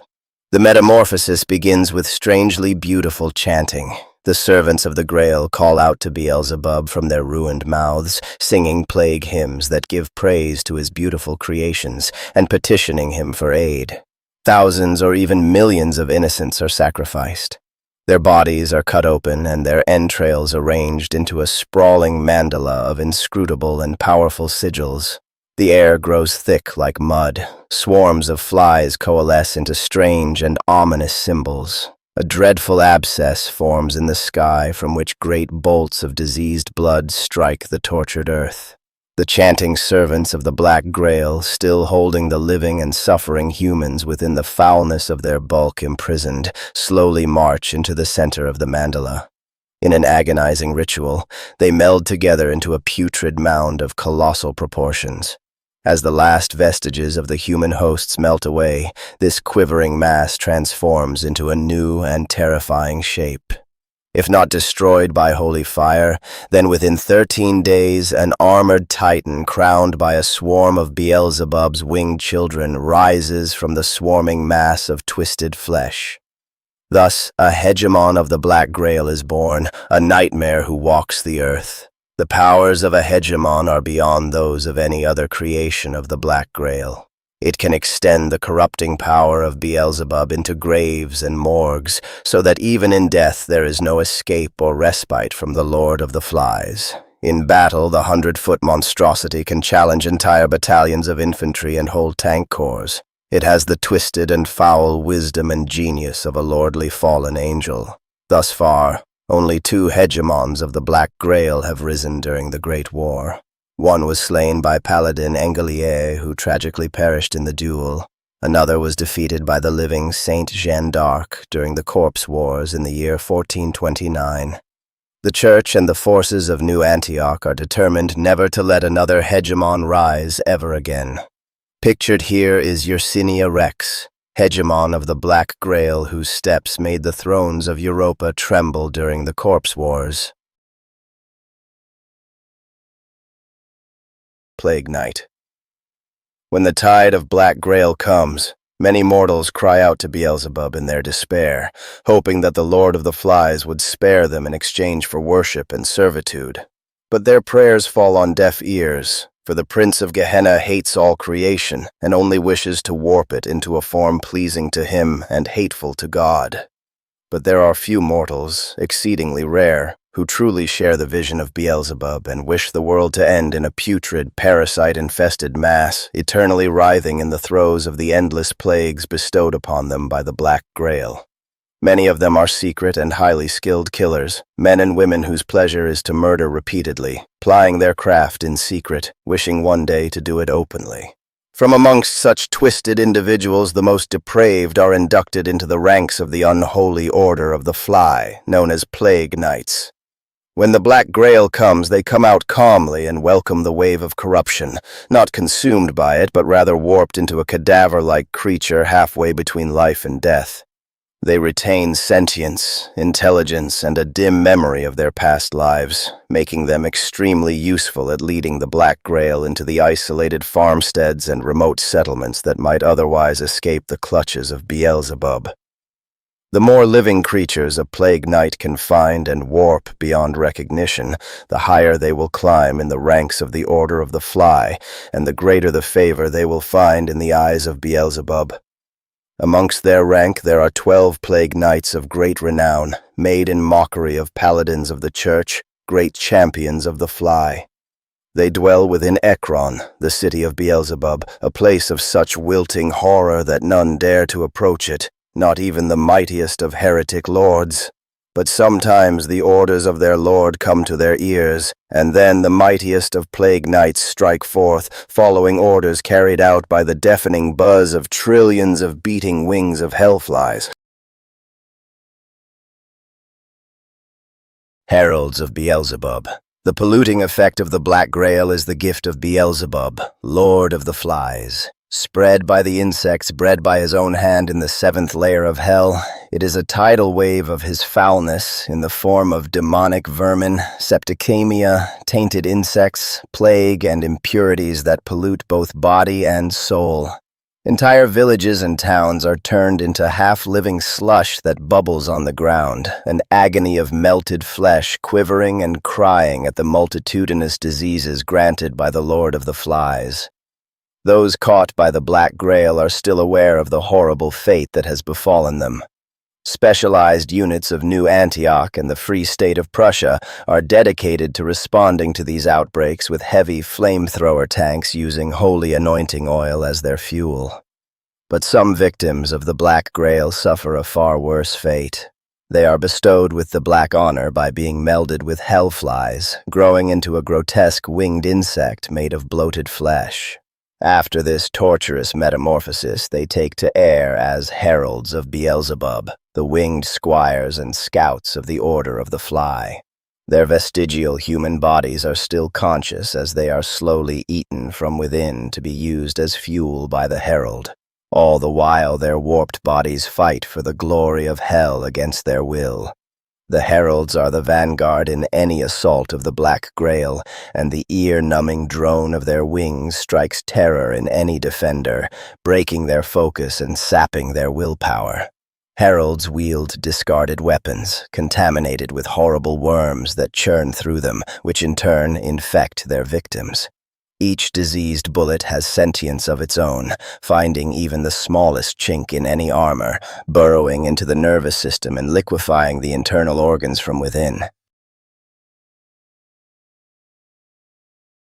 Missionaries of the Black Grail. In the year of our Lord 1429, after 66 years of bitter warfare, the great hegemon of Beelzebub, Yersinia Rex, was finally brought down by the combined forces of the Church led by the living Saint Jehan d'Arc. The final cataclysmic Battle of Valence saw the destruction of most of the forces of the Black Grail in mainland Europa, thus ending the Corpse Wars. Enraged by this defeat, the fury of Beelzebub knew no bounds. He had invested so much of the power of the Black Grail on the fallen hegemon and his legions that the hatred of the Lord of the Flies turned on his failed followers. The Prince of Decay cursed his miserable progeny and cast them out of the Order of the Fly, dooming them to wander the earth, mourning for their lost hegemon until time itself is no more. But not all members of the cult of the Black Grail that took part in the Corpse Wars suffered the same fate. From the city of Ekron, where the power of Beelzebub has always been at its greatest since the elder days, came the priests of the Black Grail who acted as messengers and heralds to the hegemon, advisors sent by the Lord of Flies himself to plot the conquest of the Church heartlands. They were part of the religious rather than the military hierarchy of the Black Grail, and as such were bound to the Lord of the Flies directly. When the war was lost, these high-ranking servants of the cult and their personal guards broke through the faithful encirclement and turned south. Though victorious, the exhausted and decimated forces of France, the Holy Roman Empire, and the Crown of England decided not to pursue the last remnants of the seemingly broken foe. This mistake proved to be a costly one. Instead of fleeing towards heretic domains, the forces of Beelzebub stormed the city of Avignon. The city had been fortified against just such an occasion, but it was betrayed from within. Hidden cultists of the Lord of the Flies opened the gates to the invaders at night, led by the traitorous cardinal of the city.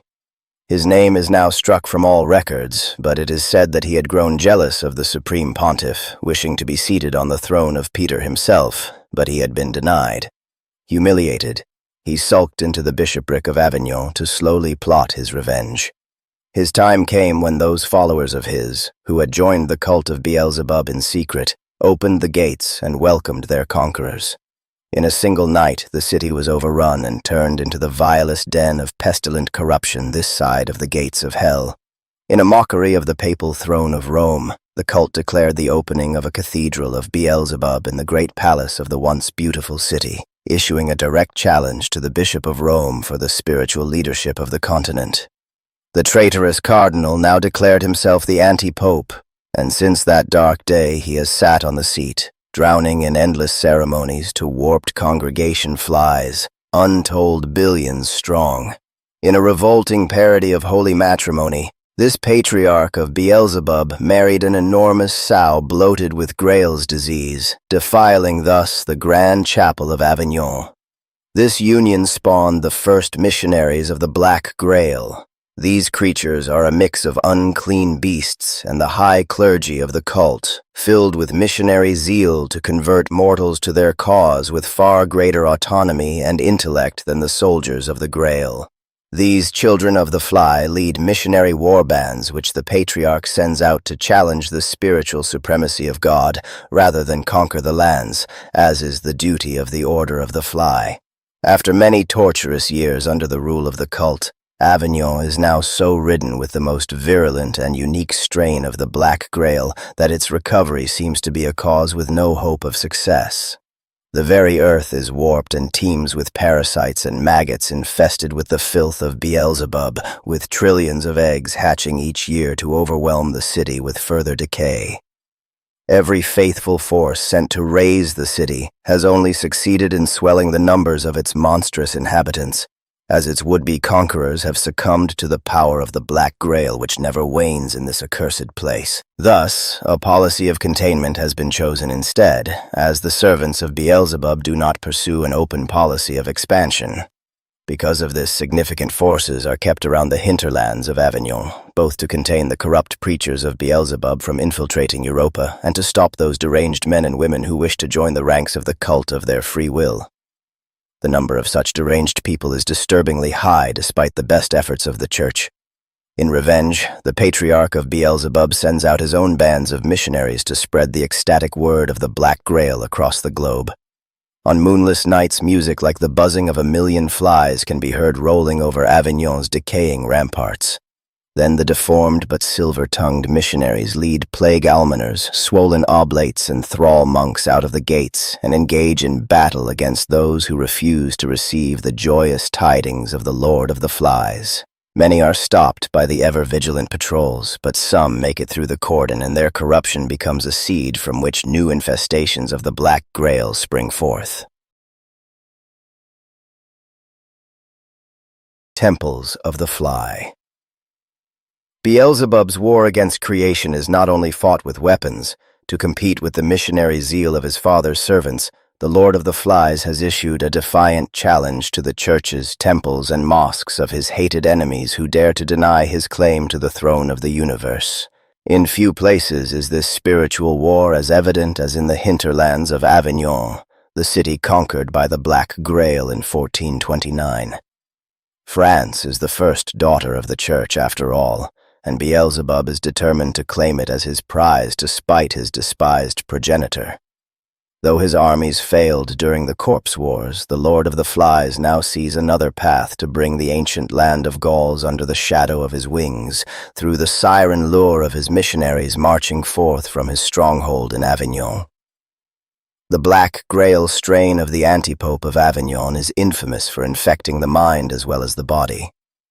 The missionary bands of the cult of the Black Grail creep into villages, towns, and farmsteads in the cover of night, and then set about winning new converts. Combined with the hypnotic charisma of the missionaries, the lure of the cult is almost irresistible to all but the most strong-willed. The sweet music played by Grail thralls and hallucinogenic incense wafting from the censers carried by plague almoners combine into an intoxicating and seductive poison. This poison bends the mortal mind until it gives up and follows the joyous cavalcade of the Grail to one of the many hidden temples blighting the lands. While officially the antipope of Avignon preaches that his mission is peaceful and that he only wishes to convert the willing to follow Baal of the Flies, the cartographers of Paris have noted a disturbing trend. Each year, it seems that the malignant influence of Avignon creeps ever onwards, even if by just a few hundred feet. There always seems to be a new temple of the Fly in a hidden valley or forest clearing, which was free of the taint the year before. Even worse, sometimes these hidden sanctuaries are found far from Avignon. Some have even been found in the lands of the Sultanate of the Iron Wall. Disguises, bribes, and hallucinogenic powers can carry the missionaries far and wide. The ceremonies of the antipope preach that Beelzebub, the Lord of Rot, makes the lands under his rule abundant and bountiful with rich crops and pastures, teeming with life like flies swarming to fresh carrion. Hunger is an ever-present shadow in the lives of people living through the Great War, and the lands near Avignon do indeed seem to be far more fertile than anywhere else in Europe. Thus, vast numbers of farmers, cattle ranchers, and many others, made desperate by poverty and hunger, are drawn to the area in search of means to feed their families. Each new year, the cult of the Black Grail celebrates the molting of their lord. This brings about a frenzy of building and raising of temples in the hinterlands of Avignon and beyond, as the Order of the Fly and the faithful vie for spiritual supremacy. The Marian processions, who favor the usage of fire, are known to take an active part in these battles. Their gas masks offer rudimentary protection against the noxious fumes that surround the most vile of temples. Every temple of the Fly acts as a base of operations for one of the missionary offspring of the antipope. Each structure is unique, reflecting the temperament and personality of the missionary in charge. They are often decorated with stolen statues of saints or great icons taken as prizes from churches, such as gigantic golden temple menorahs or elaborate minarets. These familiar symbols lull many who come to the temple into a false sense of familiarity and security. A closer inspection would reveal that each such edifice has been corrupted, defaced, and fouled by the cult, often subtly but always irrevocably. They reflect Beelzebub's glee and joy when one of the creations of his father willingly chooses his rotting splendor instead of the meek salvation offered by the faithful. As with much of Beelzebub's doctrine, the appearance of the temples of the Fly are deceptive, usually featuring only a small structure above the ground to avoid detection. However, their humble appearance often hides an extensive underground maze of laboratories, weapon caches, breeding pens, treasure troves of gold for bribing corrupt officials, fetid fermenting pockets filled with sloshing matter infected by the Black Grail to increase its potency, scriptoriums for the Gospel of the Fly, galleries of art grown from tumors, pools of liquefied living humans, and workshops where new weapons are forged and infected by life-hating parasites. All those who come to a temple of the Fly are doomed. Once you enter the gates, there is no hope of returning to your old life. Once the sadistic oblates of the cult lay their hands and proboscis mouthparts onto your flesh, the Black Grail has you for all eternity. For whereas normal victims infected with the Black Grail may hope for the salvation of their soul once their body perishes in combat, those who come to Beelzebub's fold willingly can expect no such grace. To remove any trace of their old allegiances, the new members of the cult are subjected to partial lobotomy, trephination, and brain injections concocted in the laboratories of the vile transmutators of Beelzebub. Others are subjected to shocks to their nerves so violent they provoke thrashing convulsions that are quite literally backbreaking, leaving victims like broken ragdolls crawling on the floors of Beelzebub's temples in a state of agony and ecstasy. Everyone has a role in the Order of the Fly, and all are welcome. Most are simply infected with the Black Grail and join the multitudinous hordes of the thralls. Others are taken to the underground breeding pens or into the warm, moist incubation grounds, where the enthralled lay down willingly to rot so that the Heralds of Beelzebub can lay their eggs on their decomposing bodies, creating new winged horrors to darken the skies.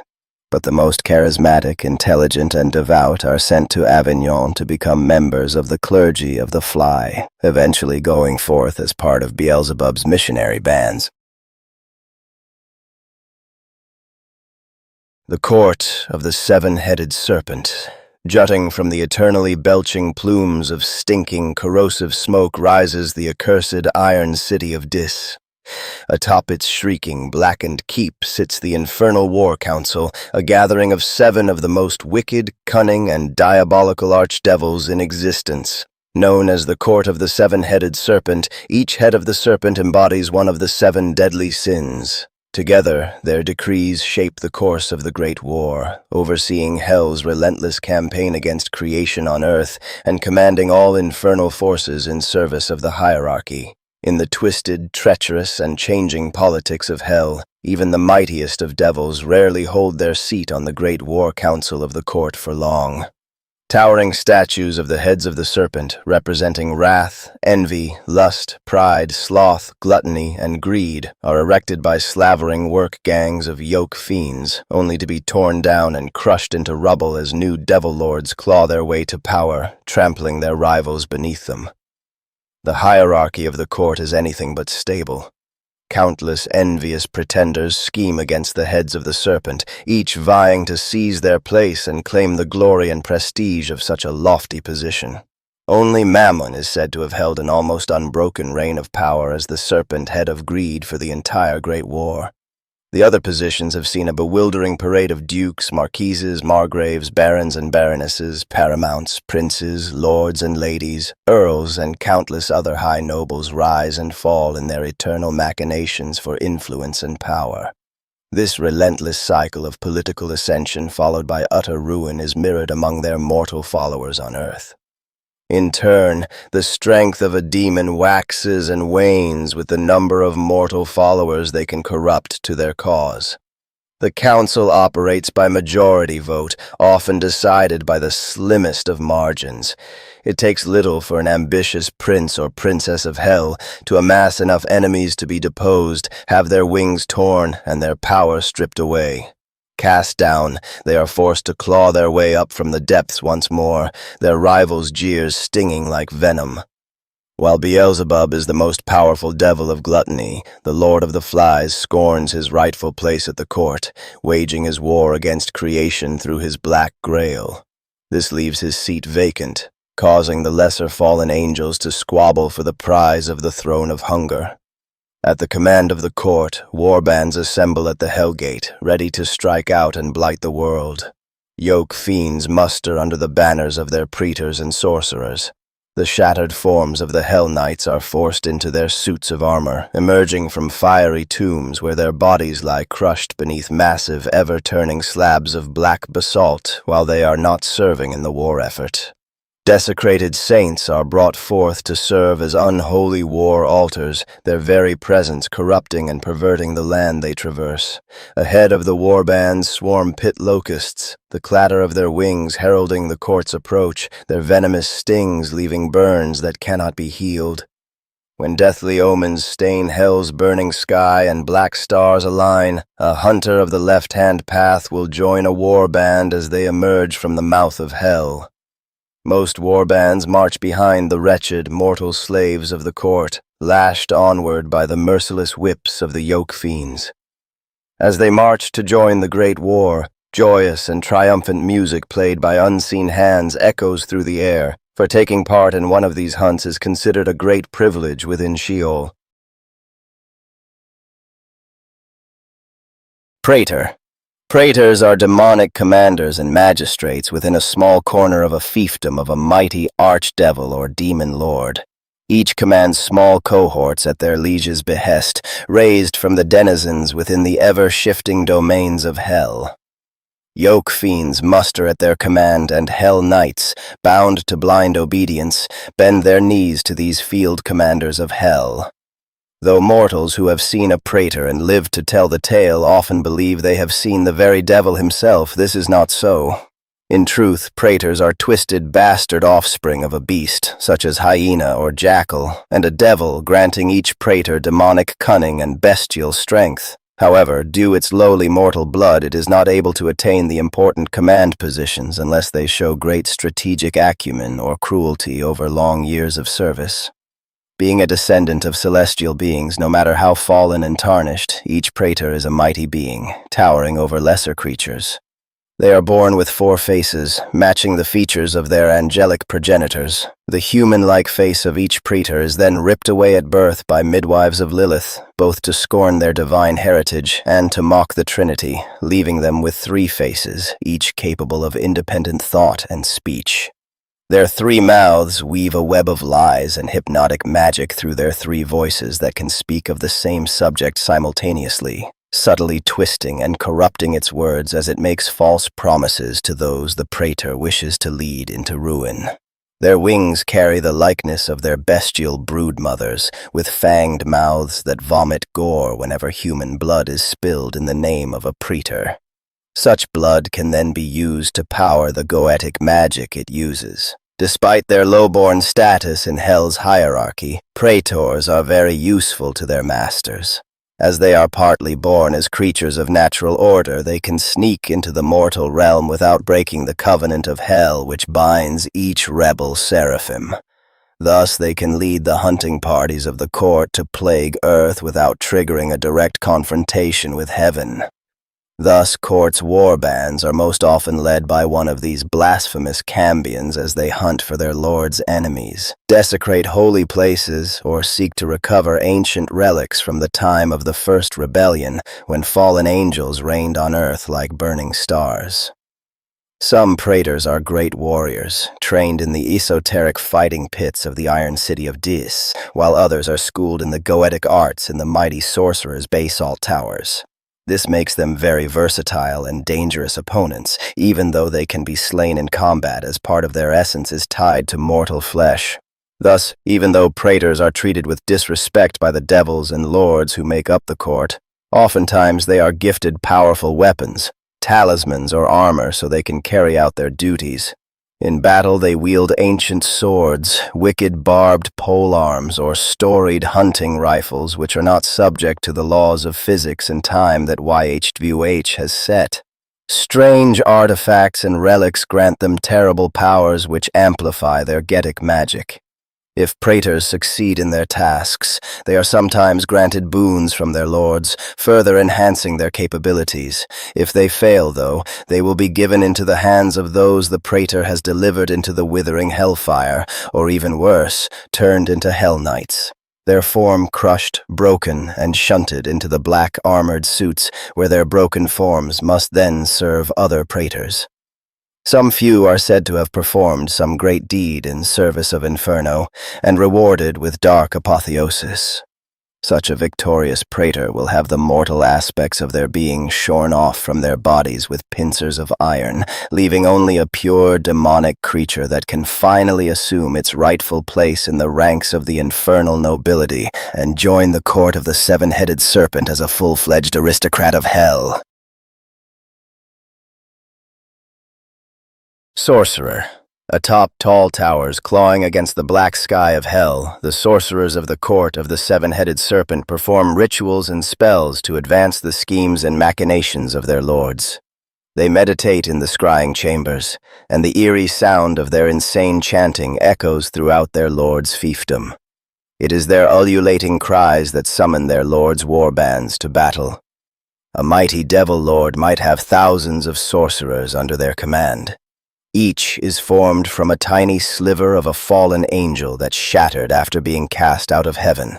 Not truly dead or alive, they exist at the exact moment when their original divine life ended.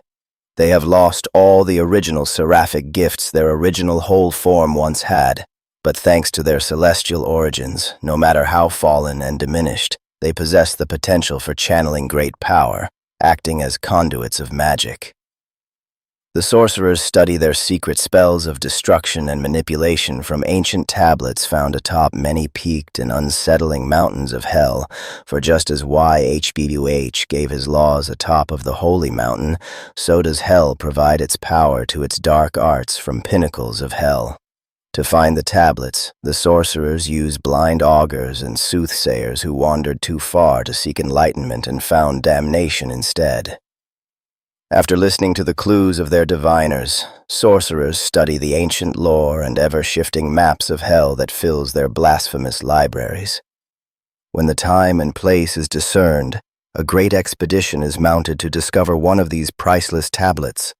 It may take decades or centuries or even millennia to find the tablet, for time in hell flows in uneven waves shifting back and forth. And the wilds of hell are ever-changing and filled with many strange and deadly creatures. When the expedition reaches the appointed mountain, the sorcerer must climb to the top alone. The mountain's crown is ringed with standing stones that hum with a coiled power, and above the stones, a great pillar of smoke hangs like an abscess in the sky, and fell voices whisper from it.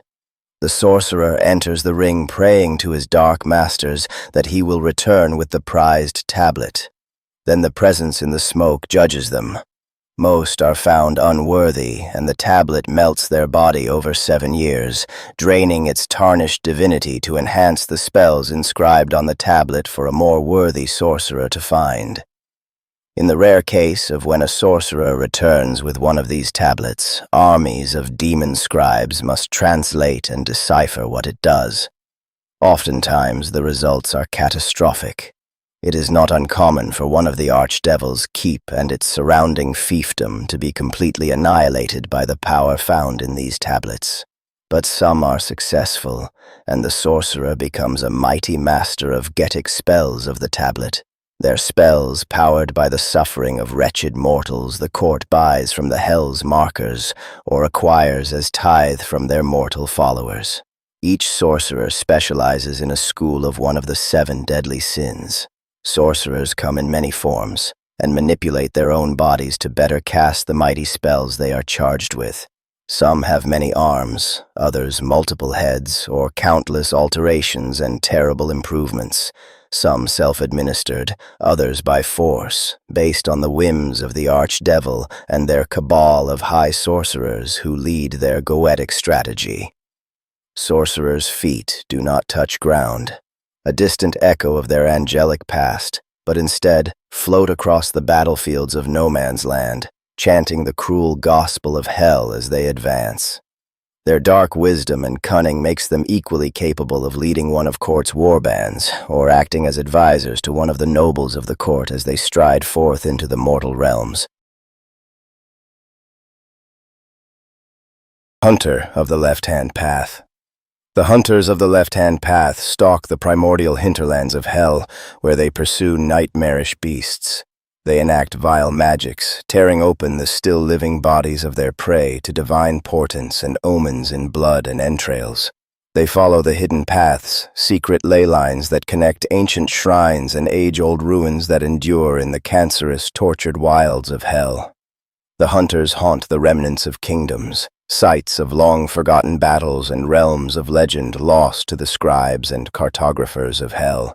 In solitary rituals, the hunter makes appalling oblations before these forgotten shrines, genuflecting and offering obeisance to enigmatic beings of unfathomable power, beings once feared, whose names have been lost to time, even beyond the memory of the archdevils. To arm themselves, the hunters perform dreadful rites upon their left arm, driving nails of infernal iron into their flesh, black metal forged in the foundries of pandemonium. Their left arm grows into warped, wicked shapes, often taking the form of a mighty hunting bow that fires arrows fashioned from the hunter's tainted blood. These blood-forged bolts serve many purposes, such as slaying their prey instantly, paralyzing them, or forcing them to witness visions of their demise. When summoned to war on Earth, the Devil Lords can only hope the hunters will answer their call, as these reclusive warrior hunters do not always obey. They prefer the solitude of the cursed wilderness of hell, where they can ruminate upon its vile majesty, dismissing the orders from the princes of hell as suggestions at best. When one can be persuaded to join the hunt of the court on Earth, they can traverse the paths of no man's land as easily as the wastes of hell. The ley lines of hell, mirrored in the fallen world of creation, allow the hunters to move unerringly through any terrain, to find perfect ambush spots, and to disappear into the shadowy spaces where the barriers between worlds are weak. Masters of hunting and capturing mortal prey, they present their victims to the nobles of hell, or subject them to indescribable pain to empower the deadliest of Getic spells. They wield a tormentor chain as their other weapon of choice, a wicked hook attached to a barbed chain that extends and twists upon contact with flesh, seizing the target and subjecting them to unrelenting agony, yet seldom granting the mercy of death. The hunter mocks the fate of its prey while dragging it to slavery in the court, where their torment and suffering will be used to elevate the infernal magic of its new masters. Hell Knight. The silent battalions of hell, summoned when the court of the seven-headed serpent seeks sport, are composed of Hell Knights. Their ever-burning banners stream as they march to war, carrying out the bidding of their masters. They are the bannerets of the high lords of the court, and champions who respond to foolish mortals daring to challenge the hunting parties of the serpent's nobility. Heretic priests whisper that these infernal warriors were once lesser fallen angels or mighty mortal champions raised into devilhood, only to be cursed by their liege lords for some slight real or imagined. Cast out from the burning palaces of the pit, the alabaster architecture of their bodies has been twisted, folded upon itself 1,000 times, entombed within their once splendid armor, which is now an eternal prison. To glimpse the body inside is to gaze upon the sheer horror of divine flesh warped beyond reason. Glaring eyes of light, mouths uttering blasphemies, and pulsating inner organs that gibber and shriek, all crushed into a space barely 1/10 of their original form. Despite their reduction in stature, their inordinate pride remains unbroken, and they brook no insolence from the wretched mortals that serve them. Once privy to the secrets of creation, their minds are now clotted with endless blood-red waking dreams. Their thoughts are crushed to a singular jagged prism of murderous obsession. Their form is tormented by the cold of the earthly realm, which they are forced to endure just as humans suffer in the flames of hell. They are mighty still, yet mere shadows of their once exalted glory. Even so, they are terrifying and implacable foes to a mortal soldier. They wield ancient and wicked weapons. Great swords, battle axes, and arquebuses forged by the household smiths deep in the bowels of their demon lord's keep. Though the appearance of such armaments is archaic to mortals, they are more than a match for even the most advanced weapons from the foundries of New Antioch or laboratories of the House of Wisdom. Upon their helmets, they bear the seal of the great demonic spirit they serve, and eerie corpse candles float about them, acting as conduits for goetic magic. Pit Locust. When the court of the seven-headed serpent hunts on earth, a great pall of smoke precedes them. And lo, out of the smoke, the baying and buzzing of the pit locusts heralds man's doom. Some tales say they were sealed behind the filth-encrusted bronze gate for eons beyond measure, waiting until the key that opens the bottomless pit was turned in its lock. Others say they are the debased remnants of once proud angels, lesser Ishim, that debased themselves at the sacrificial altars to Baal or Moloch, and gorged themselves on the blood of children offered to the graven images. In their bloodlust they forgot the hidden knowledge of the universe that was their birthright. They haunted the deep and dark places, until they were called forth by the great battle horns of hell. What is known for sure is that when the gate of hell opened, terrifying swarms of the pit locusts appeared. They delight in tormenting mankind and are imbued with feral cunning and wicked bloodlust. In the first battles of the Great War, which saw the Levant overrun in a string of great victories, the pit locusts were instrumental in scattering the formations of the humans who refused to bend the knee to the nobles of hell. As a reward for their part in the battles, the pit locusts were granted the right to hunt with the court of the seven-headed serpent and take their share of the spoils and gorge themselves on the vanquished. Yoke Fiends.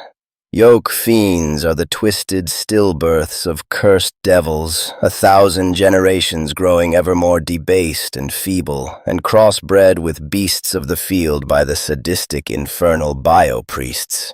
These least of all demonkin are kept in servitude until even after the stars go out. Lacking intelligence, tortured by their own perverse existence and filled with malice, they are fit for nothing but the crudest of tasks. In the innermost chamber of their black heart remains a tiniest polluted shard of divinity, the cruel legacy of their once angelic forefathers. This dim knowledge and their repulsive fallen state fills the Yoke Fiends with unending hatred and envy towards any untouched part of creation. Throughout the endless plains of hell, Yoke Fiends keep the great boiling cauldrons constantly lit, feeding the fires with the damned. They gleefully throw the endlessly shrieking souls into the boiling vats of pitch, the torment of others being the sole consolation of their miserable existence. In work gangs 1,000,000 strong in the vast quarries, the yoke thralls cut the ubiquitous black stone with which they erect the great towers, keeps, ziggurats, and towers of hell, monuments glorifying their own bitter enslavement.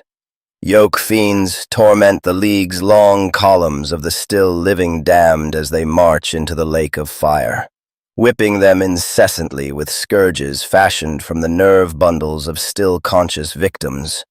This colossal human suffering in turn powers the Getic magic of the archdevils and their mortal servants as it disturbs God's plan for the universe. When called to war, the bellows of these brutal creatures shake the very foundations of their Lord's manse. They are given simple but wicked weapons, and they delight in the pain they inflict with them. Axes, spiked clubs, curving hooks, pitchforks, and even simple firearms loaded with shot of infernal iron are given to these monstrous creatures. A Yoke Fiend stands some 7 to 8 feet tall, with layers of shivering fat and muscle branded by their masters and carved by the knives of the hell priests to mark them as property of the greater demons. They exhibit bestial features such as horns and hooves of cattle or goats, ape-like limbs with immensely dense bones. They hate seeing their own reflections, as in their heart of hearts they know the beauty and glory they have lost for all eternity. Desecrated Saints.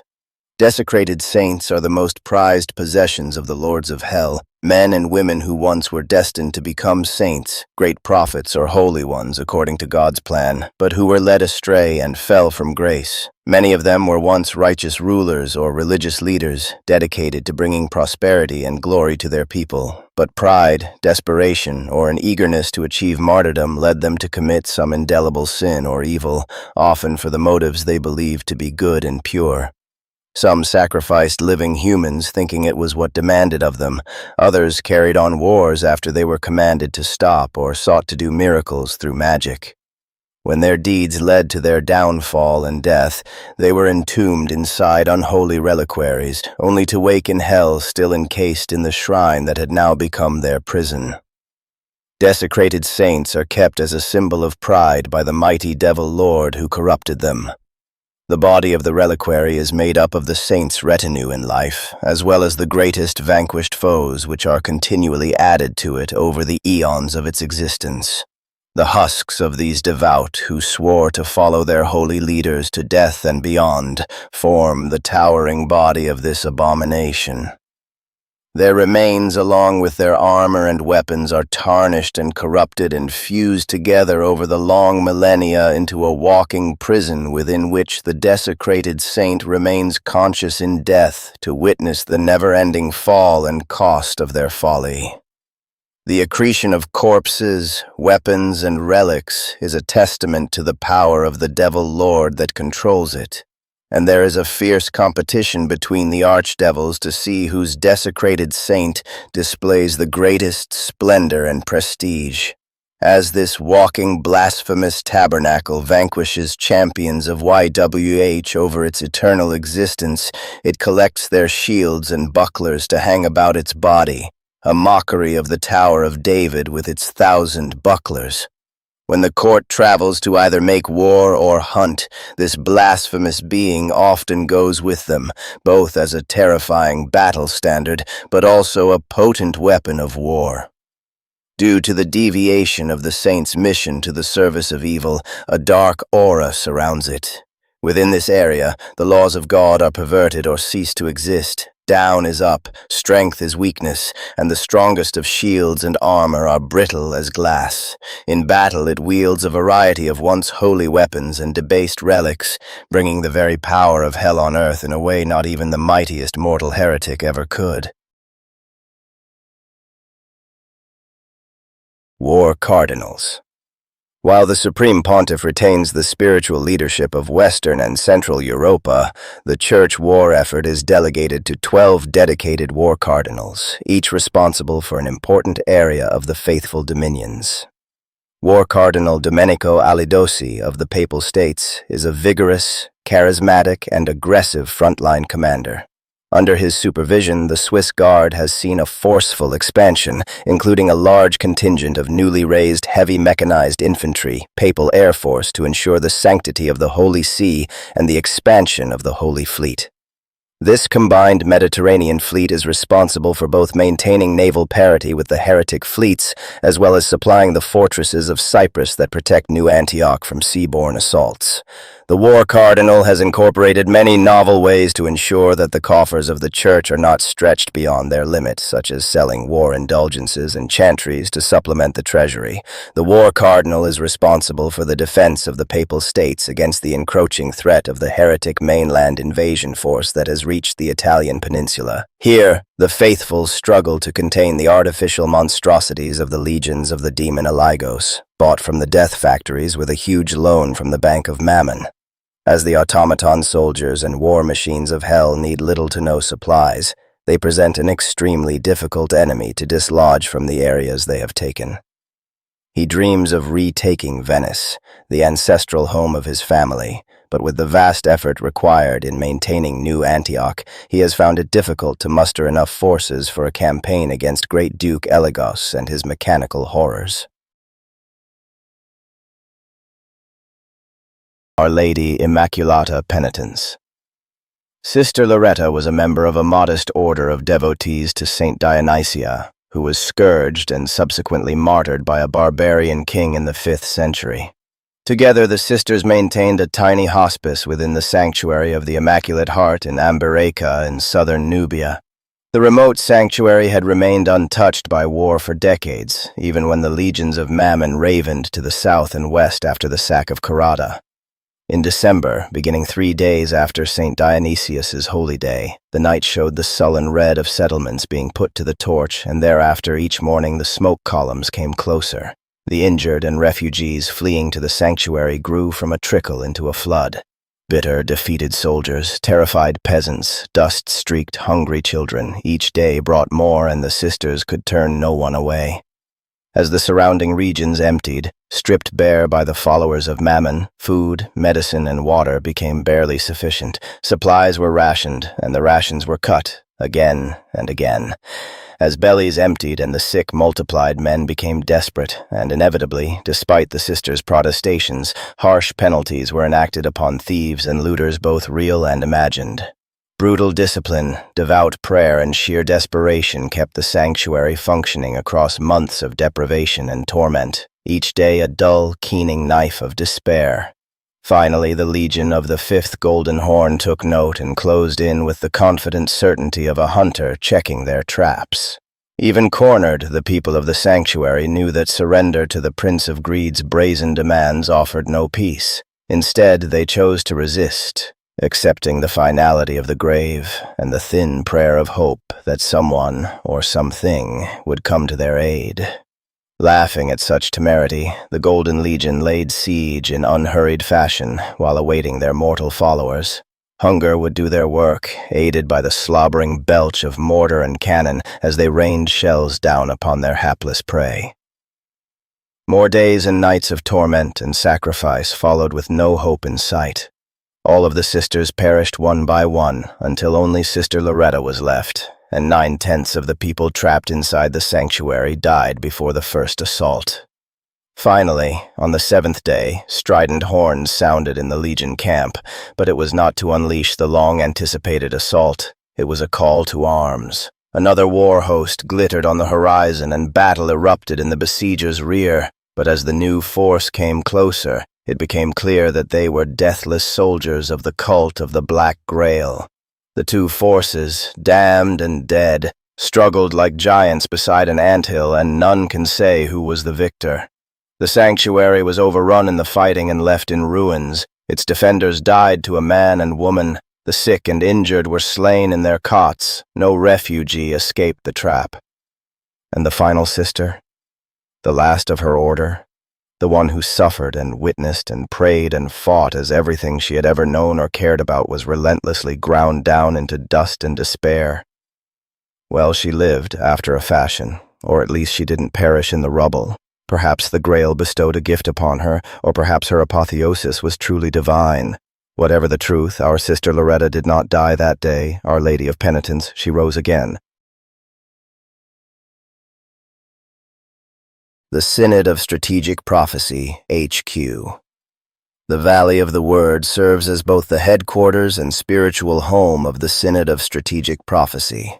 Its location remains one of the most closely guarded secrets in all of Christendom, a hidden temple nestled deep within a remote European gorge where the very stones help to amplify the echo of God's words. Some say this sacred valley was the first place on earth where creation began.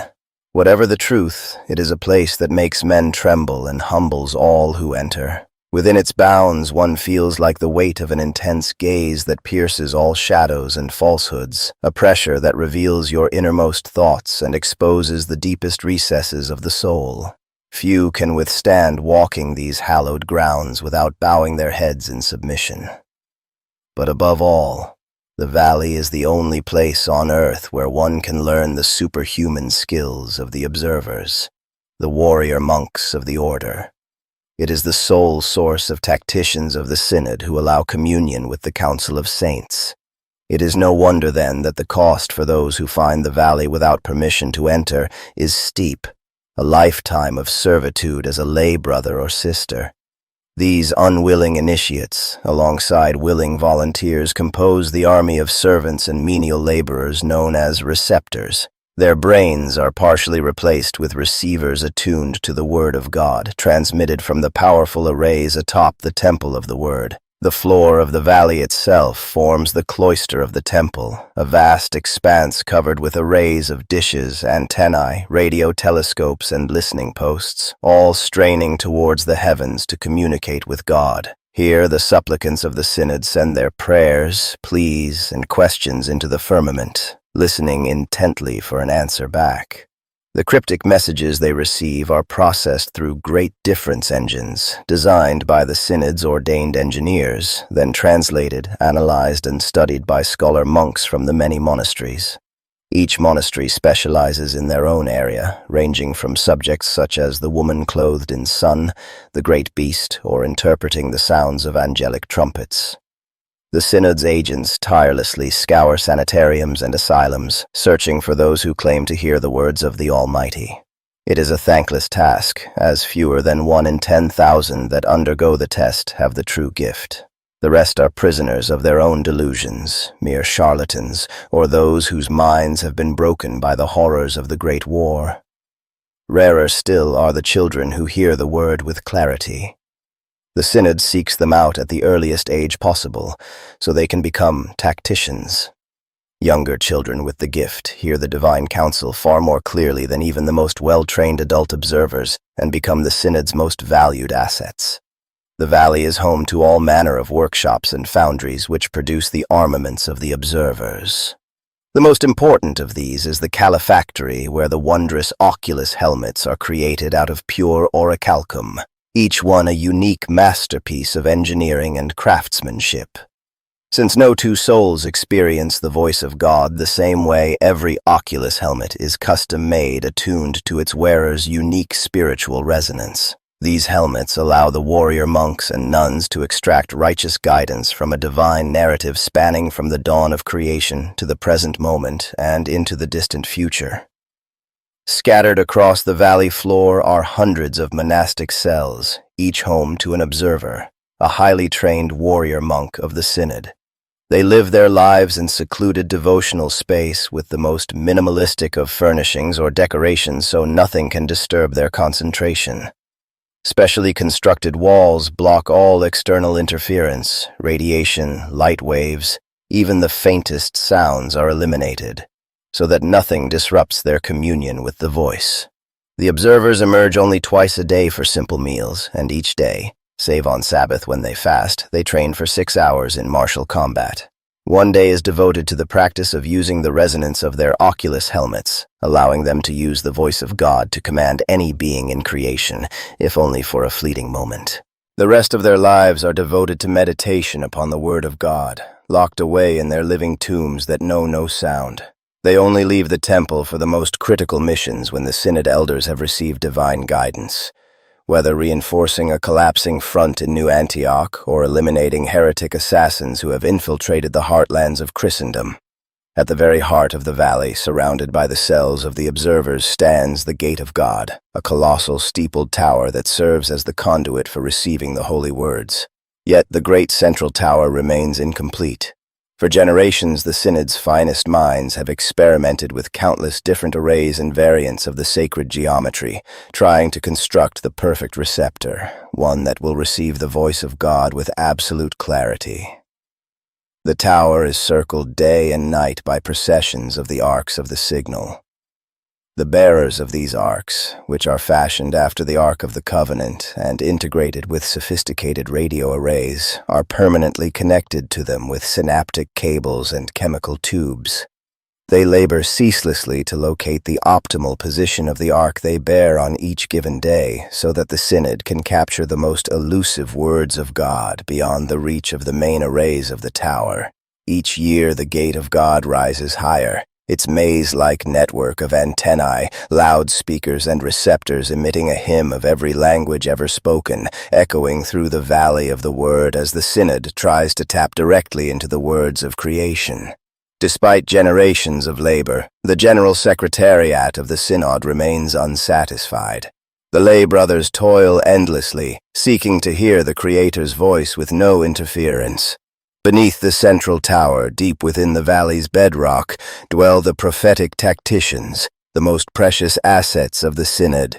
These gifted children are surgically, genetically, and chemically altered to make them perfectly suited to their role.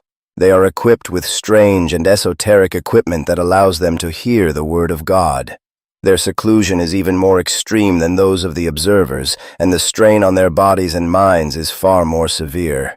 They are implanted with devices that allow their very being to reverberate with the voice of God, and they can be connected to the machinery of the Synod. The younger they are when their training begins, the better, the stronger their connection, for the closer they are to innocence, the easier it is for them to hear the divine words. Some chambers, even deeper within the tower's foundations, are guarded by a cadre of watchers, the most elite warriors of the temple crowned by horns of light. What lies behind these doors remains a mystery, but some claim to have seen alchemists of the Iron Sultanate passing through, and whispers persist of monstrous wailing echoing from behind their 100-ton vault doors. If there is any truth to these rumors, none can say, but they only add to the awe-inspiring reputation of the Synod. In recent years, the War Cardinal has voiced criticism of the Synod, likening their tower to the hubristic act of Babel. Some claim his objections are less theological than political, for the Synod is becoming an independent army outside the control of the princes of the Church. But for now, this schism remains a war of words rather than swords. Council of Saints. In the well-guarded chambers of the Holy See, under the watchful eyes of the Swiss Guard and hand-picked contingent of winged communicants, rest the greatest treasures of the Church militant, the collection of true remains of saints. The bones of Saint Barbara, the ashes of Saint John the Warrior, severed hand of Saint Teresa of Avila, reliquary of Saint Andrew the General, and many, many others rest here, protected by both the might of arms and prayers of the faithful. But few know of their true role. The long-dead martyrs of the Church form the supreme advisory body of the Church and the armies of the faithful. In times of dire need, their holy remains are brought to the great council chambers, so the princes of the Church, led by the Cardinal of War and temporal rulers of the free lands, can ask for their guidance. Such consultation is not undertaken lightly. Only truly vital issues, such as dispatching one of the irreplaceable paladins on a mission to Inferno, opening up a new front in the Great War, or determining the hidden plans of the Lord of the 66, are worthy of the attention of the Council. For it is a costly and perilous ordeal. Reliquaries holding their remains are brought forth, and cables are connected to the machines of the Synod of Strategic Prophecy to establish communication to the souls of the saints. Then finally, the tacticians of the Synod, the purest and the most gifted, attach their spinal cables to the prophetic machines so the saints may talk through them. It takes long years to train a tactician, but the mental and physical strain of communing with saints ages them at the rate of a year per heartbeat, and even then they might not succeed. Sometimes the link between the tactician and the relic saint is weak. Their voices are a mere whisper. At other times they speak a long-forgotten, incomprehensible language that the scribes of the Holy See struggle to decipher. And these are not the greatest of the challenges either. The infernal powers are well aware of the Council, and through the corrupted saintly relics they hold, the great lords of hell are roused when the Council is in session and set forth to challenge their hated opponents with their unholy willpower. On such occasions, a fierce spiritual battle then takes place, and skies above Rome burn with hellfires and flashes with holy light. The immense strain the devils put on the tacticians ages them. They enter the chamber in the flower of their youth and come out of it as ancient, decrepit husks. Many are possessed by the most spiteful demons and rend themselves apart to disrupt the ritual. In proportion, the casualty rates of the Council are greater than the trenches of the Great War. Nor are the saints infallible. They hold great knowledge as they did in life, and advise the cardinals of war as best they are able, but their advice is often given as revelation that is hard to decipher, and not all of the relics guide humanity faithfully. There are cleverly wrought forgeries by the heretic necromancer clerics, disguised by illusions to fool even the most experienced examiner priests. A corrupt relic saint can wreak great havoc at the very heart of the Holy See. Demons can use them as conduits to mislead the Council, or learn the identity of its secret members so they can later be targeted by death commando assassination squads. Some are true relics that the heretic saint hunters have discovered, infected with might demons, and then reburied. It often happens that during a council meeting these vile creatures come forth and then silently enter the mouths and eyes of the mortal conduits of the saints. They burrow their way into the central nervous system of their victims, ending their lives in withering agony. Taking into account all these tribulations, it is no wonder that the papal expedition forces are continually scouring the world for true relics of saints to strengthen the Council, and the Supreme Pontiff pays handsomely for curated relics brought forward by the war bands scouring the no-man's land.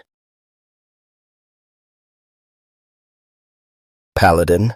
Since the beginning of the Great War, some 800 years ago, the faithful have faced a problem that is seemingly impossible to overcome. They are unable to take the battle to the enemy.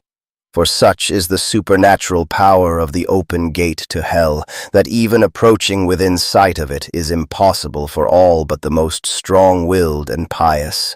Within the inferno await domains of the lost and legions of devils. But in utmost secrecy, the Church produced an answer to this quandary: the Paladin Program. Paladins are by far the greatest creations of the Mentalist order. They are near-perfect communicants, for in their veins flows the purest blood that the Meta-Christ program has been able to produce. Paladins are warriors with such physical stature and inner holiness that not only can they approach Jerusalem's Vale of Tears, but also enter the very gates of Inferno and undertake missions within hell itself, and return to tell the tale. Each is said to represent near perfection of human form, both mind and body, though much scarred and burned from the long centuries of war they have been forced to endure for the sake of all in creation. Paladins reside in secluded cells within a secret wing of Castel Sant'Angelo until the hour comes and the Council of Saints sends them forth to do battle. In such time, the Paladin emerges from their seclusion. They go to their arming chamber and kneel at the center upon the mosaic of the militant Christ the Lion.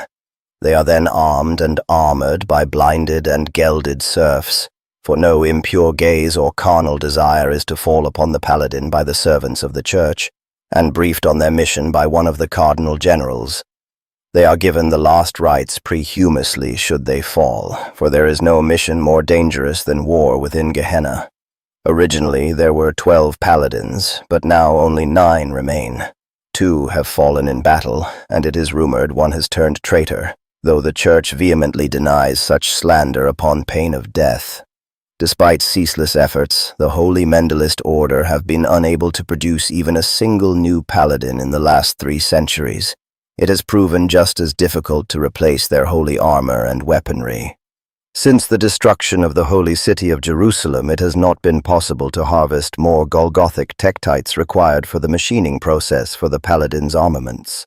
Thus, their elaborate suits of armor, despite the fastidious care of the dicastery of the service of church militant disciples, are much scarred, burned and corroded, and many pieces of armor have been slated to be reforged in a vain hope that even the tiniest shard of the required materials could be recovered. Thus each paladin is forced to endure searing pain like no earthly suffering where their armor has weakened, relying on their unshakable faith during their lonely crusades into perdition. Each of the 9 circles of hell has its own foul atmosphere and deadly environment, from noxious fumes to burning heat, or a bitter coldness below absolute zero, requiring a specific suit of armor to withstand the infernal elements. Thus, when a paladin enters the gates of hell, they know they must succeed alone or die trying.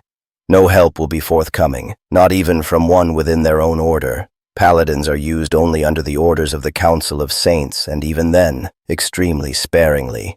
Each mission they undertake must bring great and tangible benefits for the Church and the overall war effort, and its long-term benefit must be determined by the Synod of Strategic Prophecy. Paladins are tasked with missions such as exterminating key nobles of hell, destroying laboratories, creating some new devastating variant of the Black Grail, or interrogating devils with holy fire and the blood of the Lamb until they give up their infernal plans. Observer. When the need is great, the Synod of Strategic Prophecy sends their famed observers to support the war effort. This order of warrior monks lives a life of absolute solitude, sharpening their minds and bodies to make themselves living weapons in the hand of God. Once a soldier joins the order, they very rarely leave the Temple of the Word, the only exception being when they are summoned to the battlefield, a situation where their unique abilities can decisively shift the balance in favor of the faithful. Even the slightest disturbance to their prayers or training will mean that they will not be able to commune with the Lord of all creation. Thus, the days of the observers are spent in secluded, cloistered cells when not practicing their martial or mental disciplines. Observers wear a specially crafted oculus helmet, enabling them to attune to the voice of God. This remarkable connection grants them the capacity to simultaneously perceive the immediate past, present, and future to a degree. This allows them to perform martial feats unrivaled, but a living human is not meant to hear the holy words, so it comes at a cost. Since the voice of God never decays, they must concentrate with superhuman focus to extricate the righteous guidance amidst the narrative spanning from creation's inception to the present moment. The resonance of the divine echo, ringing ceaselessly in their ears, renders sleep impossible. Therefore, they must resort to potent sedatives and mind-altering drugs for them to endure the heavy burden of their battlefield role for any length of time. The observers diligently practice the recitation of the words of God, granting them the power to issue commands to anyone they address, friend or foe. The special metal of their helmet allows them to replicate the holy word as closely as it is possible, compelling any creature in creation to obey them momentarily to a degree. Though they master many weapons, the trench pole arm stands as the preferred choice for observers. This tool allows them to skillfully vault over barbed wire and drop into enemy trenches with devastating force. Guided by the omniscient words of the Almighty, they possess the ability to evade nearly any strike. With proper focus, they foresee impending attacks within the crystal of the Eye of God that is incorporated into their helmet. As such, enemies' efforts to take them down are often frustrated, since the observer simply moves the minimum required to avoid any harm, knowing precisely where the blow of the heretic was going to land. However, even the slightest slip in their concentration means that they might lose the voice of God that guides them, rendering them just as vulnerable to death as any other mortal soldier. Britannia, the moving fortress. After decades of matching and often overcoming the heretic naval menace with the might of the royal fleet, the Crown of England now finds most of its battles are fought on their own land. Ever since the disastrous naval battle of Bloodied Cliffs in 1805, England has been a country at war. Betrayed by the Prince of Wales, who switched sides in the middle of the battle, the remnants of the English fleet were only salvaged thanks to Admiral Nelson's rearguard action and the heroic sacrifice of HMS Bellerophon. The rest of the fleet limped into Portsmouth to fight another day, though mercifully so great was the toll exacted by Nelson's defiant last stand that an immediate full-scale invasion of Britain was averted, for the legendary admiral took the Great Red Dragon, the flagship of the heretic fleet, to the bottom of the ocean with him. The years that followed were hard for England. With their lost dominance of the waves, its overseas territories were gone, and even the vital trade with mainland Europa became a desperate struggle. Heretic naval raiding parties caused widespread chaos and destruction all along the Albion coastline, often striking deep into the countryside, pillaging and burning towns and cities before being intercepted by the Crown Army, which was being stretched to its limits. Faced with death by 1,000 cuts, King Robert the Longsword reformed the army to counter this threat and began plans for the building of a secret weapon to safeguard the nation, putting the fate of England in the hands of Project Invincible, the construction of the moving fortress of Britannia. Completed in the year 1907 AD, the construction of the moving fortress of Britannia and its entry in the Great War finally stabilized the situation on English shores, as it was able to match and exceed the heretic forces in any type of warfare, wherever the infernal powers decided to attempt a landing by simply moving there under its own immense power and unleashing its devastating combined arms power upon the invaders. The moving fortress is a marvel of industrial engineering, a titanic fleet carrier and battleship that can traverse both land and sea. This Leviathan patrols the shores of England, leaving a thick trail of black smoke and 3-foot-deep tracks in its wake. It acts both as a mobile base for England's high command, an unrivaled artillery stronghold, and the only faithful ship that can engage heretic behemoth-class vessels in one-on-one naval combat and emerge victorious. It is equally capable of engaging the heretic fleets at air, sea, or on land. Within the vastness of its 4 superstructures stands the fortress monastery of the 10,000 Knights of St. George, who can match even the fiercest heretics in close-quarter combat. An entire armored corps accompanies Britannia, and a full fleet consisting of 1/3 of England's remaining naval strength acts as its escort. Above it, the finest of England's air knights fly their fighter planes and naval bombers when the fortress goes to war. which is often. The heretic high captains are well aware of the strategic value of controlling the British Isles, and they constantly strive to establish a beachhead that would lead to eventual conquest, though thus far without lasting success due the might of the fortress. The technology that allows Britannia to move over shorelines is unknown and a closely guarded secret of the Crown. Whatever the source of this innovation, it allows the fortress to travel across the land of most English beaches, albeit slowly. When crawling upon England's shores, a great noise and deafening hiss of steam can be heard, and it appears that the ship does not touch the ground at all. If there is a weakness to the moving fortress, it is the fact that it is the only one of its kind. England's reserves of orichalcum and other critical minerals that were required to construct the pride of the nation were depleted by the enormous effort to build it, and current production and trade of such materials can barely maintain the repairs to the fortress and the rest of the fleet. Within the British Isles, the moving fortress is a delicate issue to discuss. It is dedicated to the defense of England alone, and her neighbors grumble that while Englishmen sleep soundly in their beds under its protection, the heretic navies raid Alba, Eire, and the lands of Wales with impunity. The English crown counters these accusations by pointing out that it is only the fear of the fortress that stops the hulking behemoth-class heretic battleships from approaching the shores of the three islands and mounting full-scale invasions on them all. Britannia proudly displays the heraldic device of the three lions. Until the construction of the moving fortress, the English coat of arms carried only the two lions of Willem the Conqueror. When the construction of Britannia was completed, a third lion was added. No ruler before had dared to raise their own device next to that of William I. On the prow stands the defiant image of Lady Britannia carrying the sword forged in part from the melted sword Cortana, signaling that England will show no mercy to enemies that come to plunder its shores. The sailors of the fleet swear that the figurehead has the power to turn aside any heretic artillery shell due to the divine providence granted to it by God. Whether this is true or not, the proud figurehead has never been touched by an enemy weapon, adding to the mystique and majesty of this the foremost defender of England. Hakapelita.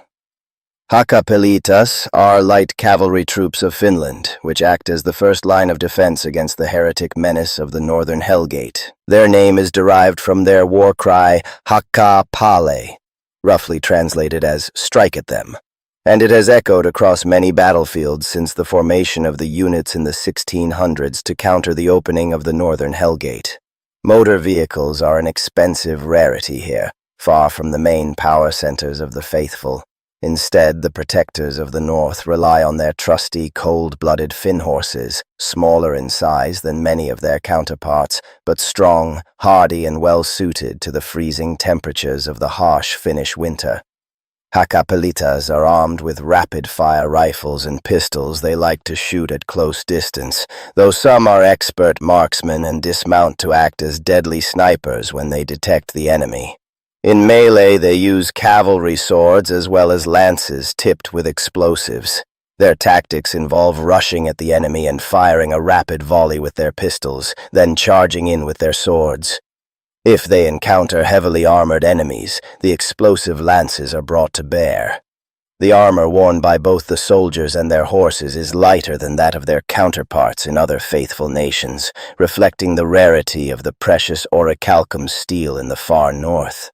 Lacking manufacturing plants of their own, Finnish soldiers are experts at using the weapons, munitions, and equipment taken from their fallen enemies.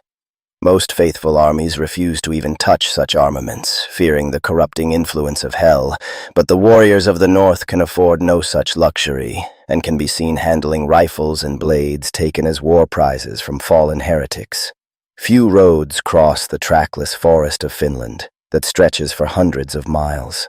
The roads themselves act as ideal places to ambush the heretics, and terrain outside the roads is even more dangerous. Within the impenetrable woodlands, deadly swamps and bogs await the unwary during the summer, while during the dark of winter a deathly pall of snow descends upon the land. The cold brings quick death to any would-be invader who would cross this unforgiving land unprepared and ill-equipped.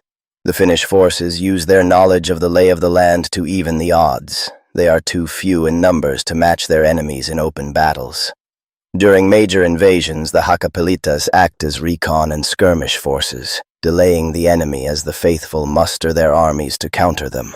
In recent years, the death factories of hell have begun to produce more and more tanks and other armored vehicles. The Hakapelitas have adapted their tactics in response, carrying anti-vehicle mines, Molotov cocktails, and other weapons capable of dealing with enemy armor, as well as their traditional weapons, which lack the power to pierce the metals crafted in the iron city of Dis. These Finnish border reavers know the importance of their role. The populations of the north are too small, and the border area too vast and inhospitable for permanent defensive lines. Instead, the Hakapelitas must determine when they are facing clever feints or small raider warbands, and when the forces of hell are mustering for major invasions. Many in the past have penetrated deep into faithful lands, with the most recent one driving far into the south when a full-scale invasion by the followers of Ziminiar struck deep into the south in 1908. The invaders were only stopped in the cataclysmic Battle of Vilnius, where the combined forces of the Kalmar Union, Free State of Prussia, Tsardom of Novgorod, Polish-Lithuanian Commonwealth, and the Principality of Kiev stopped them at the very gates of the ancient city. To avoid another disaster from such an invasion, the patrols of the north must keep an eternal vigilance over these forbidding, vast lands. The Hakapelita shown here, Johannes Falk Koskela, is one of them. A veteran warrior who patrols the northern frontier, intercepting small heretic warbands and watching the north for any signs of major invasions and intercepting enemy infiltrators and raiding parties. Johannes served for 7 years in New Antioch before returning to his northern homeland hardened by war. Haunted by his experiences, he enlisted with the border forces and joined many others like him who understand why return to civilian life is near impossible. He is known for his near-suicidal bravery in long-distance patrols that have taken him ever nearer to the Hellmouth itself. His faithful steed, Hela, shows the terrible signs of corruption that plague all animals that stray too close to the infernal gate. As with many steeds, Hela is festooned with holy symbols, as these are believed to keep evil at bay. The bond between the steed and the rider is often strong, and the Hakapelitas spend much of their meager pay on holy icons and crucifixes, hoping to protect their loyal mounts from the influence of evil, as well as from the dreaded Marbendil of the Path of the Beast, which stalk the forgotten grottos and swamps in the lands that have been claimed by the heretic lords of the north. Prussian Hauptmann. The heretic forces lead the faithful in the arms race of tanks and other armored vehicles. They are heavily armored, fast-moving, and often armed with terrifying, hell-forged, sacrilege-type tank mortars. These weapons are designed to penetrate trenches, pillboxes, and other defensive structures by employing technology that briefly tears through reality to puncture the defenses. They target the occupants within using ammunition that unleashes echoes of the reversed words of God's creation, reverberating at bone-shattering volume throughout the structures under attack. Specifically designed to undo divine work, they peel away skin, nervous systems, and finally the flesh and internal organs of any mortals, layer by layer for each word as God's creation is undone, causing excruciating death as their target slowly becomes unmade. To counter these armored threats that have been used time and again to break through their lines, the Prussians have developed many battlefield innovations from anti-material rifles to specialist close-quarter Gardekorps units. As the sacrilege cannons are slow-firing and hard to aim, the Prussians counter them with lightning-fast close-quarters tactics. The swords of the Gardekorps, commonly called tank splitters, are specifically designed to disable or destroy enemy armored vehicles. Developed by the Prussian Institute of Metallurgy, their edges are orichalcum and titanium alloy, and these near monomolecular blades can cut through most vehicle tracks and armor with ease, disabling them while the rest of the unit swarms the tank with incendiary grenades. Speed is of essence here, as heretics are well aware of this tactic and counter such attacks with elite legionnaires of their own, who compete with each other in capturing rather than killing the specialist Stoßtruppen so they can be sold to the agents of the Court of the Seven-Headed Serpent as punishment for their audacity. Though the Free State of Prussia is governed by an outlandish system called democracy, a relic from ancient Hellas, where each citizen can vote for representatives on the Landtag to decide state affairs, the nobility maintains a strong military tradition and has funds to buy officers' commission. Many families can trace their lineage back to the Teutonic orders who once conquered the lands of Prussia. Depicted here is Frau Hauptmann Friederike von Goltz of the 6th Garde Corps of Königsberg. Many units of the Prussian army disallow women in combat units, but scions of noble lineage often exercise their privilege of joining any regiment they wish. Von Goltz's armor is handcrafted by her personal armorer, and, unlike the mass-produced suits of the rank and file, it allows sufficient speed and mobility for the furious and bitter melee combat the role of the unit requires. Mensur dueling is used to assess the required bravery of candidates of the tank splitter Unties, and Hauptmann von Goltz carries many scars on her face to prove hers. Hauptmann Friederike von Goltz. The Free State of Prussia is replete with noble bloodlines, with many able to trace their roots all the way back to the Teutonic Order founded in the wake of the First Heresy. The von Goltz family is one such lineage, and its scion, Frau Friederike, was not content to simply rest on the laurels of history. She longed to elevate her family's legacy and earn a coveted place in the ranks of the Stoßtruppen. For the longest time, women had traditionally been, if not forbidden, at least discouraged from seeking such positions, but Friederike immediately set out to challenge this. She worked tirelessly to hone her warfighting skills, learning to shoot, brawl, and duel with a variety of swords. The most grizzled of veterans and skilled blade masters tutored her day and night for many years until she took to the field as a yeoman in the ranks of the 6th Garde Corps. A decade of war saw her earn a plentiful array of scars, as well as a rapid rise through the ranks and the devotion of her fellow soldiers. In battle, she was always to be found wherever the fighting was bloodiest, rising to become Hauptmann after picking up the tank-splitter sword of her slain commander and disemboweling the arrogant hell duelist who had beheaded him. This feat of valor alone would have earned her elevation to high command, but Frau Hauptmann Friederike von Goltz had no desire to leave the battlefield for grand castles far behind the front lines. At battle's eve, Friederike prays to her patron saints and dons handcrafted armor before polishing the orichalcum alloy blade of her sword, ready to cut down anyone or anything that stands before her. Frau Hauptmann Friederike von Goltz is part of the Prussian warband box.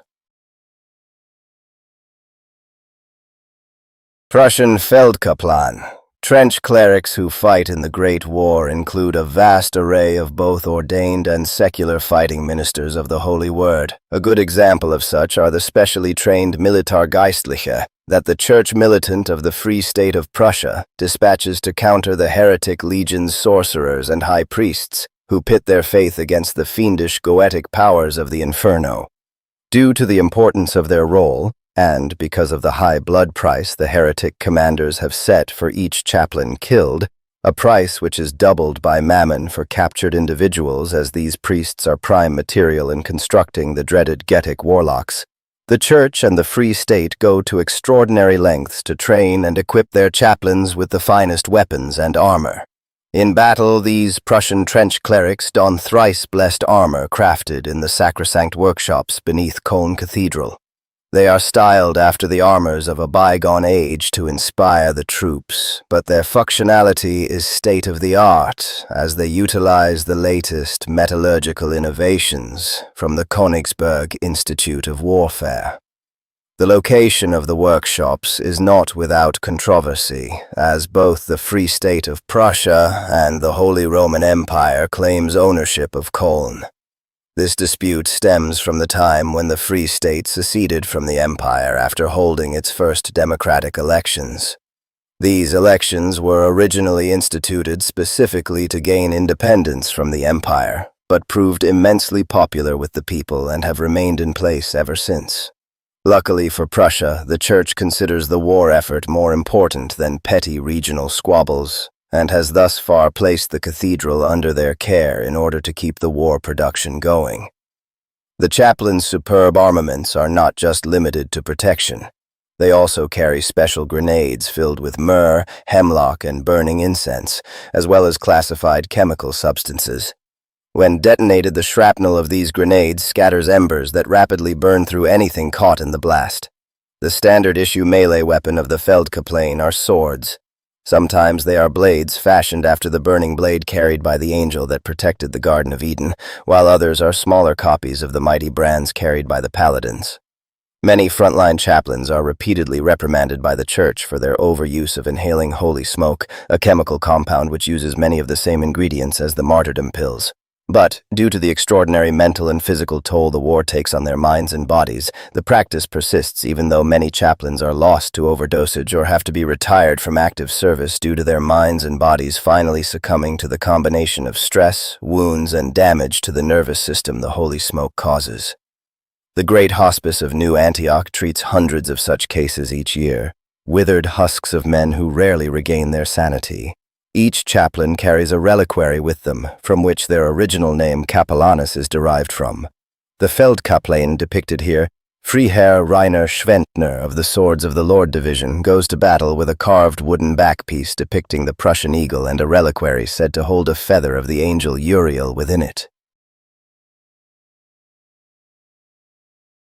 Prussian Stoßtruppen, protected by semi-sentient barbed wire that wraps around those foolish enough to stray too close, constant danger from the presence of prowling death commandos and artillery witch bombardment. The heretic trenches are a formidable obstacle for the faithful. The pyramid-shaped pillboxes and casemates of the infernal forces have turned back countless futile frontal assaults with withering machine gun fire and devastating hell-wrought artillery. Surprises are difficult to mount, especially when the moon waxes and the horrors created by the path of the beast prowl no man's land. The weapon of choice against these formidable obstacles in Duke Constantine XI's arsenal are the Stoßtruppen, the elite shock troops of the Free State of Prussia. Even in this nation known for their militaristic ways, the Stoßtruppen are the elite. Chosen from mountaineers and veterans of the fierce battles against the northern heretics, with the cream of the combat engineers and marksmen mixed in, they are called the Duke's Spear, for their speciality is to pierce the enemy lines and clear the path for the reserves. The training and selection process is ruthless, athleticism is emphasized, as is the ability to rapidly advance over any kind of terrain. Just as important is to learn how to make use of both camouflage and even the tiniest bit of terrain for cover. They learn to hit their targets in total darkness and train wrestling with hulking communicants. But the most important selection criteria is to have iron in your soul. To engage with the armies of the damned in close-quarters combat requires a certain kind of soldier, one who is willing to detonate their last grenade when their own innards have been ripped open by the claws of a war-wolf, or wrestle a heretic anointed and look into their eyes, see the hellfires raging there and not to flinch but bring their trench club down.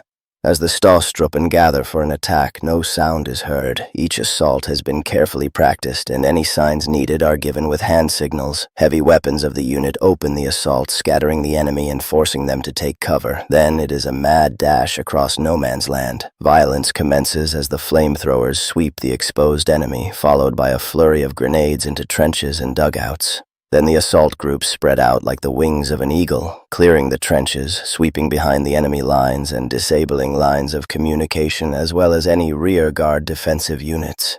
In close quarters, the Stoßtruppen favor daggers, trench clubs, entrenching tools, and automatic pistols, though their favorite weapon by far is the grenade, carried with them in great quantities, and used to take out strong points as well as to reach behind loopholes and clearing entrances to bunkers and pillboxes. As for ranged weaponry, submachine guns and pistols are favored and feature many modifications compared to standard issue versions, typically with larger magazines as the brutal close-quarters combat depletes ammunition very rapidly. The Stostruppen uniforms reflect their role: mountain boots and leather-reinforced jackets and trousers that protect their vital areas against barbed wire and enemy blades. Their armor contains far higher quantities of orichalcum than those of standard footsloggers. This allows for much lighter and more flexible suits and helmets, which offer superior protection. The famed spikes of their pickelhaube helmets are detachable and are usually not worn in the front lines, as they make their wearers easy targets. Compared to many other faithful soldiers, the pride of the Free State's armed forces are allowed a great deal of freedom of decision-making on the battlefield. Many warbands are given high-level objectives and encouraged to find their own way to achieve them over days, weeks, and months. Only single-minded determination can carry the Prussian advances through the enemy lines. One must learn to love carnage and death, for in melee there is no room for mercy or hesitation. A Sturmmann who survives for any length of time begins to resemble their hell-twisted enemies more and more after each grueling encounter. Such is the price that the Great War extracts. Prussian Combat Medic. Combat medics are valued members of most warbands hailing from the faithful nations. They range from the dedicated Sisters of St. Cosmas to the Ducal Medical Corps of New Antioch. Whatever their origin, combat medics accompany their units to the front lines, leaving the long-term care of the wounded to army doctors operating in the forward surgical teams.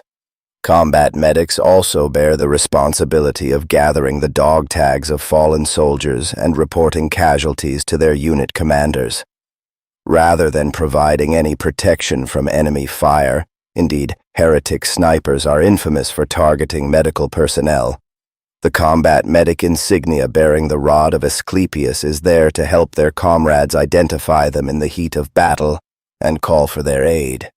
Since the followers of the heretic lords, let alone the undead of the Black Grail, cannot be expected to honor any kind of symbol of medical neutrality, combat medics often go into battle heavily armed and armored and take part in active combat in addition to their battlefield medical duties. Combat medics can often be found fighting their enemies in bitter close-quarters combat for the possession of the fallen and the wounded, in order to prevent them from being used by both the court and the heretics in rituals of dark worship. Here, their famed Misericordia daggers have proven their mettle time and again, taking out even the heavily armored anointed, dragged down by the combined efforts of brave yeomen. The Free State of Prussia boasts a cadre of well-trained and highly experienced veteran frontline medics, often well-versed both in human and veterinary first aid. Many Prussian combat medics are former lay members of the knightly orders such as the Malteser Orden, who still maintain hospices in memory of their original purpose. Prussian combat medics of the Stostruppen are selected from amongst the best and the most athletic in the entire armed medical service. They follow the Lazarus Doctrine, a protocol which dictates that the priority of the Kriegsanitator is to return soldiers to combat immediately, using any means at their disposal. The Free State has the most advanced chemical warfare program in Europa, and it provides its combat medics with an excellent kit to get even the most severely wounded soldiers back on their feet and into the fray once more. The bread bag straps each soldier carries are used to create tourniquets, followed by an arsenal of pain-numbing, adrenaline-pumping chemicals to get soldiers back into action. They also carry mustard paper, bottles of ammonia, Pervitin, and many other tinctures to revive the fallen, supporting the Prussian doctrine of overwhelming opponents with lightning assaults. While putting such extra strain on wounded soldiers may often cause their unfortunate demise later on due to blood loss or exhaustion, it is an undeniable fact that the combat medic creed has turned many a battle in favor of the Free State. The Path of the Beast. The Beast has always been there. Kingdoms rise and topple, but the Beast remains. It was there before man came to the wild places, and it is said that it will be there long after they are gone. In the ages when men prostrated themselves before graven images, they trembled before the Beast. From the goat-headed Fomorians of Eire and werewolves of Livonia to Rakshasa of India, the darkest tales of mankind tell of half-beasts with an unnatural craving for human flesh. But time ebbed and flowed, and the servants of the Beast retreated before the march of civilization. as the world embraced the words of the prophets and the light of salvation, writing laws in tablets of stone and holy books, the path of the beast lay hidden in the trackless wilds of the world. The path was kept alive in the memory of those ancient ways, and in the revelations that had prophesied the return of the beast from both land and the sea. Long did the memory of the dark cult lie dormant at the edge of nightmares, slumbering in sleepless sleep, kept alive only in eroded idols brought from beyond the stars that dimmed ions ago. Then the Hellgate was opened in 1099, and the beast stirred from its slumber. Awake once more, it found the world overrun with the hated children of YHBH and shackled with rules, law, order, and morality. But with the Hellmouth spewing its unholy fumes that spread across the world, it swung the balance of power in favor of the beast. Remnants of its children, though few in number, prowled from their hiding places to enact a great and powerful plan. They were to go forth and multiply, and their new adherents would come from the ranks of the children of God. Finding converts proved far easier than one might think. The beast found that not all humans were well suited to withstand the grinding pressure and deprivation of the Great War. Grief for lost loved ones and unrelenting fear were ever present to most people. Veterans returned from the front crippled in mind and body, haunted by the terrors of warfare. Alcohol and opiates offered only a brief respite to those who sought their aid. Hunger and poverty under the heavy burden of war taxes sapped many a will to live. In their hearts, a great many wished they could forget their troubles altogether and live a life without fear. So, when the moon grew fat, the hymns of the feral nymphs could be heard, their siren songs luring many to forbidding forests and desolate mountains where the children of the beast awaited them. None is truly immune to the seductive call of the beast. There is always a seed of doubt in even the most stalwart mind. When the men and women came as sleepwalkers to the idols of the beast, they found themselves surrounded by feral gleaming eyes in the dark and sibilant whispers offering them a choice. Unlike Beelzebub's black grail, which takes its victims by force, or the yoke of slavery of the court, the beast wants mortals to willingly renounce their claim of being the image of God and turn their backs on the promise of salvation. And many willingly knelt before the altars of the beast to become supplicants, the lowliest of the followers of the path. Once accepted, there is no turning back. This, then, is the path of the beast. The unraveling of the cohesion of their bodies and loss of divine inheritance. Freed from the shackles of laws, and with morals thrown aside, replaced by howling and killing and reveling in joy, the great gift of the beast to its followers is the bliss of oblivion. All past anguish and shame is lost, replaced by the wild thrill of the hunt. The cost is to be beyond salvation and be both the hunter and the hunted, to wage feral war against order and laws of both men and God. Each supplicant, no matter how high or low, is marked by bestial runes carved on their naked skin with obsidian knives during the revelries of the beast as they are initiated to the path. When the packs of the path gather together, these symbols burn and bleed, reacting to the presence of different runes, bringing forth great and terrible hidden powers within them. A clever pack leader knows how to organize its followers so that they may gain the most suitable dark blessing to be called forth in battle, combining the runes to form words of power. Each fork of the path leads the supplicant to a different end. Most become half-bestial creatures, their will insufficient to take them all the way into full beasthood. They are half-breeds with beasts' heads and claws emerging from their flesh, which they shed as a wolf sheds its coat. They are plagued by the monstrous parasites of the path that fill them with the transformative blood of the beast. They form into great hunting packs, using both human weapons as well as their claws and teeth as they fall upon those who strive to maintain order. Some advance further on the path through acts of feral frenzy and are able to capture an essence of the beast, a mighty wolf or venomous snake, a great horned goat or another powerful carnivore. Around these great predators, the lesser creatures of the path gather, and in an orgasmic rush of violence they assault the forces of order. Remote hamlets and isolated villages are often targeted by the packs of the beast. Once the path grows strong enough in its area, it no longer hides.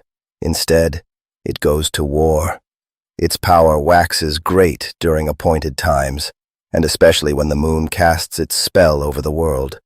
But not all areas where the path hunts are in the wilds. No man's land is teeming with the horrors of the path who hunt humans for food, for sport, and for the glory of the beast. Packs of the path are led by horned priests, ancient ones who have followed the path for many centuries, devolving ever further from humanity while still retaining an outer form that can fool most observers. They are known for great cunning and twisted wisdom, able to match even the generals of New Antioch and pashas of the Sultanate in planning. Their acumen for the mastery of tactics and strategies has given rise to disturbing rumors that another race, much like man but of deeper and subtler wisdom, once roamed the earth before Adam and Eve were banished from the garden. Priests claim that they have walked the path of the beast beyond the veil where creation began and discovered the wisdom and glory denied to mortals, mortals who are doomed to grovel and pray to an uncaring God.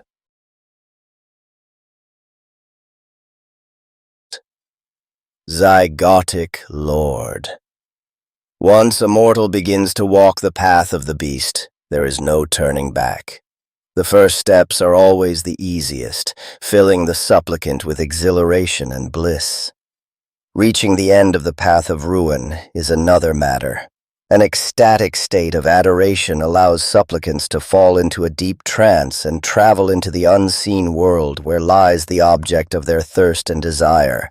A way to undo the form God's creation has imposed upon mortals.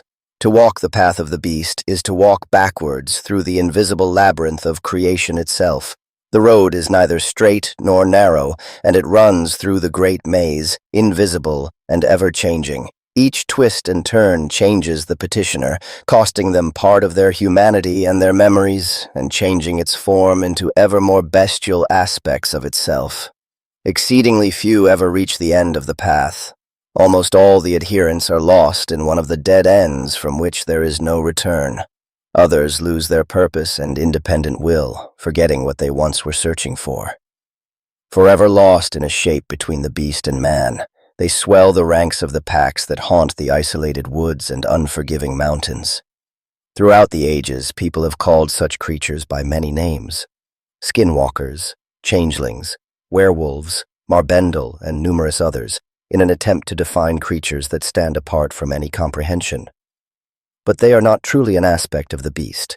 Such privilege is reserved for the chosen few who find their way through the nigh-endless, eternally shifting maze. The horned priests teach their followers that at the heart of this labyrinth sleeps Behemoth, first of God's works, a beast that predates the rest of the world. On the skin of the beast are painted Sephirot, the divine emanations, 22 letters of creation. The combinations of these letters and the divine name form the structure of all things, construction of the world and cosmos. Combining these letters, the supplicant will be able to escape all the shackles God has placed on them, so they can remain a part of his great and powerful plan. Here, at the heart of the labyrinth, the clay of creation can be broken down into its parts, remolded by the supplicant as the final prize for the adoration of the beast. The triumphant supplicant will rebuild its being according to its own will, to represent the aspect of the beast that they once decided to follow.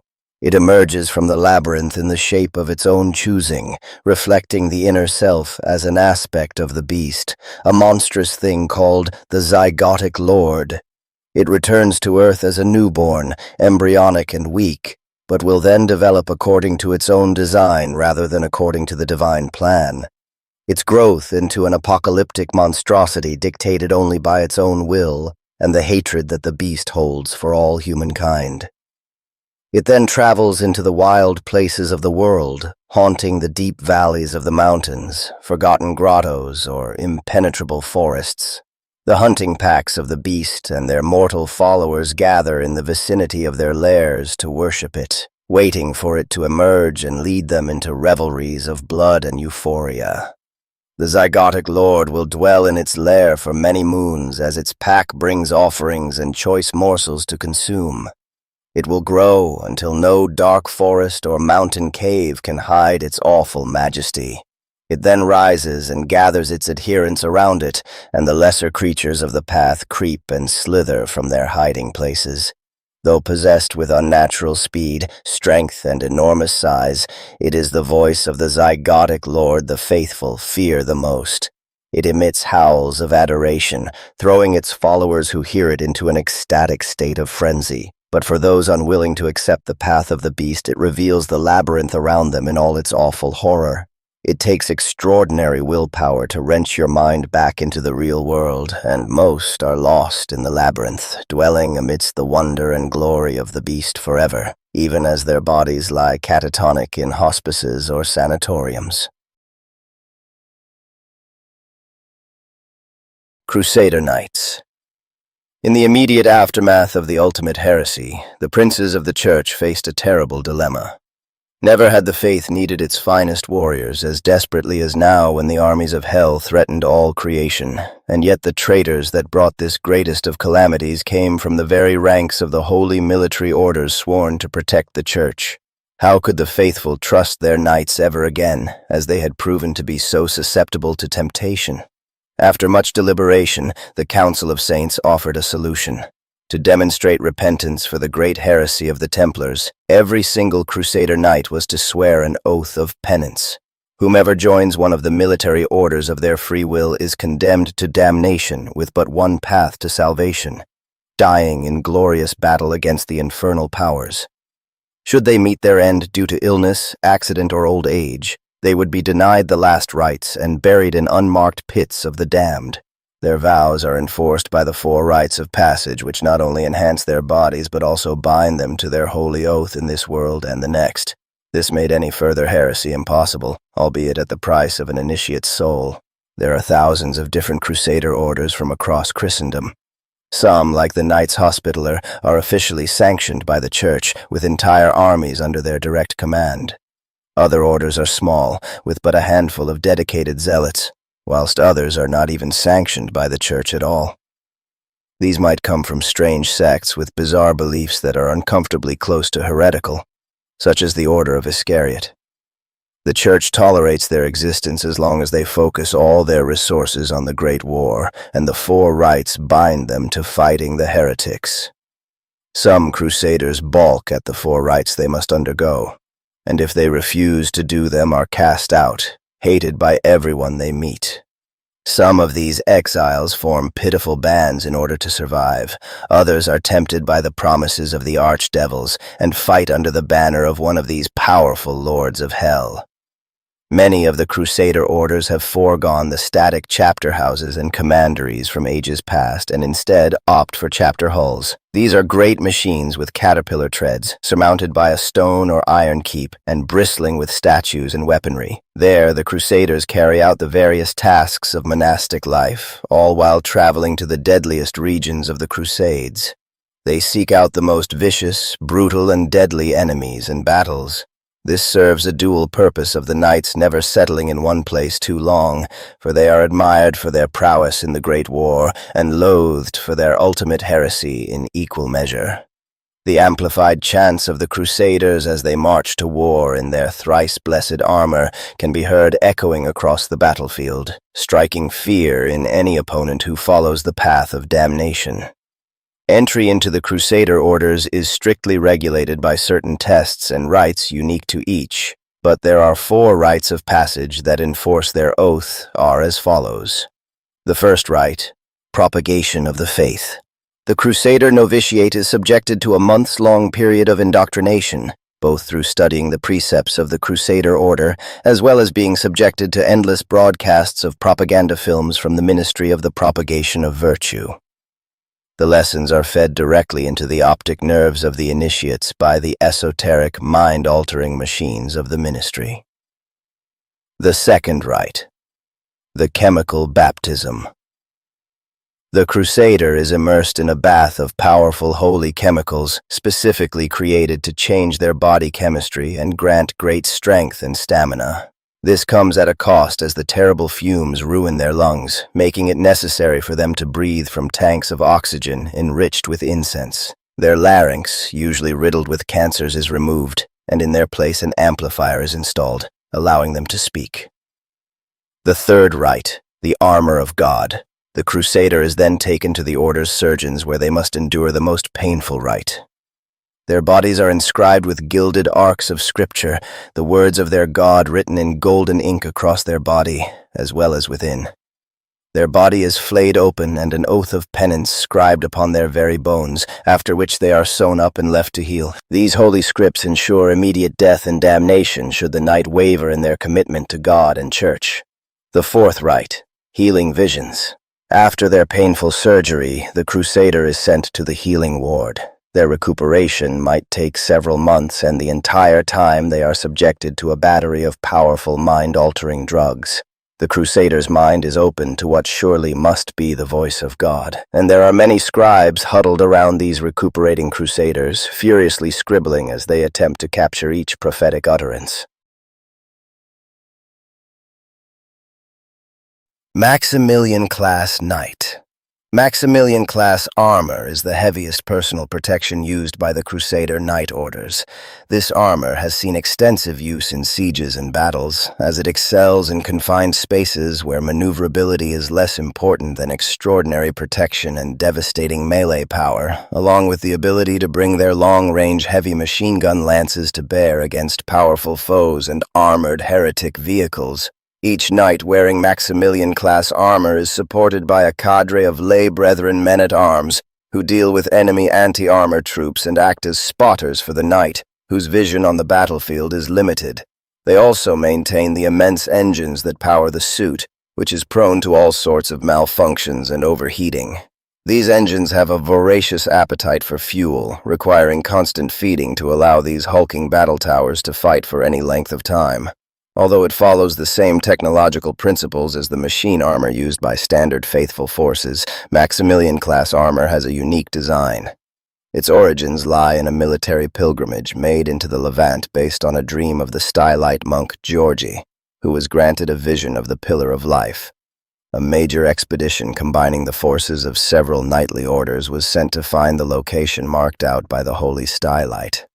The story of the heroic expedition of 10,000 Crusader knights is a popular subject of books and plays to this day, even though the story is shrouded in much mystery and legend. The Crusader knights who undertook the pilgrimage each took a vow of silence to ensure that the truth of the matter would never be revealed. What is known, however, is that the expedition returned with fragments of ancient armor, as well as some extraordinarily large bones found atop a great rock pillar, which holy Georgi had seen in his vision. The origins of the bones is the subject of intense speculation and debate, with some saying that they once belonged to the Nephilim, titans mentioned in the oldest surviving holy books. From these fragments, the artificers of the Order of the Aurelian Angelic Knights of St. George developed the blueprint for Maximilian-class armor, combining their immense bulk with engine technology developed for machine armor.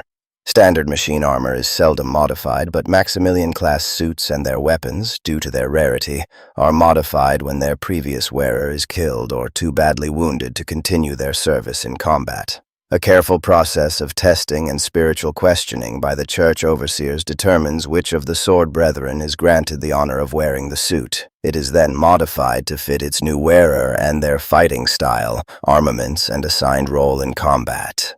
Each such suit can have all sorts of customization, such as vermiculite layers that protect the wearer against flamethrowers, or a self-contained breathing apparatus that shields the Crusader Knight from gas weapons. And so concludes the Compendium. Every faction, every battlefield, every saint, sorcerer, and creature that crawls through the wire of this endless war. The trenches remain. They always remain. If you want to hear more tales from the front, stories of those who fight, fall, and return from the mud, subscribe to the channel. There is more to come. Until then, see you in the trenches.